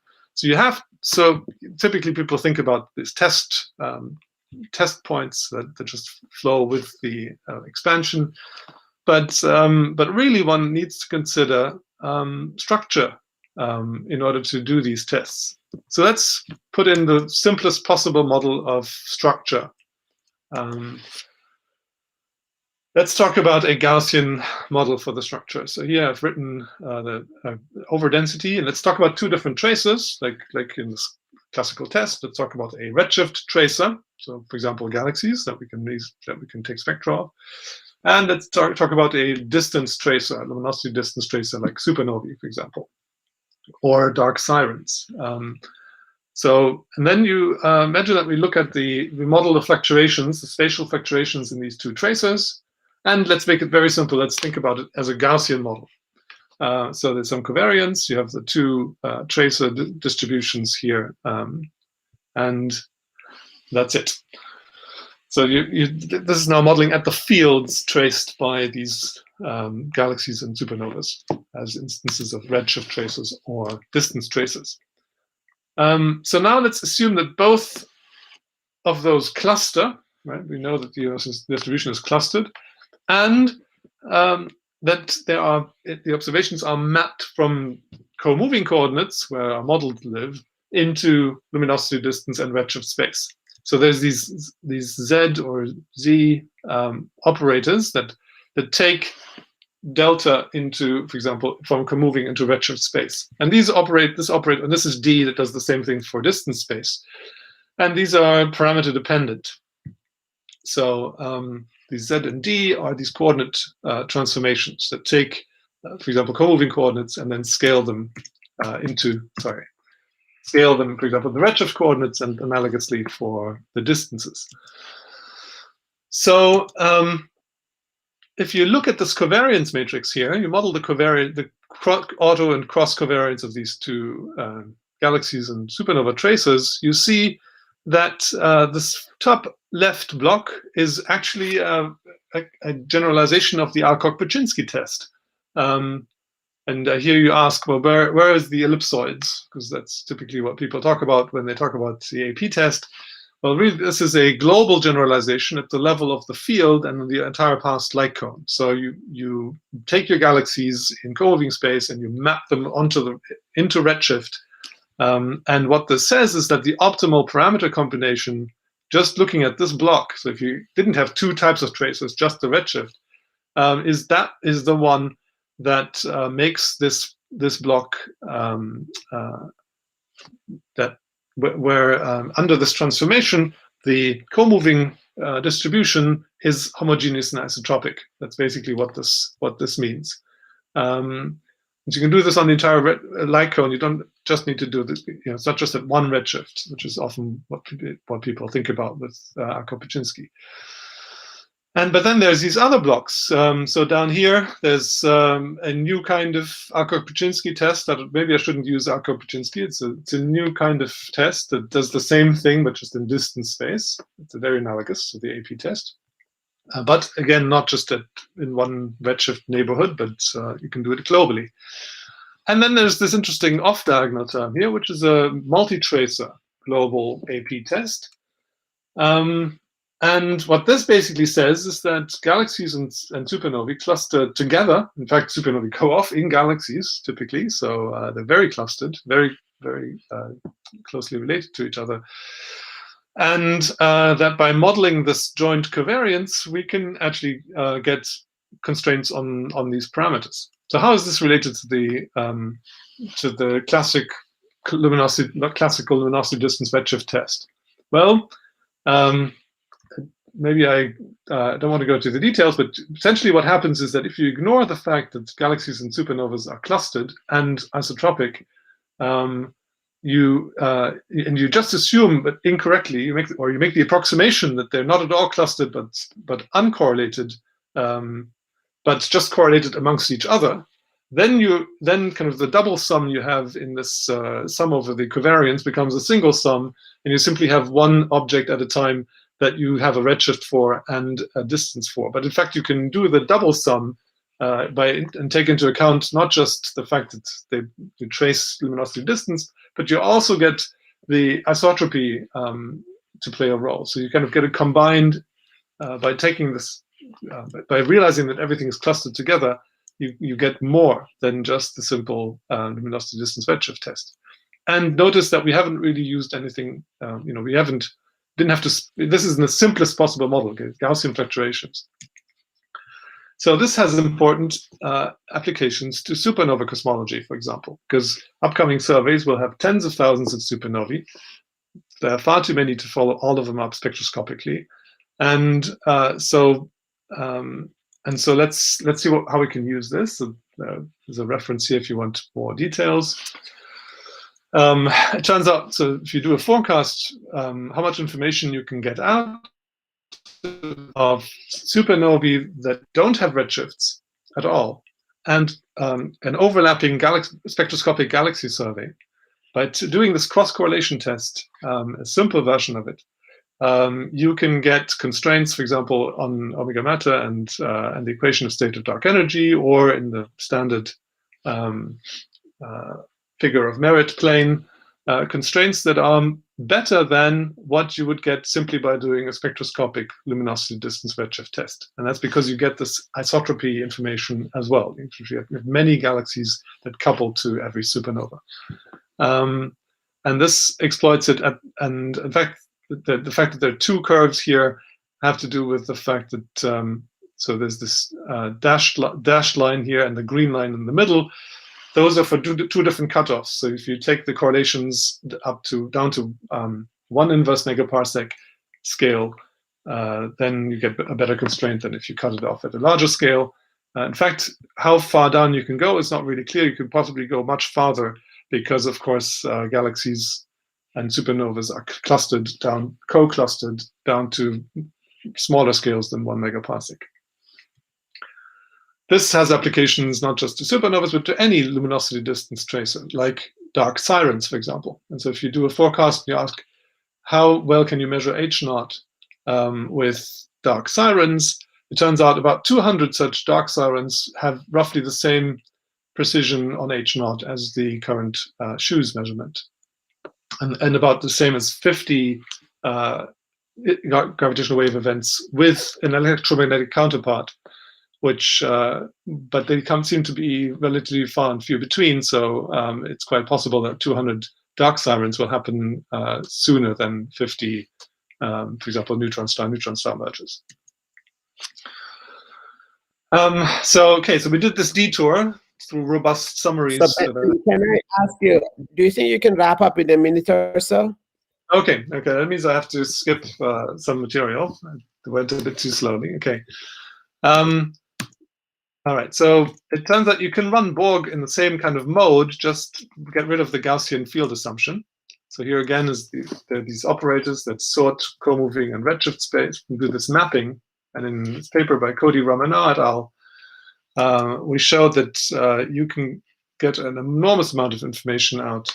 So here's the comparison on the same data set.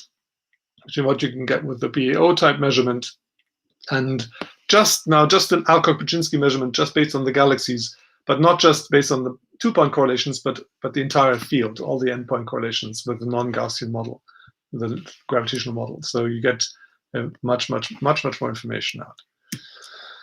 And because it's geometric, you can see that all the bias parameters in our bias model are uncorrelated with the cosmology parameters for this measurement. So I now have a part where I discuss more general approaches to do cosmological parameter inference if you want even more modeling freedom.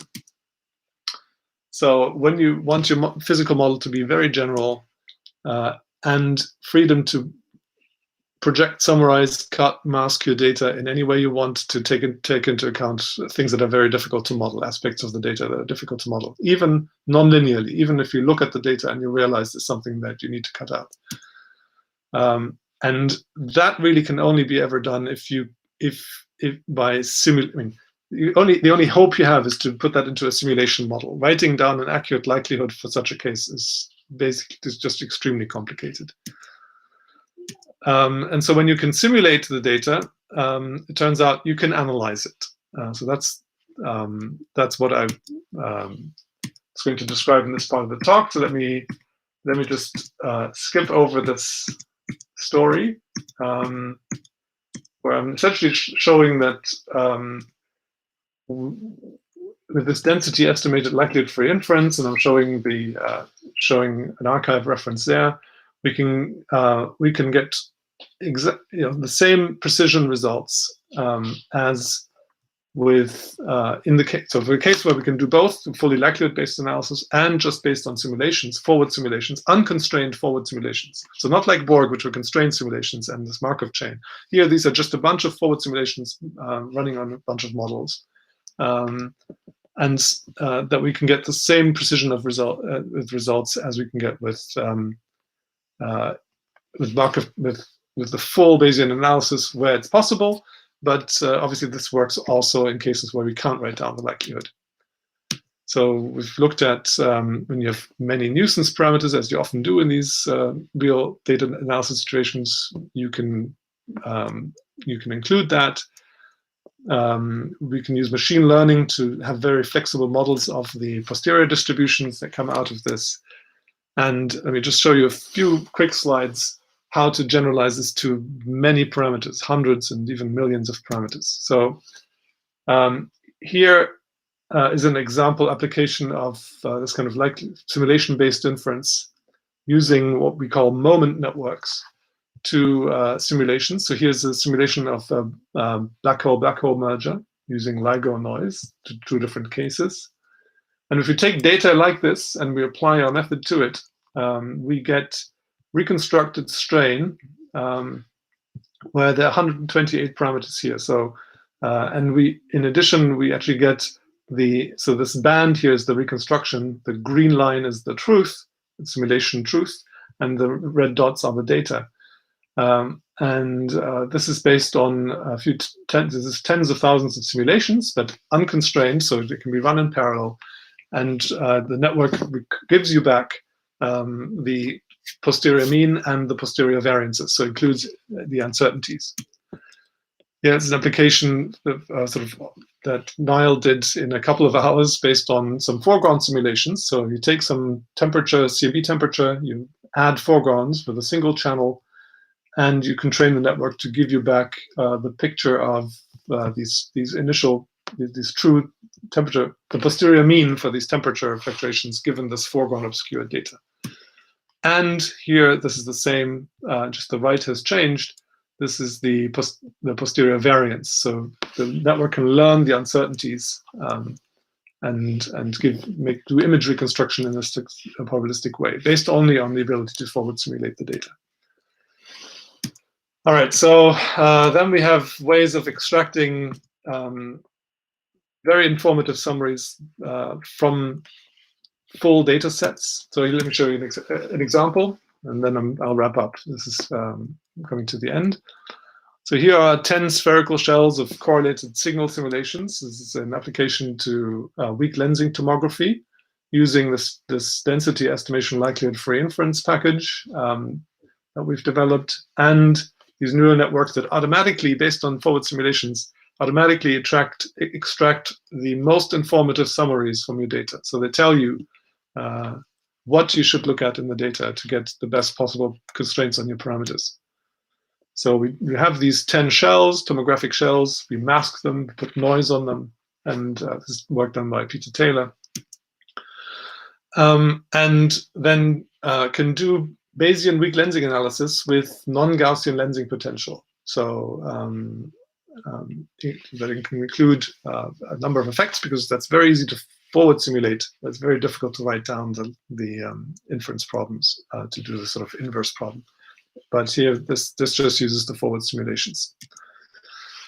So in all of this, we need simulations. So we need to build up realistic, fast ways of simulating data to do likelihood-free inference or simulation-based inference. Here's a recent paper that shows how to do very, very large-scale simulations by doing lots and lots of independent small n-body simulations and stitching them together. This is based on Lagrangian perturbation theory on large scales to decouple these small simulations, which is very advantageous if you want to do light cones, because there's only one single tile that you need to evolve until the present time, which is the tile that you sit in to redshift 0. Here is a new approach to reduce the number of simulations you need to run by orders of magnitude, because you have some way of guessing the answer. So, for example, if you have perturbation theory or some fast methods for simulating, and you have a high fidelity but slow, computationally intensive code, it turns out you can get the same impact of running many simulations with just running very few, and these fast surrogates, where the surrogates can be unbiased. Can be biased, but the combination is guaranteed to be unbiased. So here, this is an example for the power spectrum, which on small scales gives you comparable error bars from 5 slow simulations with our method compared to 500 normal forward simulations. And on large scales, it's even better, because the perturbation theory tells you basically that linear theory should work perfectly on large scales. So it just shrinks down the variances. If you want to use these machine learning techniques for some applications, you need training data. So here's invite you to look at this paper to find a freely available release of n-body simulations that you can use, 43,000 of them, that are great for learning about the statistics of dark matter, halos, voids. Many of the statistics that's already beginning. And so we've used this, for example, to do super resolution. So rather than running many high resolution simulations, you just need to run one and a corresponding low resolution simulation. And it turns out, and this is part of a larger project called CAMELS, led by Paco Biascuja Navarro and Shai Ganel, to combine hydro simulations and large suites of pairs of hydro and n-body simulations to learn machine learning surrogates and allow us to do very fast simulation-based inference by running a lot of fast simulations. So here's the summary, and I'll stop here. And maybe since I'm stopping here, I can go to the visual summary, which reminds you of a few points I mentioned in my talk. Okay. Thanks, Ben. Sorry, I guess Niayesh had to go for teaching, so he took over his position. Thank you very much. It was a very nice talk. Is there any question? If there is a question, please raise your hand. Yes. Alex, you have microphone.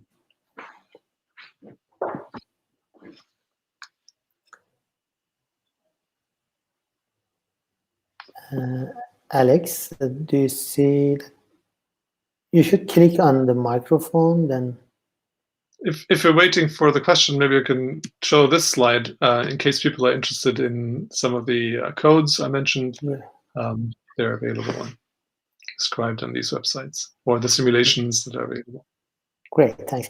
Okay, Shant, please go ahead.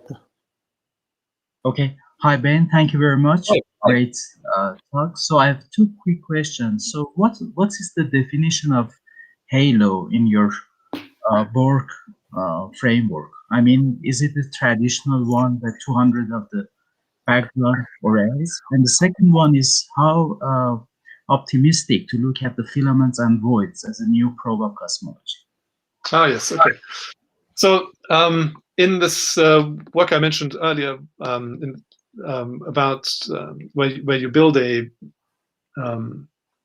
forward model and in the Borg framework do these constrained realizations of the dynamics of the universe. What we did is we compared to a high-resolution n-body simulation and ran Halo Finder on that high-resolution n-body simulation. So for the same, in some cube, we essentially had a number of halos, a halo distribution. So and then based on the n-body solver that runs within Borg, which is not that high resolution, so but that runs roughly at sort of 1 megaparsec resolution, we can get the dark matter density distribution. But that only resolves the very largest halos, but it's essentially the dark matter density distribution down to about 1 megaparsec scale. And then using what we found is that by inserting this neural physics engine, we could learn the statistics of the halo distribution in each voxel based on the forward simulated dark matter distribution. And essentially we learn those two things together. And it's very interesting that because the neural network had some features that constrained it, you actually don't lose all the information. The dark matter forward simulations clearly still reproduce the structure of the observed halos. I mean, in the simulation, even though the n-body code that's running inside Borg is not the same as the one that was used to produce the halo catalog. Oh, and the question about filaments and voids. Yes, as you know, I'm very excited about filaments and voids, especially voids, because again, it seems that the void many of the sort of fundamental features of voids are not that sensitive to how they are simulated, so one can for example, provide geometric tests based on voids as well, void-centered Akropychinski test, which is currently the leading way of extracting the dynamics of the universe around redshift of about 1/2, based on the Sloan data, which I didn't have time to talk about here. But yes, regions are very exciting, and in recent publications we've also looked at the impact they have on neutrino measurements. And as you might imagine, you really want to look in regions where you don't have all this clustered dark matter if you want to be maximally sensitive to less clustered components like neutrinos.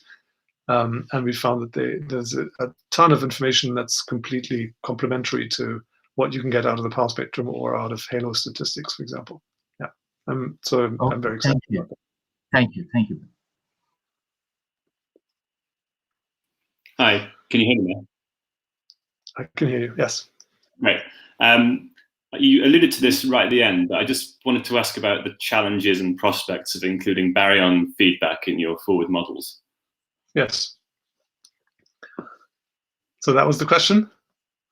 Yeah, could you just expand on that a bit? Is it a game changer, or what are the main? So that's the hope. Right? So the hope is to be able to learn from very sophisticated hydro simulations and compare them with the dark matter distribution or even so to essentially learn how to generate realistic hydro outputs without running hydro codes eventually, so that we can sample the space of possible, for example, galaxy distributions that are produced by a hydro code that includes AGN and supernova feedback, and do that using what we call neural surrogates, so that essentially we have generators. I mean, I'm sure you've seen these images.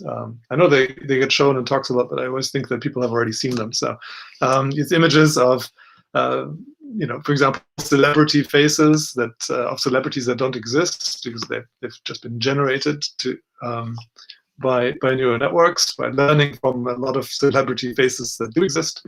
So faces are a very complicated data set. Physics in many ways is much simpler. There are symmetries one can use to inform the architectures of networks that would be powerful generators. And so the idea is to use a number of different hydrocodes and essentially learn what types of things they predict based on underlying dark matter distribution. So that's the goal. That's essentially one of the goals of the Hubble's collaboration.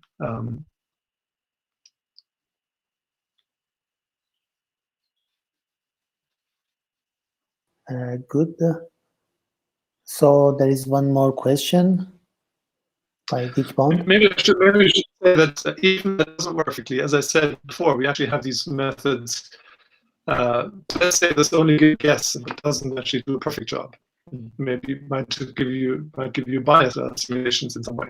But using the Scalpel technique, it turns out many past full simulations, even if they're biased, as long as they are correlated with the full simulations, then we can essentially have this huge multiplier, and we can essentially get an equivalent result by just running a very small number of full high-resolution simulations. By combining them with fast targets. So I invite you to look at that paper, spread it out. Okay, good. So hi Ben, I guess I get to ask you a question here. I have two. One's quick. Can you hear me? Yes, I can hear you. Good. Question one is the building in at the outset of translation invariance, local rotational invariance, and locality. Locality I can, of course, understand, but there are, especially with the cosmic web, which is so asymmetric, one would presumably want some of the expansion things to take into account the local orientations, for example. Right. Yeah, so I didn't mean to. So is that not in the code just now? So it's true. Yeah. So it's thanks for that's a wonderful topic, and I'm very excited about that. So stop me if we're going to go too long. Well, we're excited about it too, but just to put it into context, it looks to me like Euros, with his attempts to use machine learning, he's enforcing isotropy in the response functions. So a slight historical comment, which is that we were describing these. So they're slightly different. So basically, this is an Eulerian idea where you run a neural network with constrained kernels, and it's a shallow network with constrained kernels. And Urosh then, I think 2 years later, or a year later, did this with a Lagrangian. So basically looked at how to move particles, and also had a similar constraint on the kernels. But I agree. So yes, I would say that this is informed by rotationally invariant physics, in the sense that complexity of the operators that you include. So you start with radial kernels, because that's the simplest you can do under the group of rotations. But then you know which one to do next, which is dipole type kernels, and then you go to the next one. And so you can order essentially the expansion in this way. And this is what we described in this paper. For this particular instance, it's true that the run was limited to radial kernels because it was doing so well already. But yes, if you find that it's not an adequate model, one can then increase the response to local anisotropy, or build in a response to local anisotropy. Well, especially if the kernels go into the medium far field, then the anisotropy would be important.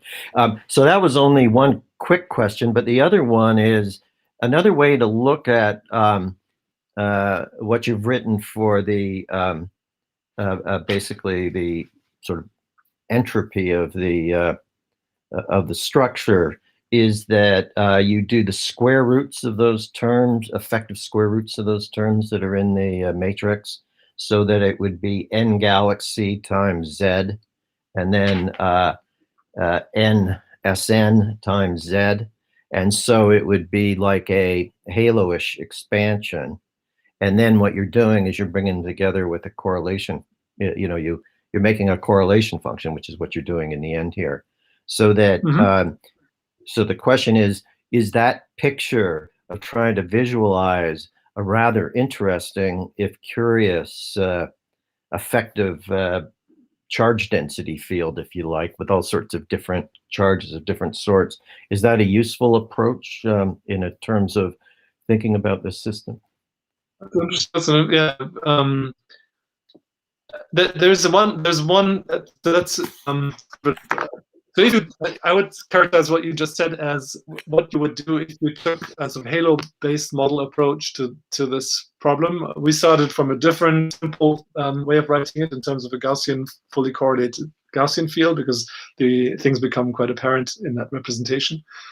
But a really key aspect is that you have this off-diagonal term between luminosity, you know, where that correlates the luminosity distance and the redshift traces. Yeah, but that's actually that's actually just rotating the expansion I was describing into the a rank ordering of modes that are independent of each other. So it's the same thing. Okay, but what happens is that the off-diagonal term, these modes become constrained in a way that is does not suffer from cosmic variance. So that is a key. That's what I wanted to make. So yes, you could think of a rotated version of this, but the point of having this off-diagonal part, because both traces probe the same underlying structure, means that you get that cosmic, and that is what should happen, because what he thought about cosmic variance. That feature is shared with the classical test, the luminosity distance redshift test. But this is how you recover that feature in this more general test, including these correlations. Okay, I don't want to belabor it, but basically the ZNG term would have a mean value subject to constraint of the NSND term. And yes, so there would be that term, and then the fluctuations would be the difference of those two. So there is a mean field that, irrespective of knowing what NGZ is in detail, there is a mean field description of what it would be if you knew the cross correlation of NGZ and DS. Right, exactly. So this actually is the optimal way of thinking about the cross correlation. You basically write exactly. No, I'm not arguing against the technique. I'm just saying there are other ways to look at the phenomenology. Yeah, I think we probably think about this in quite similar ways. Okay, great. Okay, so there are two. Pavel, please.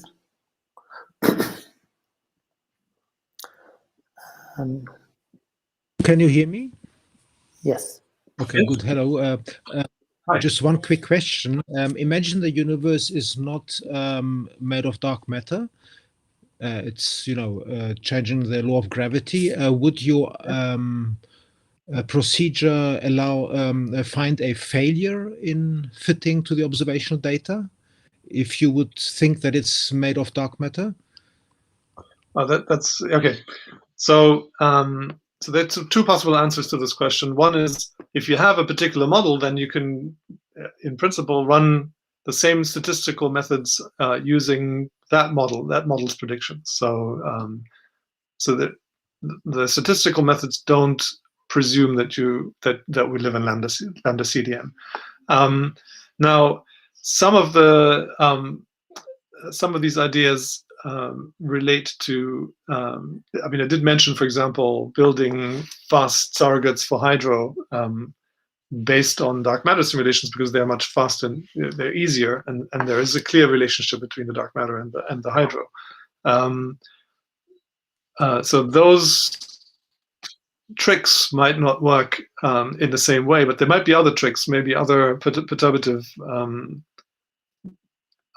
approaches that would then allow accelerating models. But I think more importantly, it's different ever. So you could fit a dark matter model, and you can fit your baryon-only model, for example, with maybe changed gravity, and then you can do a model comparison and find which one works best. That's their approach. Then you have a one-to-one comparison.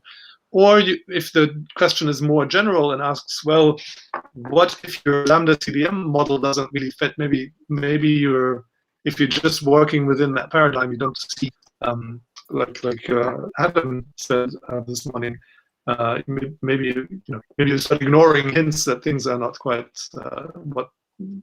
don't quite fit within lambda CDM. You could think about so that invites this thinking about anomaly detection, for example. So you ask what features of the model as forward modeling is that you see the anomalies. So you can look at the reconstructed distributions and ask in what way are they different. In fact, there's some very nice work that Guillaume Lavaux and Jens Jasche recently published where they discover systematic effects based on this approach in the Sloan digital sky data. So when you analyze sort of the raw data and you run this forward, you find things like plane tracks and things like that. So you find anomalies and strong enough anomalies that would terrestrial origin, then they would presumably also be found. Okay, great. So, and the final question was on YouTube by Alan Hevens. Do you see on chat? Okay, I can read it. You talked about machine learning of final details from final, for example, dark matter configurations. Do you think that machine learning of mapping from initial conditions to final configurations is realistic? Typically, learning as much as possible, and by helping it as much as possible, I would say you can put as much physics in as possible into your chain that you control and understand, and the machine doesn't need to. It doesn't have to generalize quite as much. There's some evidence that machine learning there's some evidence that even machine learned solutions, starting from the initial conditions all the way to the final, are able to generalize to some extent. I would say that's preliminary evidence, and it's likely evident that this happens because the initial condition presented in terms of Lagrangian perturbation theory, which already encode quite a lot about the overall dynamics, at least on large scales, and the small scales are maybe less sensitive.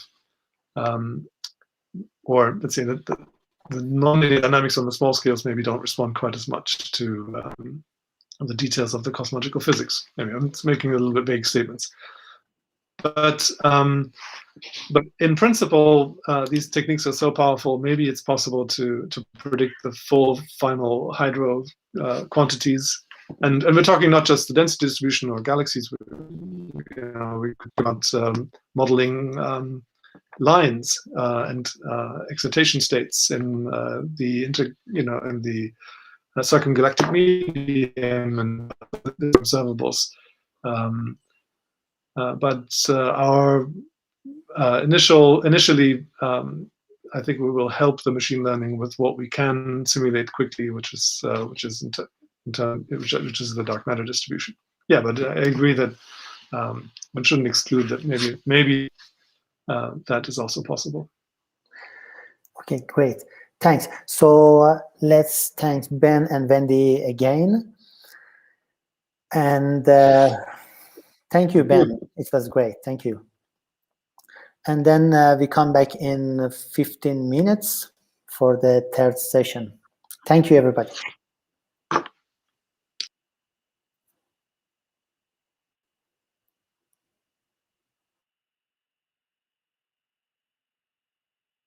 Yashar, if you are here, can you raise your hand, please?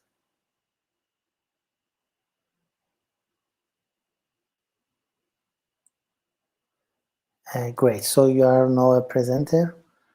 And let's see. Behnam is here. So, and then we have Nick. Yeah. Can you hear me? Hi, Nima. Yes, sure. Hi, how are you? Hi, good, thank you. All right, so well, I don't know. So I will be controlling this microphone stuff, or you will be doing it? We do that. So you just, I mean, if you say that, for example, turn on the microphone for, I don't know, somebody, we do that for you. Okay, sounds easy. Yes. Good. All right, so we are starting in like 13 minutes or so. Yes. Okay, sounds good. Okay, so I am coming back in a few minutes. Oh, Behnam is here. Behnam, you can. Hi. Hi, Behnam. Hi, Behnam. Hi. Shall I start sharing now, or shall I also come back in 15 minutes? No, depends on the other guys. I guess they should help you with that. But Nima said he will be back in a few minutes, so maybe. All right. No worries. Yeah, let's give him some time. Sure. I'm going to have my lunch. Oh, my goodness. More of a dinner. Yes, it's more dinner now. But lunch in which time? EST? Okay. But Behnam, do you want to share your screen or just? Yeah, maybe we can start to make sure there's no issue. Yeah, sure. So, do you see my screen now? Yes. And what can I do to have a pointer cursor? Okay, I guess if you share your screen, then now we see your pointer. Oh, you see my pointer? Yes, but it's not full screen. So Behnam, this is Keynote, right? Right. So I mean, I'm using Keynote too. So I guess if you just play, you should see. If not, then you can change your setting in your Keynote stuff. Okay. Do you see my cursor now? No. Oh no. So okay. For that you have to go to Keynote, back to Keynote, and go to settings somewhere. You have to, select that. Yeah. I can check. It should be easy to find. Just go to somewhere like presentation or whatever, and then you will see an option to show the pointer or whatever, something like that. Or if you want, I can tell you exactly. Let me open my Keynote and tell you what to do exactly. Okay, guys. So I am coming back in. Yeah, sure. 3 minutes. And by the way, Behnam, how are you doing? How do you feel? I'm fine. The symptoms are still mild, luckily. Oh, okay, good. The virus. Unfortunately, yes. Oh gosh. I raise a topic for discussion. Okay, so in these 3 minutes. Enjoy your food. Yeah, coming back. Yeah, I tested positive a few days ago, but the symptoms are mild. All right, so Behnam, if you go to preferences and then a slideshow, all right, you will see an option saying under interacting. There is this one saying show pointer when using the mouse or trackpad. I've already activated that. Oh, okay.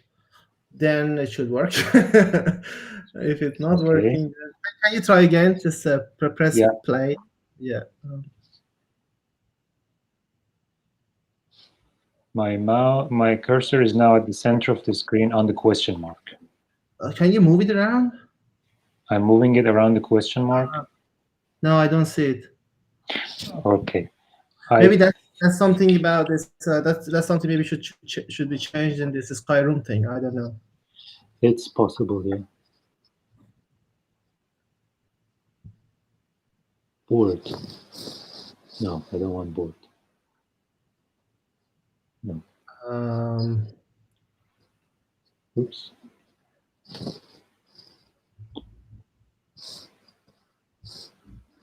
Maybe Puyan can help later. Yeah, probably.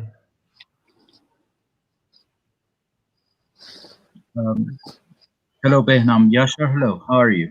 Hi. Right, nice to have you both guys. Thanks. So, Behnam, you send us a PDF of your file. Do you have some movies or something? No, but I don't have any problem with sharing the keynote now. I just can't use the. I don't have the pointer. Yeah. Okay. Do you want me to upload your file here to see if you're happy with, or no? That also can work. Yeah, Behnam. Maybe you can use that one, and then go to slideshow. Maybe on the whatever Sure. PDF. Yeah, sure. That will work there. There's no problem. I don't have a movie. No. Okay. Just use your PDF. Okay, so let me.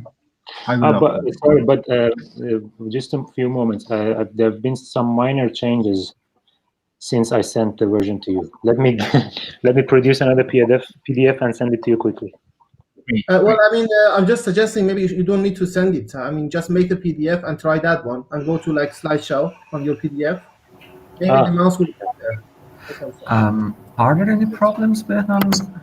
I wasn't present. What's the Hi, problem? Priyan. So I can share the screen, and I can you can see my keynote and everything, but you can't just see my cursor when I go to play mode.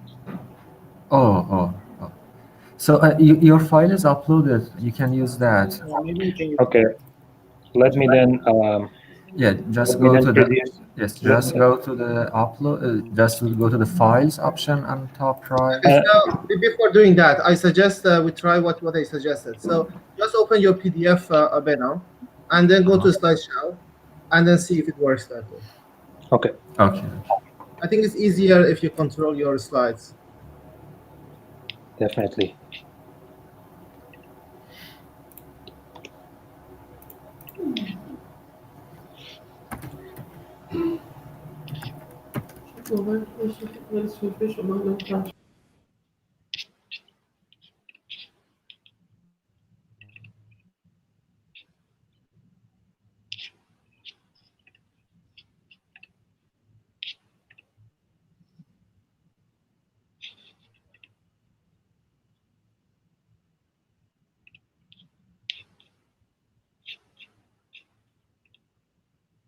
Okay. Probably Control L or something will work. Is it Acrobat or no? It's like no. Sorry, no. You're using just click on that green thing up there. Okay. Now move your. Oh yeah. Now we see it. Perfect. Yeah. Let me check a few things, and I will reshare again.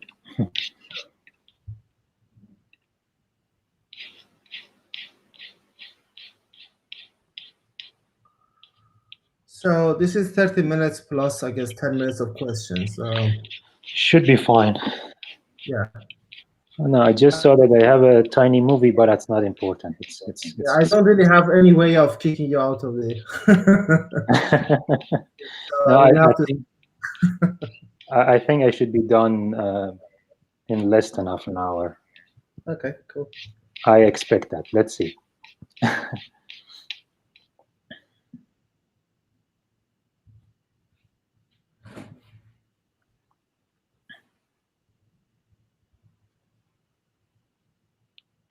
Okay. Things are okay.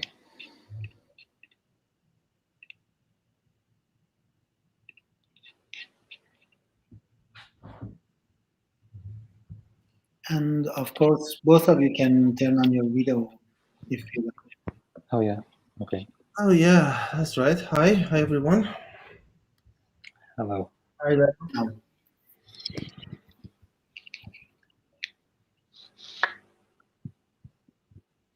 Okay, sounds good.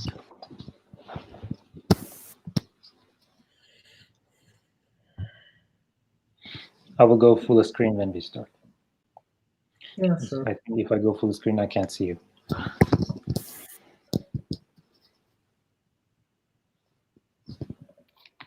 In all of your slides, there is a question mark, Behnam. The first few of them. Yeah, but I guess it's because you have, these are basically different steps for your, slide show thing. Yeah, right? I built them. And But I was kidding that you are looking for an answer. I think everybody does, right? Well, you have to start with questions, right? Yeah, sure. Yeah, you should not put that on the last slide. Well, I will not answer. I will answer some stuff. Behnam, do you see the chats? Said is yes. Hi, Said. Oh, hello, Said. Oh, hi, Ali Akbar. Hi. You also say hi to yeah.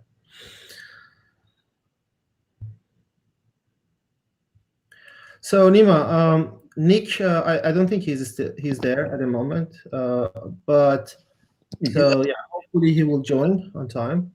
But yeah, keep an eye on him. So if he's not here, maybe you can send him a reminder or something.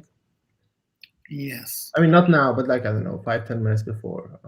Yeah, sure. Just a moment. It was very bad timing for him. He's busy with this ERC meetings, like panels and so on this week. So I see.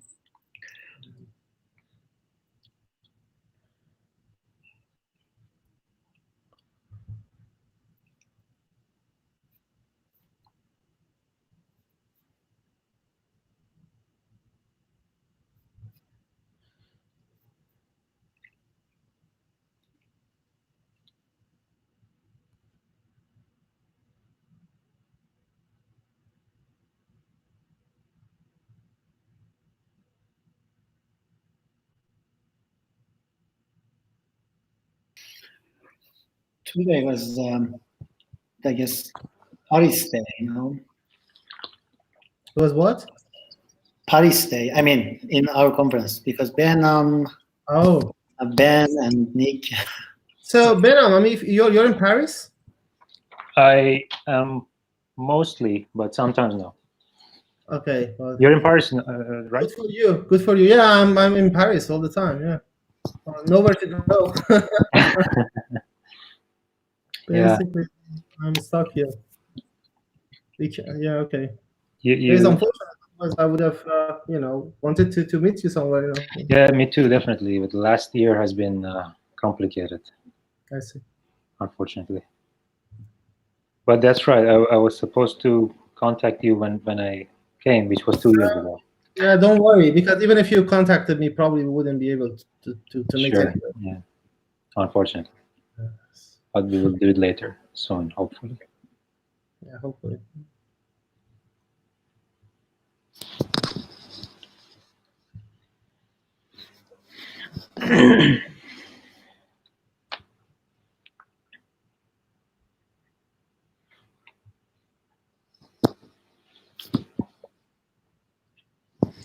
Hello, Pavel. Hello, Oliver.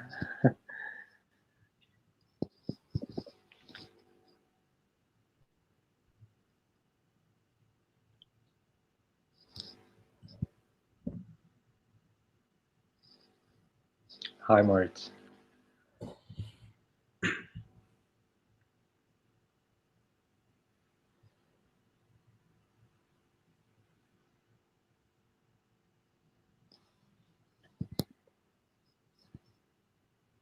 It's a pity it's not in person, but it's still good.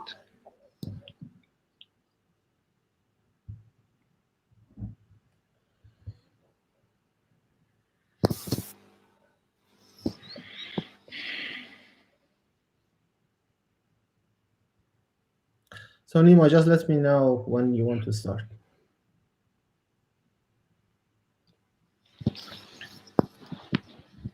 Yes, Yashar, we can start now. Thank you. No. All right. So welcome back, everybody. This is the last session of today. We start with Behnam, and yeah, and then we'll continue with Nick. So yeah, I guess you can start. So Behnam, welcome. So Behnam is going to talk about, well, that's the title, Inspecting the Cosmic Distance Ladder. I'll turn off my video, and please, Behnam. Thank you very much. You see full screen now? Yes. And my cursor. Very good. I guess so. Okay. First of all, I would like to thank the organizers for arranging this nice gathering, and also for inviting me and giving me this opportunity to present my work. And I wish everybody to be healthy wherever you are. As you can see from this first slide, it's about the current tension in the Hubble constant, Hubble constant measurement. I intentionally put the question mark in the middle of the two ladder because I don't know which ladder is doing something wrong, or maybe none of them, but we just don't know what's going on. The topic has been discussed and presented extensively today by Adam, George, Wendy, and others. But just for the sake of completeness, I will also present a brief summary or overview of the situation, and then I will, after a little bit of history, I will tell you what we did and why we did it.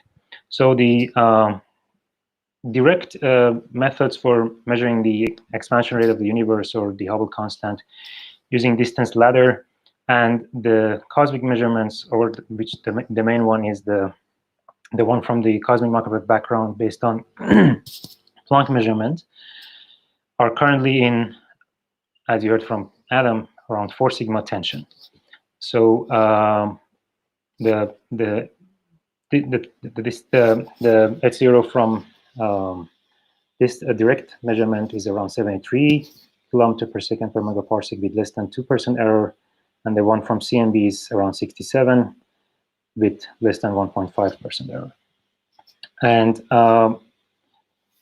sorry, wrong direction. And we don't know why.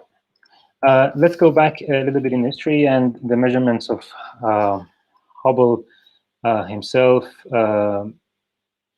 of the expansion rate of the universe, and have a look at a few of the galaxies that he has used for his observations. They are nice spiral galaxies. The images are from the telescope named after himself.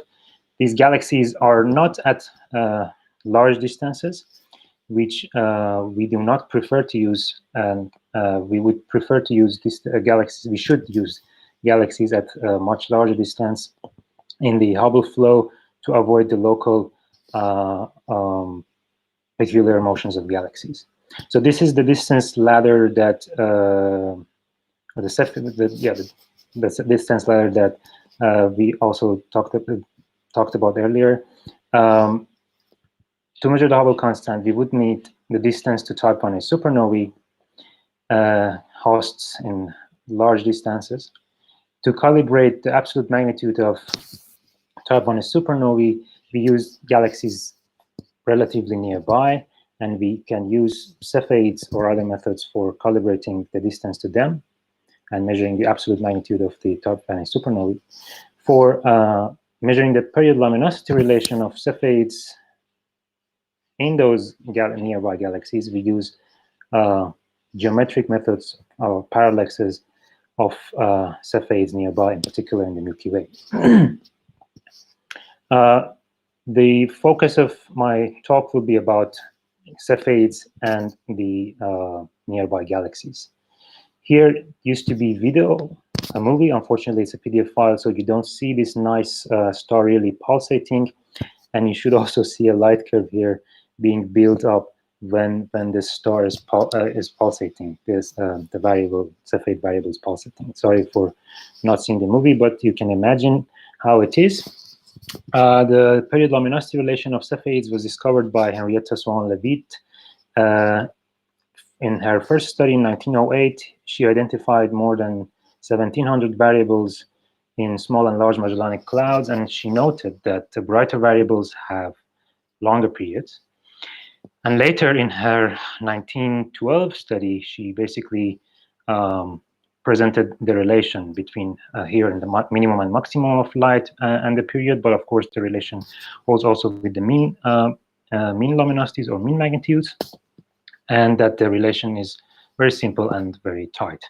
This is a very important discovery in astrophysics and cosmology, because our 3D conception of the universe really has been significantly influenced by it. And in fact, Hubble has used this method for measuring the distance to galaxies that he used to measure the expansion rate of the universe. In the past 15 years, you've also heard from Adam's talk, it was the SHOES project that used Cepheid to calibrate the distance, to measure the distance to nearby supernova-host galaxies and calibrate the magnitude of the type 1 supernovae. In 2016, they published their important result that it was in basically 2 studies. Riess et al. 2016 presented the whole result and the infrared, the near-infrared observations. A companion paper, Hoffman et al. Presented the optical observations of these galaxies. These are the 19 galaxies that also Adam mentioned. These 2 ones are 2 different fields of M101. So that's why there you see 20 fields, but there are 19 galaxies.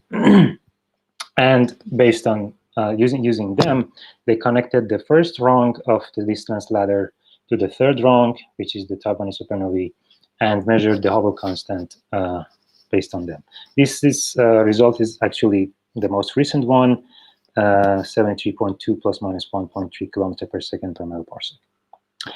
On the other hand, we've heard from George the results from the CMB using the Planck observation of the cosmic microwave background, and that's the value here for H0. And it was nice to hear that there's no inconsistency in the, at least based on the current studies in the CMB observations. And therefore, as George said, and I quote that, if there's a problem, if there's a tension with Planck measurements, either that method is doing something wrong or lambda CDM is wrong. This is basically the current status. Well, it's the figure is a little bit outdated. It's from Riess 2019, but it hasn't changed much since then. Different methods like lensing and masers, etc., in the late universe, and different methods in the early universe. They don't. I mean, they are internally consistent, more or less, but they don't match, and therefore we have this tension. And this is a screenshot from a talk from Adam in the last year's conference in ESO. Today you saw a more updated version of it. So no matter how you combine the data of different probes, the tension still remains, and it's minimum around 4 sigma. And it's a screenshot from Vivian Poulin talk in the same conference last year in ESO that shows the performance of different theoretical approaches. And as you also heard from other talks, there is no consensus yet. So in our study, in this talk that I want to present for you, we investigated the 2nd rung of the distance ladder. So the first rung is heavily being influenced by the Gaia data releases. The 3rd rung has been extensively studied. Sorry that I don't cite here. I didn't have the time, but we cite the relevant papers in our paper. And there has been no, or yeah, not a tangible, not a significant hint towards a systematic that could solve the H0 problem also on the 3rd rung. But the 2nd rung hasn't been investigated that much yet.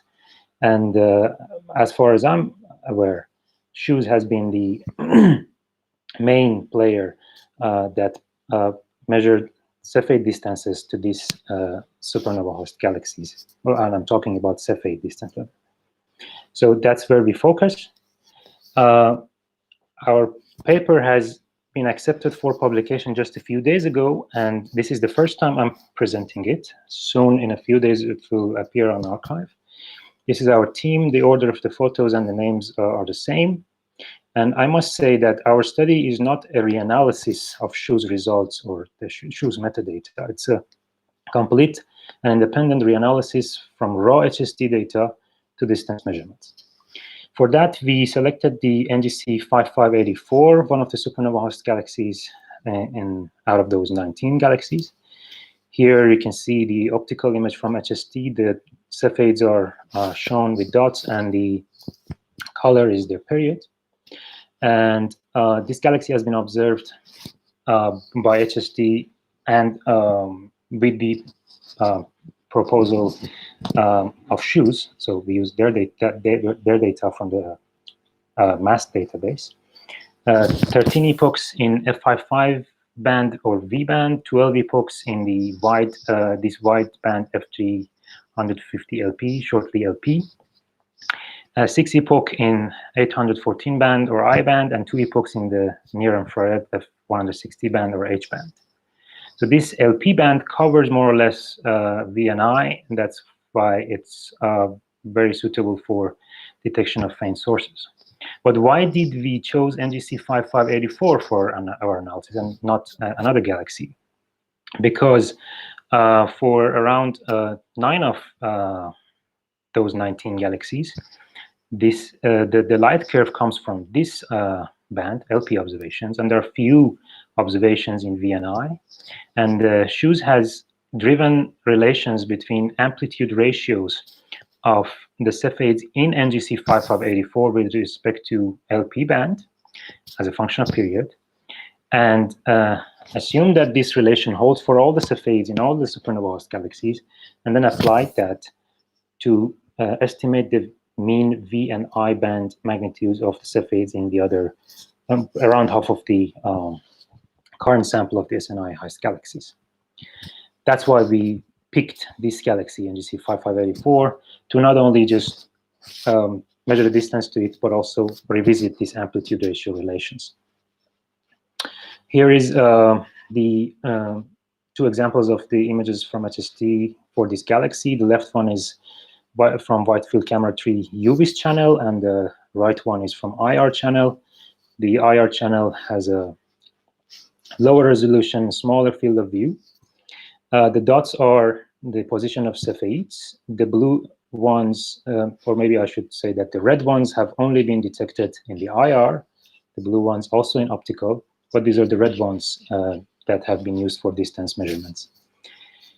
So the procedure here is that in different, schematically, in different time epochs, for every Cepheid, we cut a portion around them, and then perform the PSA photometry. That's a standard approach.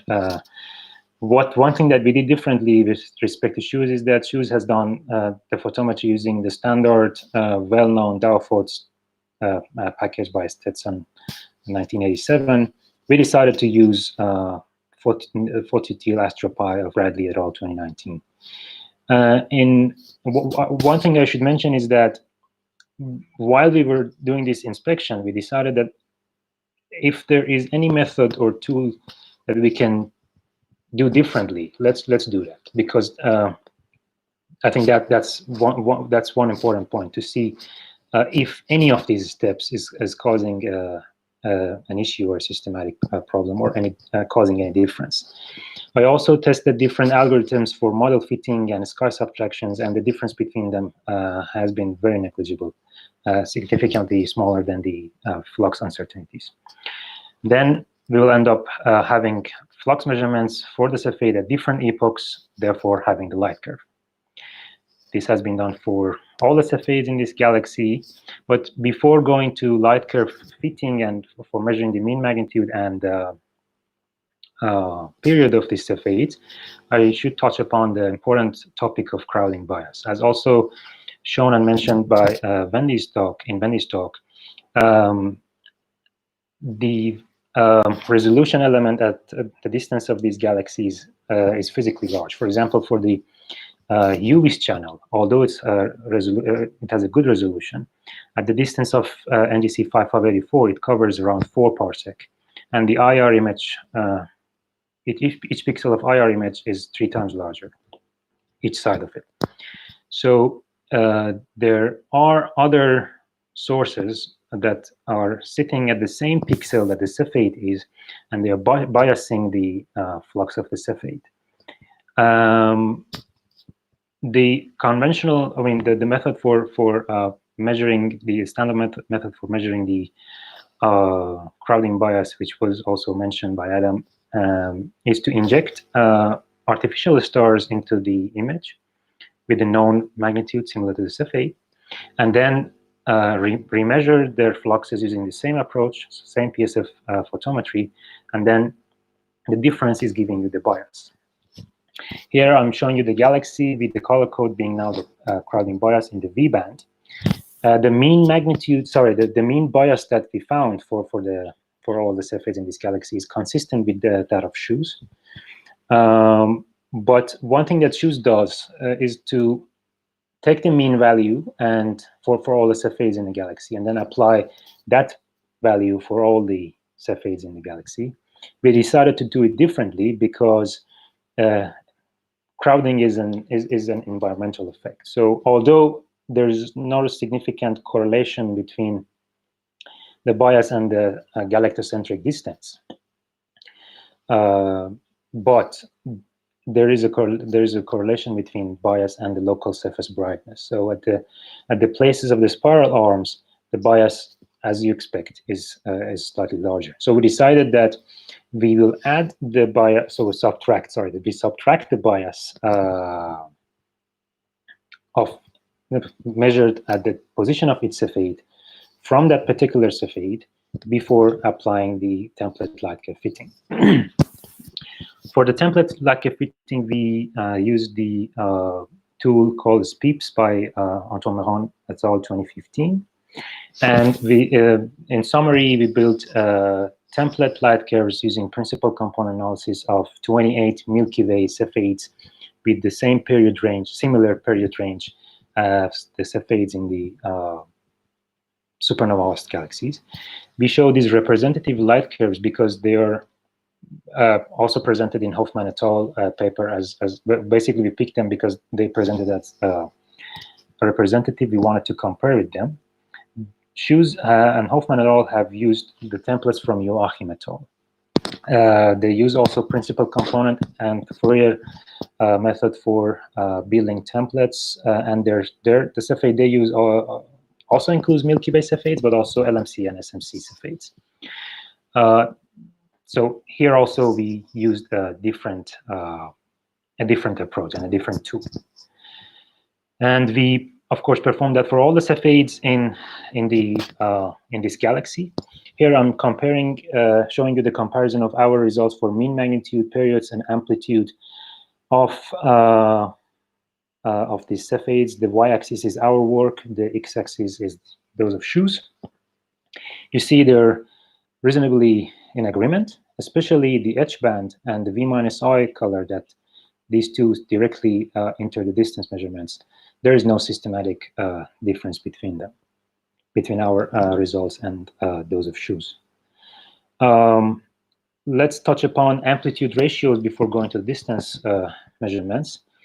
I told you that the amplitude ratios is used by SHOES to estimate the mean V and I magnitude of Cepheids in 9 other supernova-host galaxies. Here, the gray pluses and crosses, sorry, are the values from SHOES. The blue and red ones are from our study for V and I band, respectively, with respect to the LP band. And the dots are the Milky Way Cepheids. Here, I band, here, V band. The fit that we performed for this amplitude ratio versus period relation is just using the blue or red data points, i.e. the Cepheid, our measurements for the Cepheids in the NGC 5584. But although we do that, the fit passes also through the Milky Way Cepheids, the result of the fit. And I must say that although here I'm showing you Cepheids, Milky Way Cepheids with small periods, we only used the Cepheids with a period larger than 12 days for building the templates, and not the small period Cepheids. So the relations that we find are significantly tighter than those of SHOES. And I think the reason for that is that SHOES uses the Joachim templates to fit V V-band light curve and I-band light curve separately, and then they divide the amplitudes obtained from those two feeds. Therefore, the scatter is a bit larger. In our approach, the light curves in different bands using these peeps are fit simultaneously together. Therefore, we end up having a more constrained and a less scattered amplitude ratio. But I must say that this amplitude ratios has no influence for the distance measurement to this galaxy. It may have a potential impact, but I think small impact on the distance measurements to other to those nine other galaxies, but not for this galaxy, because for this galaxy we have complete light curve in also VNI, well, good enough light curve, not complete. So we didn't need to use these amplitude ratios.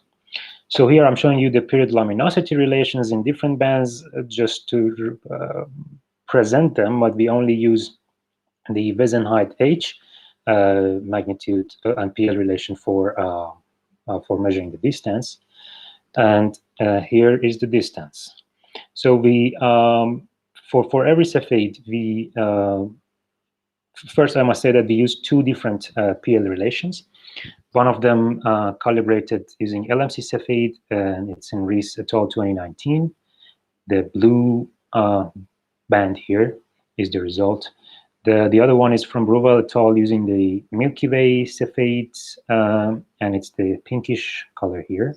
So the pink and blue are the weighted mean values of the distance modulus of measured for individual Cepheids.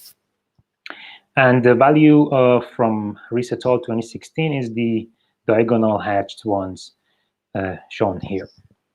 So a few points here is that as you also heard in Adam's talk, in Riess et al. 2016, they don't measure the distance to individual galaxies, and all the data points are fitted simultaneously together to obtain the Hubble constant, and then this comes out of that fitting procedure. But still, we are very much consistent. Our measurement and that of Riess et al. 2016, based on the Milky Way PL relation, is very much consistent. What you see regarding the one in the LMC PL relation is what we expect from metallicity effect. We didn't apply any metallicity correction in these distance measurements, and this larger distance is consistent with what you expect from lower metallicity of the Cepheids in the LMC. But if you're curious to see what would be the impact of this on the Hubble constant, although we don't measure Hubble constant based on just the distance to one galaxy, it points towards a higher HCO value. However, because we know about the metallicity effect, and because Milky Way and NGC 584 and also most of the supernova host galaxies used in the SHOES study are similar and are spiral galaxies, it makes more sense. It's more actually correct and more accurate to use the Milky Way period luminosity relation. And in fact, the metallicity gradient of Milky Way and NGC 5584 are very similar, and you can check that in different studies. So I summarize the study here. I think I've been quick, which is good. We analyzed the data, the HST data of the NGC 5584 to remeasure the distance to this galaxy using Cepheids. We applied different tools for PSF photometry. We found negligible influence of the choice of PSF modeling or background subtraction algorithms in the result. We used a different approach for applying the crowding bias compared to what SHOES does. We used a different template light curve fitting approach. The whole analysis was done completely independently from the SHOES team. We didn't contact them about this study at all. And we found no systematic hints towards a resolution of the H0 problem based on the analysis of this galaxy. I must say that the fact that we use different methods or points doesn't, I mean, we don't want to conclude that which method is better or more accurate. We did it because we could do differently, and we wanted to see if doing it differently influences the result. And At least based on the analysis of this galaxy, we didn't find a significant difference. And I stop here. Thank you. Thanks a lot, Behnam. Great talk. Please, if you have any questions, please raise your hand. Okay, I see that Adam has a question. So Adam, please. Behnam, thank you very much. This is excellent work. I had no idea that you were doing this. You know, I think this is a very powerful test, is to go through and use all of these different tools. NGC 5584 was probably the best choice because this was the transition where we measured the distance both ways, with the old way of doing the broad bands and then using the long pass filter. One small thing I just wanted to correct was the crowding correction we did was local. It wasn't global to the galaxy. We throw down fake stars within a radius of about 50 pixels of each of the real Cepheids. So it would pick up, you know, whatever the local area actually was. Yeah, right. That's right. Maybe I didn't mention that properly. You measured it locally, but then, as far as I understood from Hoffman et al. 2016, you averaged all the biases for all the. I see. That was just in the optical. In the near infrared, we do it locally because it's a much, you know, it's a much more significant process. But I mean, I don't know. I just have to say, you know, the tension is very interesting, very exciting. I think our team, appropriately so, receives a lot of slings and arrows because, you know, the bar is high and, you know, the evidence needs to be strong. So I just, you know, can't thank you enough for undertaking really an independent analysis of this. Hopefully this will convince everybody that I laugh that, you know, we can move on to understanding what's going on now that you've been able to reproduce these. So thank you.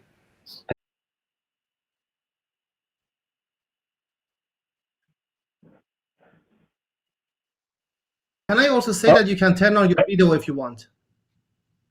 Turn on what? If you want to turn on your video, you can do that. I'm using headphones. Oh, you use headphones.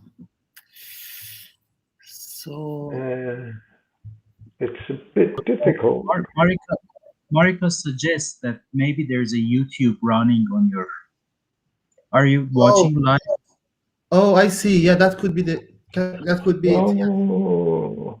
Because it's like there is like a few seconds, maybe 30 seconds for this delay there. No. If you're following the conference by YouTube. Okay, I'm getting rid of all of my other windows. Is that better? Hopefully. I mean, you said it's like 60 seconds of delay, so difficult to know. It's not good.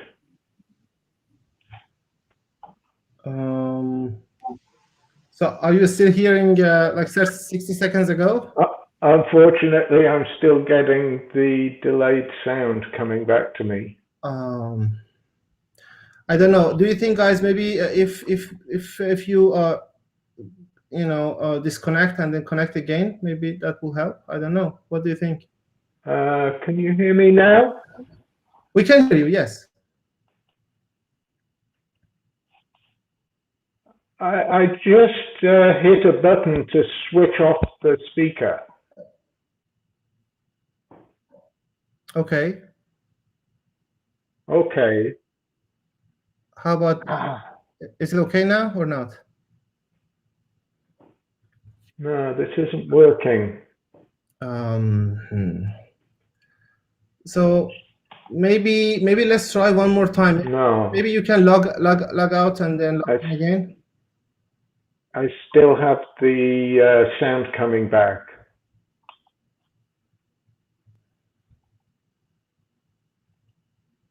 That is okay. That is strange. Okay, so he's gone now.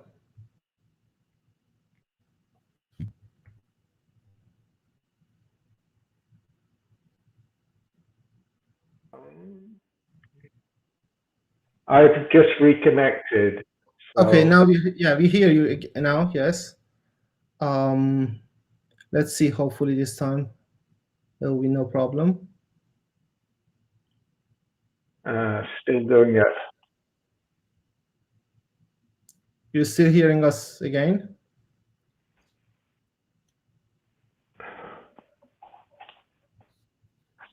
So which which browser are you using, Nick? I can hear you, yeah. Which browser are you using? But I hear myself after a long delay. Nick, if you hear me, I'm using Chrome. Chrome, okay, so that should be okay, I guess. So maybe one thing we can do, maybe we can try to be silent while you are talking. Maybe just switch off our microphones. It sounds like you're hearing me after a long delay. Oh. Any suggestions, you guys? Puya, Nima? Sorry, Yashar, I was completely disconnected.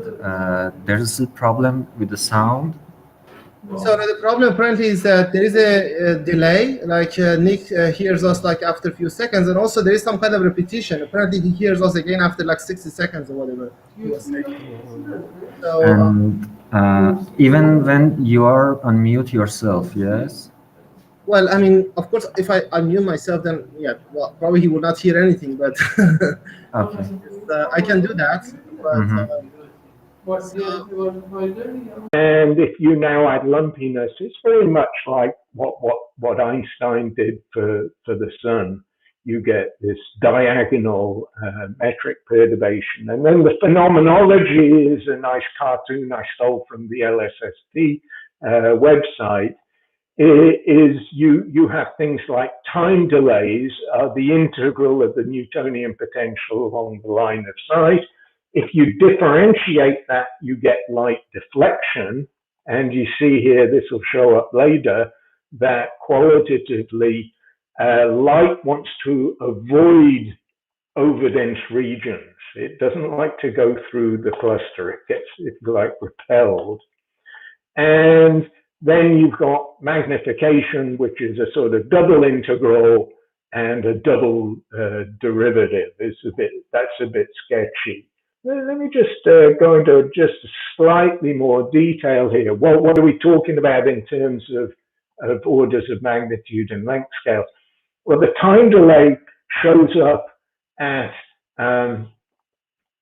very small angles where you've got strong lensing, and it's basically the splitting angle squared times the age of the universe. Deflection is very different, but this is dominated by supercluster scale structures, and it's about 10 to the minus 3 radians, a few arc minutes. And then distortion of images, which is what LSST is interested in measuring, is something which is weak, and it's about 1%, I should have said, here at degree scales. The interesting thing about it is as you go to smaller and smaller angular scales, it gets stronger and stronger.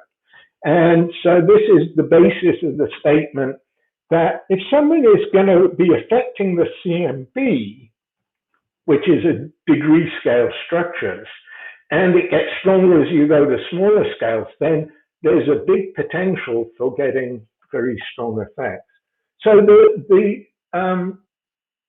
the best paper on gravitational lensing by far was written by Jakub Seldovich in 1963. And it's only a few pages, but it's full of brilliance. He considers light propagation in inhomogeneous cosmologies. It's the first time you'll ever see this cone diagram that every lensing researcher has got this sort of diagram on it. And he has plots like this showing the angular diameter as a function of distance. And his main point is that there's going to be a bias in the angular diameter distance for galaxies seen along underdense lines of sight. But that's not all. I just wanted to mention, even though it's not really germane to the discussion here, right at the end of the paper, he has this diagram and finishes with this paragraph, which is talking about weak lensing. And the other thing you'll get from this paper, if you haven't read it, is this guy has a unique way of thinking about cosmology. He's not using Einstein's equation, he's using Ray Choudhury's equation and thinking about everything very locally. And this is the problem he looks at. It's called the Zeldovich's empty beam calculation, which is, you know, it's to address the question of whether if you look along an underdense direction, whether things will look different. And the calculation he does is to calculate the focusing or defocusing of light that propagates in an empty beam. So you can imagine, take part of a a uniform density universe and evacuate a tunnel in it. And then you've got to ask yourself, is there a gravitational field in the tunnel? Well, there's no matter, but there is a gravitational field. And then you have to ask yourself, well, would Newton say that a beam of test particles would be defocused or focused? And then you've got to say, well, what about a beam of light? Now, I'm going to leave those questions with you. So any of the students who are interested in this can ask me about this later.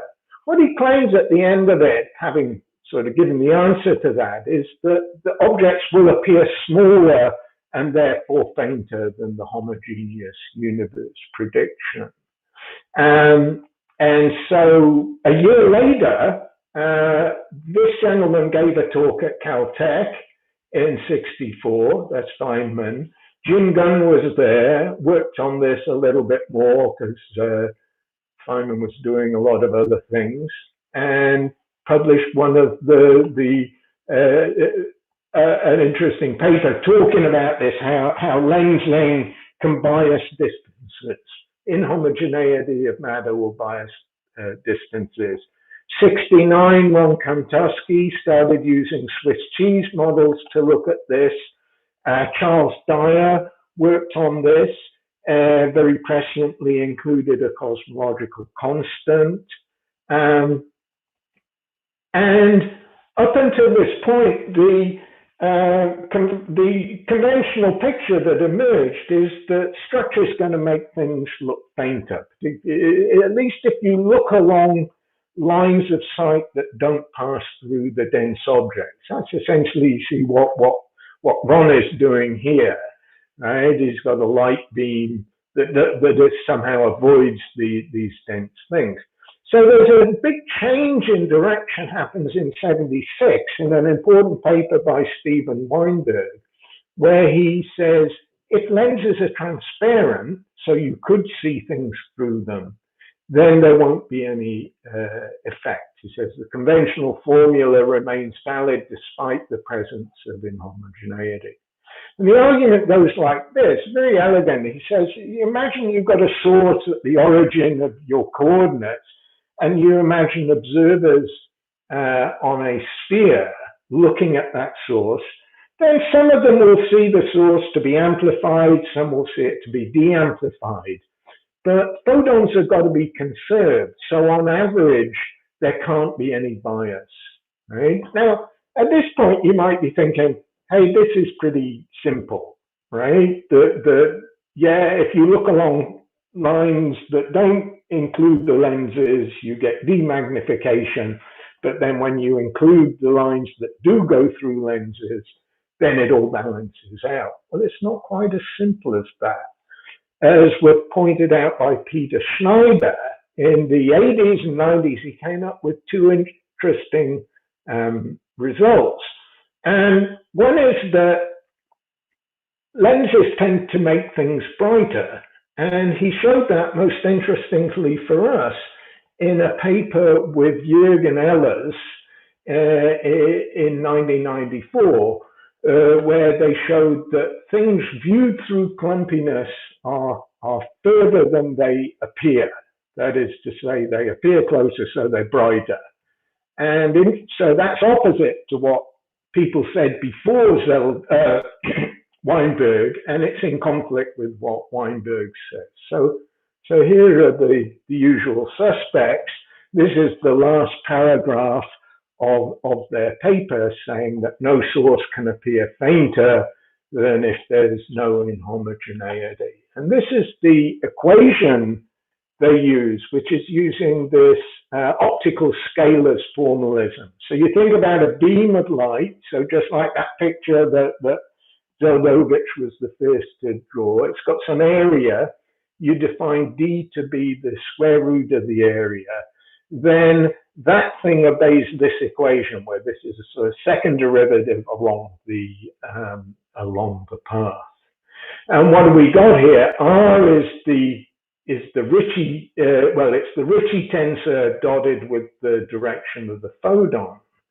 And then I'll tell you what sigma is in a second. But how do they get this equation? It's really GR 101, right? You think about, this is a space-time diagram. You think about a light ray, you parallel transport that photon form momentum over here. You've now got two parallel light rays. You march them forward and then they parallel transport themselves doing that. And then you parallel transport this guy back over here and look at the difference, right? And if there's no matter there, you find that, guess what? They remain parallel. But if there's matter there, then they lose parallelism. And it's very similar to Newtonian physics, where you've got, instead of a two-component tidal field, you've got this ugly thing here. And now what Sachs did and Ray Chowdhury is to say, well, let's look at not two rays, let's look at a bundle of rays and look at the area of those. And what you do there ends up giving you the contraction on the first and third indices here. So it's a very nice, very elegant way of doing lensing in a geometric way without reference to any coordinate system. So here are the players. There's Ray Sachs. Here's A.K. Ray Chowdhury, and you're wondering what's this extra term here? This term is Ricci focusing. That's matter in the beam causing focusing, and then this is the effect, if you like, of matter outside the beam, the tidal field. What sigma squared is, if there's matter outside the beam, then it will cause the beam to become elliptical rather than remaining circular. And then the rate at which ellipticity is changing is some contracted tensor thing, right? But all you care about is the fact it's the square of something. So it's positive. And if you've got positive matter density, then as Narlikar here pointed out, there's a very normal tendency of matter to focus light rays. And you might say, I'll have to skip over the details because time's getting too short. So that was in the early 90s, late 80s when this emerged. And it kind of hung around. No one really understood, as far as I know, why there was this discord between Weinberg's argument on the one hand and this very elegant general relativistic calculation.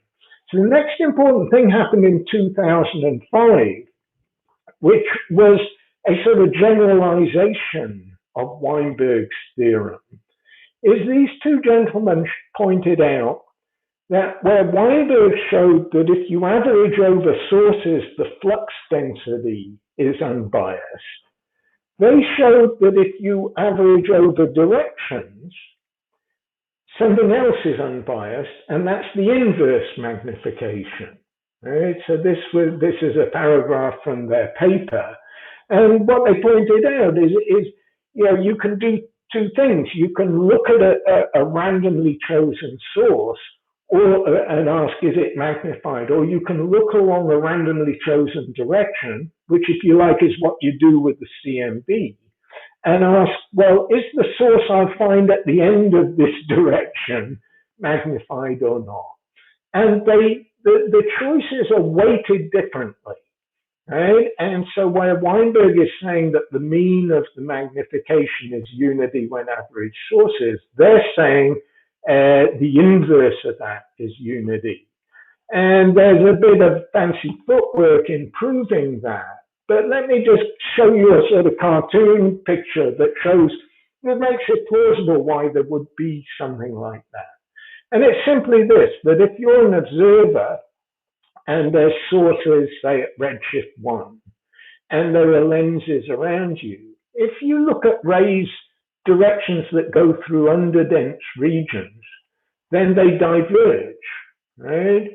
Whereas if you look along a direction that goes through a supercluster, the rays will converge, right? And so what this shows you is that there's a bias that, in fact, more of the sources will be found behind underdense regions. And that I'll leave as a question to those of you who are following this logic will say, wait a minute, isn't that in conflict with Weinberg? Well, no, it's not. But I don't have time to explain it now anyway. And for those of you who've heard this story, you can think about it while I go on. So what triggered me to think about this was some papers in around about 2014, where people were doing perturbation theory. It's very complicated stuff, but this was a nice paper by people from various groups that had been working separately, who came together to give a sort of Reader's Digest view for us mere mortals. And then here's the money plot that is showing that, oh yeah, I'm getting a few percent effects, right? And what they were finding, to cut a long story short, is something consistent with the focusing theorem, and therefore incompatible with Weinberg. So, is there a flaw in Weinberg's argument? Well, here's George Ellis. He argued that there is, that really Weinberg's assuming a surface of constant redshift is a sphere, and George pointed out that that's not true. So here's a paper in 98 that he wrote claiming that. So, and here's what he's talking about is that if you have a lens and you look at the rays going back to a source plane, they get folded over on each other. And so that folding over causes the surface to be much larger than you would assume by approximating it as a sphere. And so they claim that this disproves Weinberg. But I would disagree, because it would if you were able to resolve the multiple images. An observer here sees 3 images of the source. And if you resolve them, they will be fainter. And if you average them, they'd be fainter. But with this kind of what's really micro-lensing, you don't resolve the sources. So we think it's that Weinberg lives to, despite this argument against him. But this was one of the papers doing the perturbation theory, saying, for instance, there's a mean magnification that turns out to be 3/2 of mean kappa squared. So just to remind you, that's something which gets stronger and stronger at smaller scales. And there's a statement here, this is because a sphere about us in redshift space is not a sphere in real space. That sphere has become crumpled in real space and hence has a larger area. So this is the question that triggered me in 2016 to look at this with with John Peacock and say, is there really a flaw in Weinberg's argument? When he thinks the surface of constant redshift looks like that, maybe it looks more like this, the surface is actually wrinkled. Can that make the, resolve this apparent difference with the focusing theorem? So I need to wind up pretty soon. So this is a figure from the paper with John, where we set up the problem we calculated, which is if I'm looking through a bit of lumpy universe, I've got structure here, then what will this surface of constant redshift, or if we're looking at the CMB, the last scattering surface, look like? And you realize there's going to be two effects. That first of all, if you go along a wiggly line, then in the age of the universe, you won't get as far. So that sphere will be closer to you. Now that would make the area smaller, but it also gets wrinkly, right? And that increases the area, like the area of a golf ball. And these, so you've got to figure out what is the area of a wavy surface. Here's a wavy surface. It's pretty clear the waves on that surface mean that the area of that swimming pool surface is bigger than it would be if the waves weren't there. So you've got to ask yourself, what property of a wavy surface could the fractional change in the surface area depend on? And it's pretty obvious it's got to be a number, because that's a dimensionless thing. And the only number is the mean square deflection. Right? And that is indeed the right answer. And that means both of the effects are on the order of the bending angle, which I told you is a few arc minutes, or 10 to the minus 3, square it, you get 10 to the minus 6. So we didn't just sort of wave our hands, we did a very detailed calculation. Here's some small print that you probably can't read, and this is the main result. But the bottom line is it's a very, very small effect. That was one point we made. And the second one, though, was really triggered or stimulated by this paper by Kibble and Liu. That there's something else going on here that explains what people were finding in these perturbation theory calculations. And what is going on in these effects is not a physical gravitational lensing effect, it's a statistical effect. So remember, according to Weinberg, the source average mean magnification is unity, right? So the average of the perturbation of mu from 1 averages to 0. But mu is a fluctuating quantity. So if you average some nonlinear function of mu, right? For instance, the distance is 1 over the square root of the magnification, the apparent distance, then that's not going to average to 0. And so you can work out various things. You can work out the source average distance bias, and it comes out to involve, it goes like the mean square convergence, which is what the perturbation theory results gave, and it gives the same factor, 3/8. Here's another thing you can calculate. Yeah, Yash, I hear you. Which is the source average mean inverse magnification.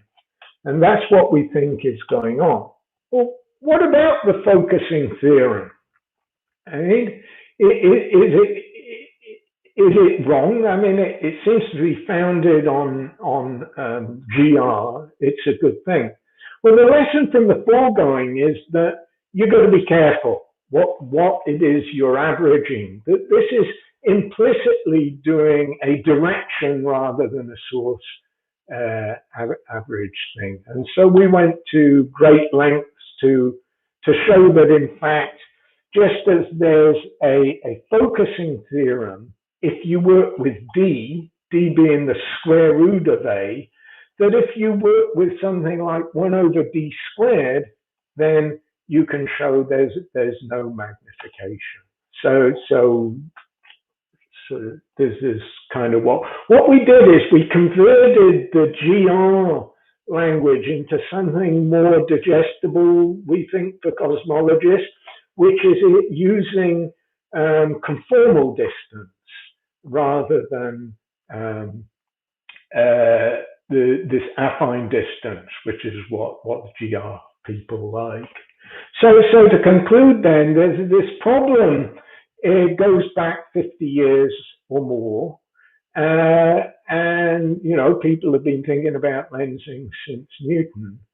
And it got, you know, at some point, you know, cosmology got sufficiently precise that maybe we should worry about this. So this conflict arose at the end of the 80s between Weinberg's elegant argument and what GR seemed to be saying.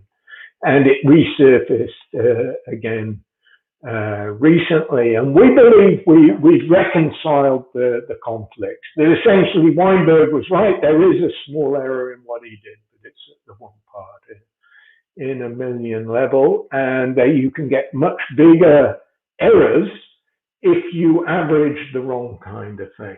And we don't think that people are doing anything wrong with the CMB. And you might be wondering, well, what about the supernovae? I argued that they're probing very small scales. Could it be big there? Well, there's two things I could say about that. One is that, for instance, the CFH legacy survey, they explicitly allow for this kind of effect in their analysis, in that there's a term in their modeling which would see an increased scatter in the Hubble diagram, which would be a diagnostic of this. And they see it, but it seems to be very weak. So despite what people worried about, this divergence at small scales, it doesn't seem to be a big effect. And I'm sure a lot of people are going to be talking about the perturbation, the difference in the Hubble constant inferred from local measurements in the CMB. Well, I don't think anything here particularly helps there, because those are really comparing you get that result or that tension even measuring things at very low redshift, where this effect isn't important. This is something that becomes important at say, redshift 1.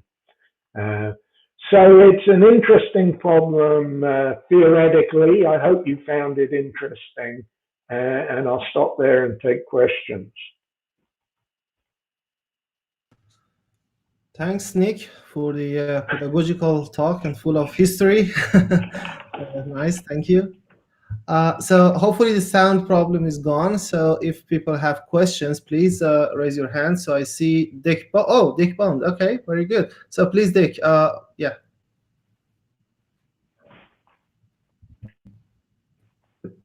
Hi, Nick. Go ahead, Dick.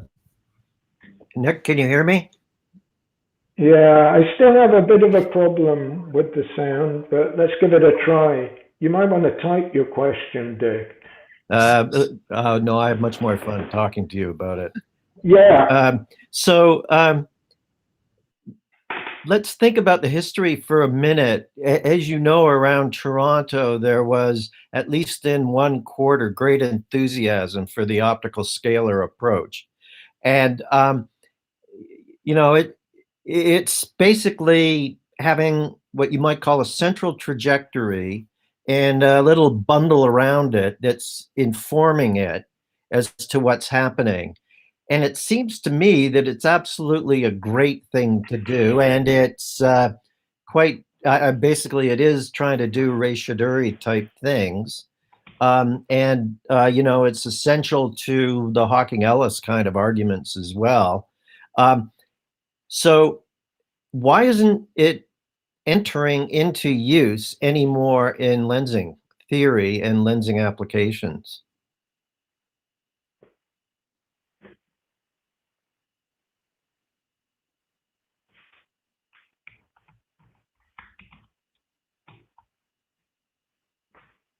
That was. I think it's because you can get most of the answers by just saying, oh, it's like Newton, but there's a factor 2 more.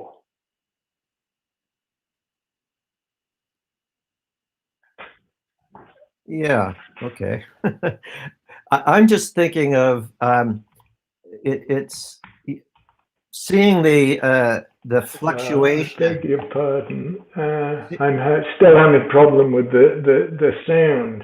So this is where this is. So what he did was use.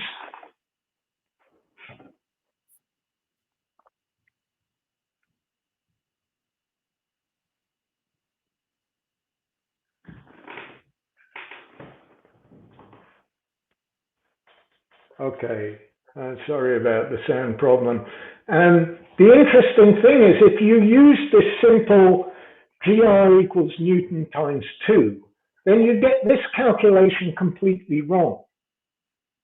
Because you find that the particles get defocused by the gravitational field in here, but light doesn't.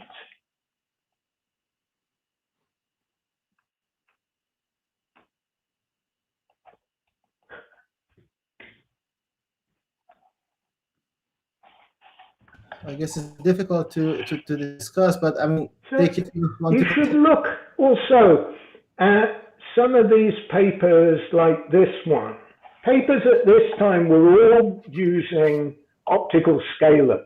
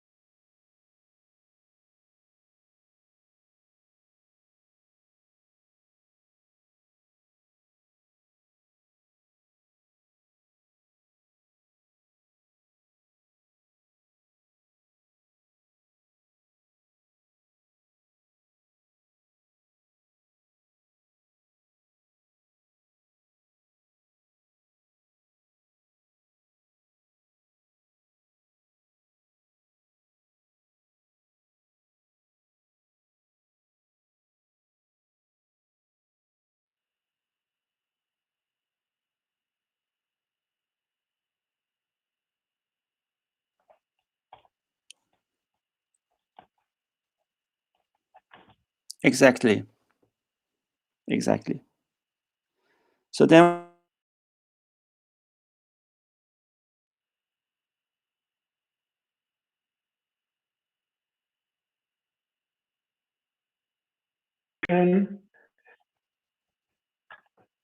That's right. So d mu in this thing.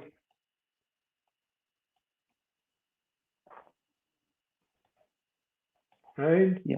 Yes. And then you say phi is equal to, I don't know, A times e to the I theta. Yeah, exactly. Yeah. Right? And then you get the iconal equation. Yeah, we get the equation for phase. Iconal equation for A, right? And then you can say, yeah, this is just like particles of light. The A squared is like the density of rays. Exactly.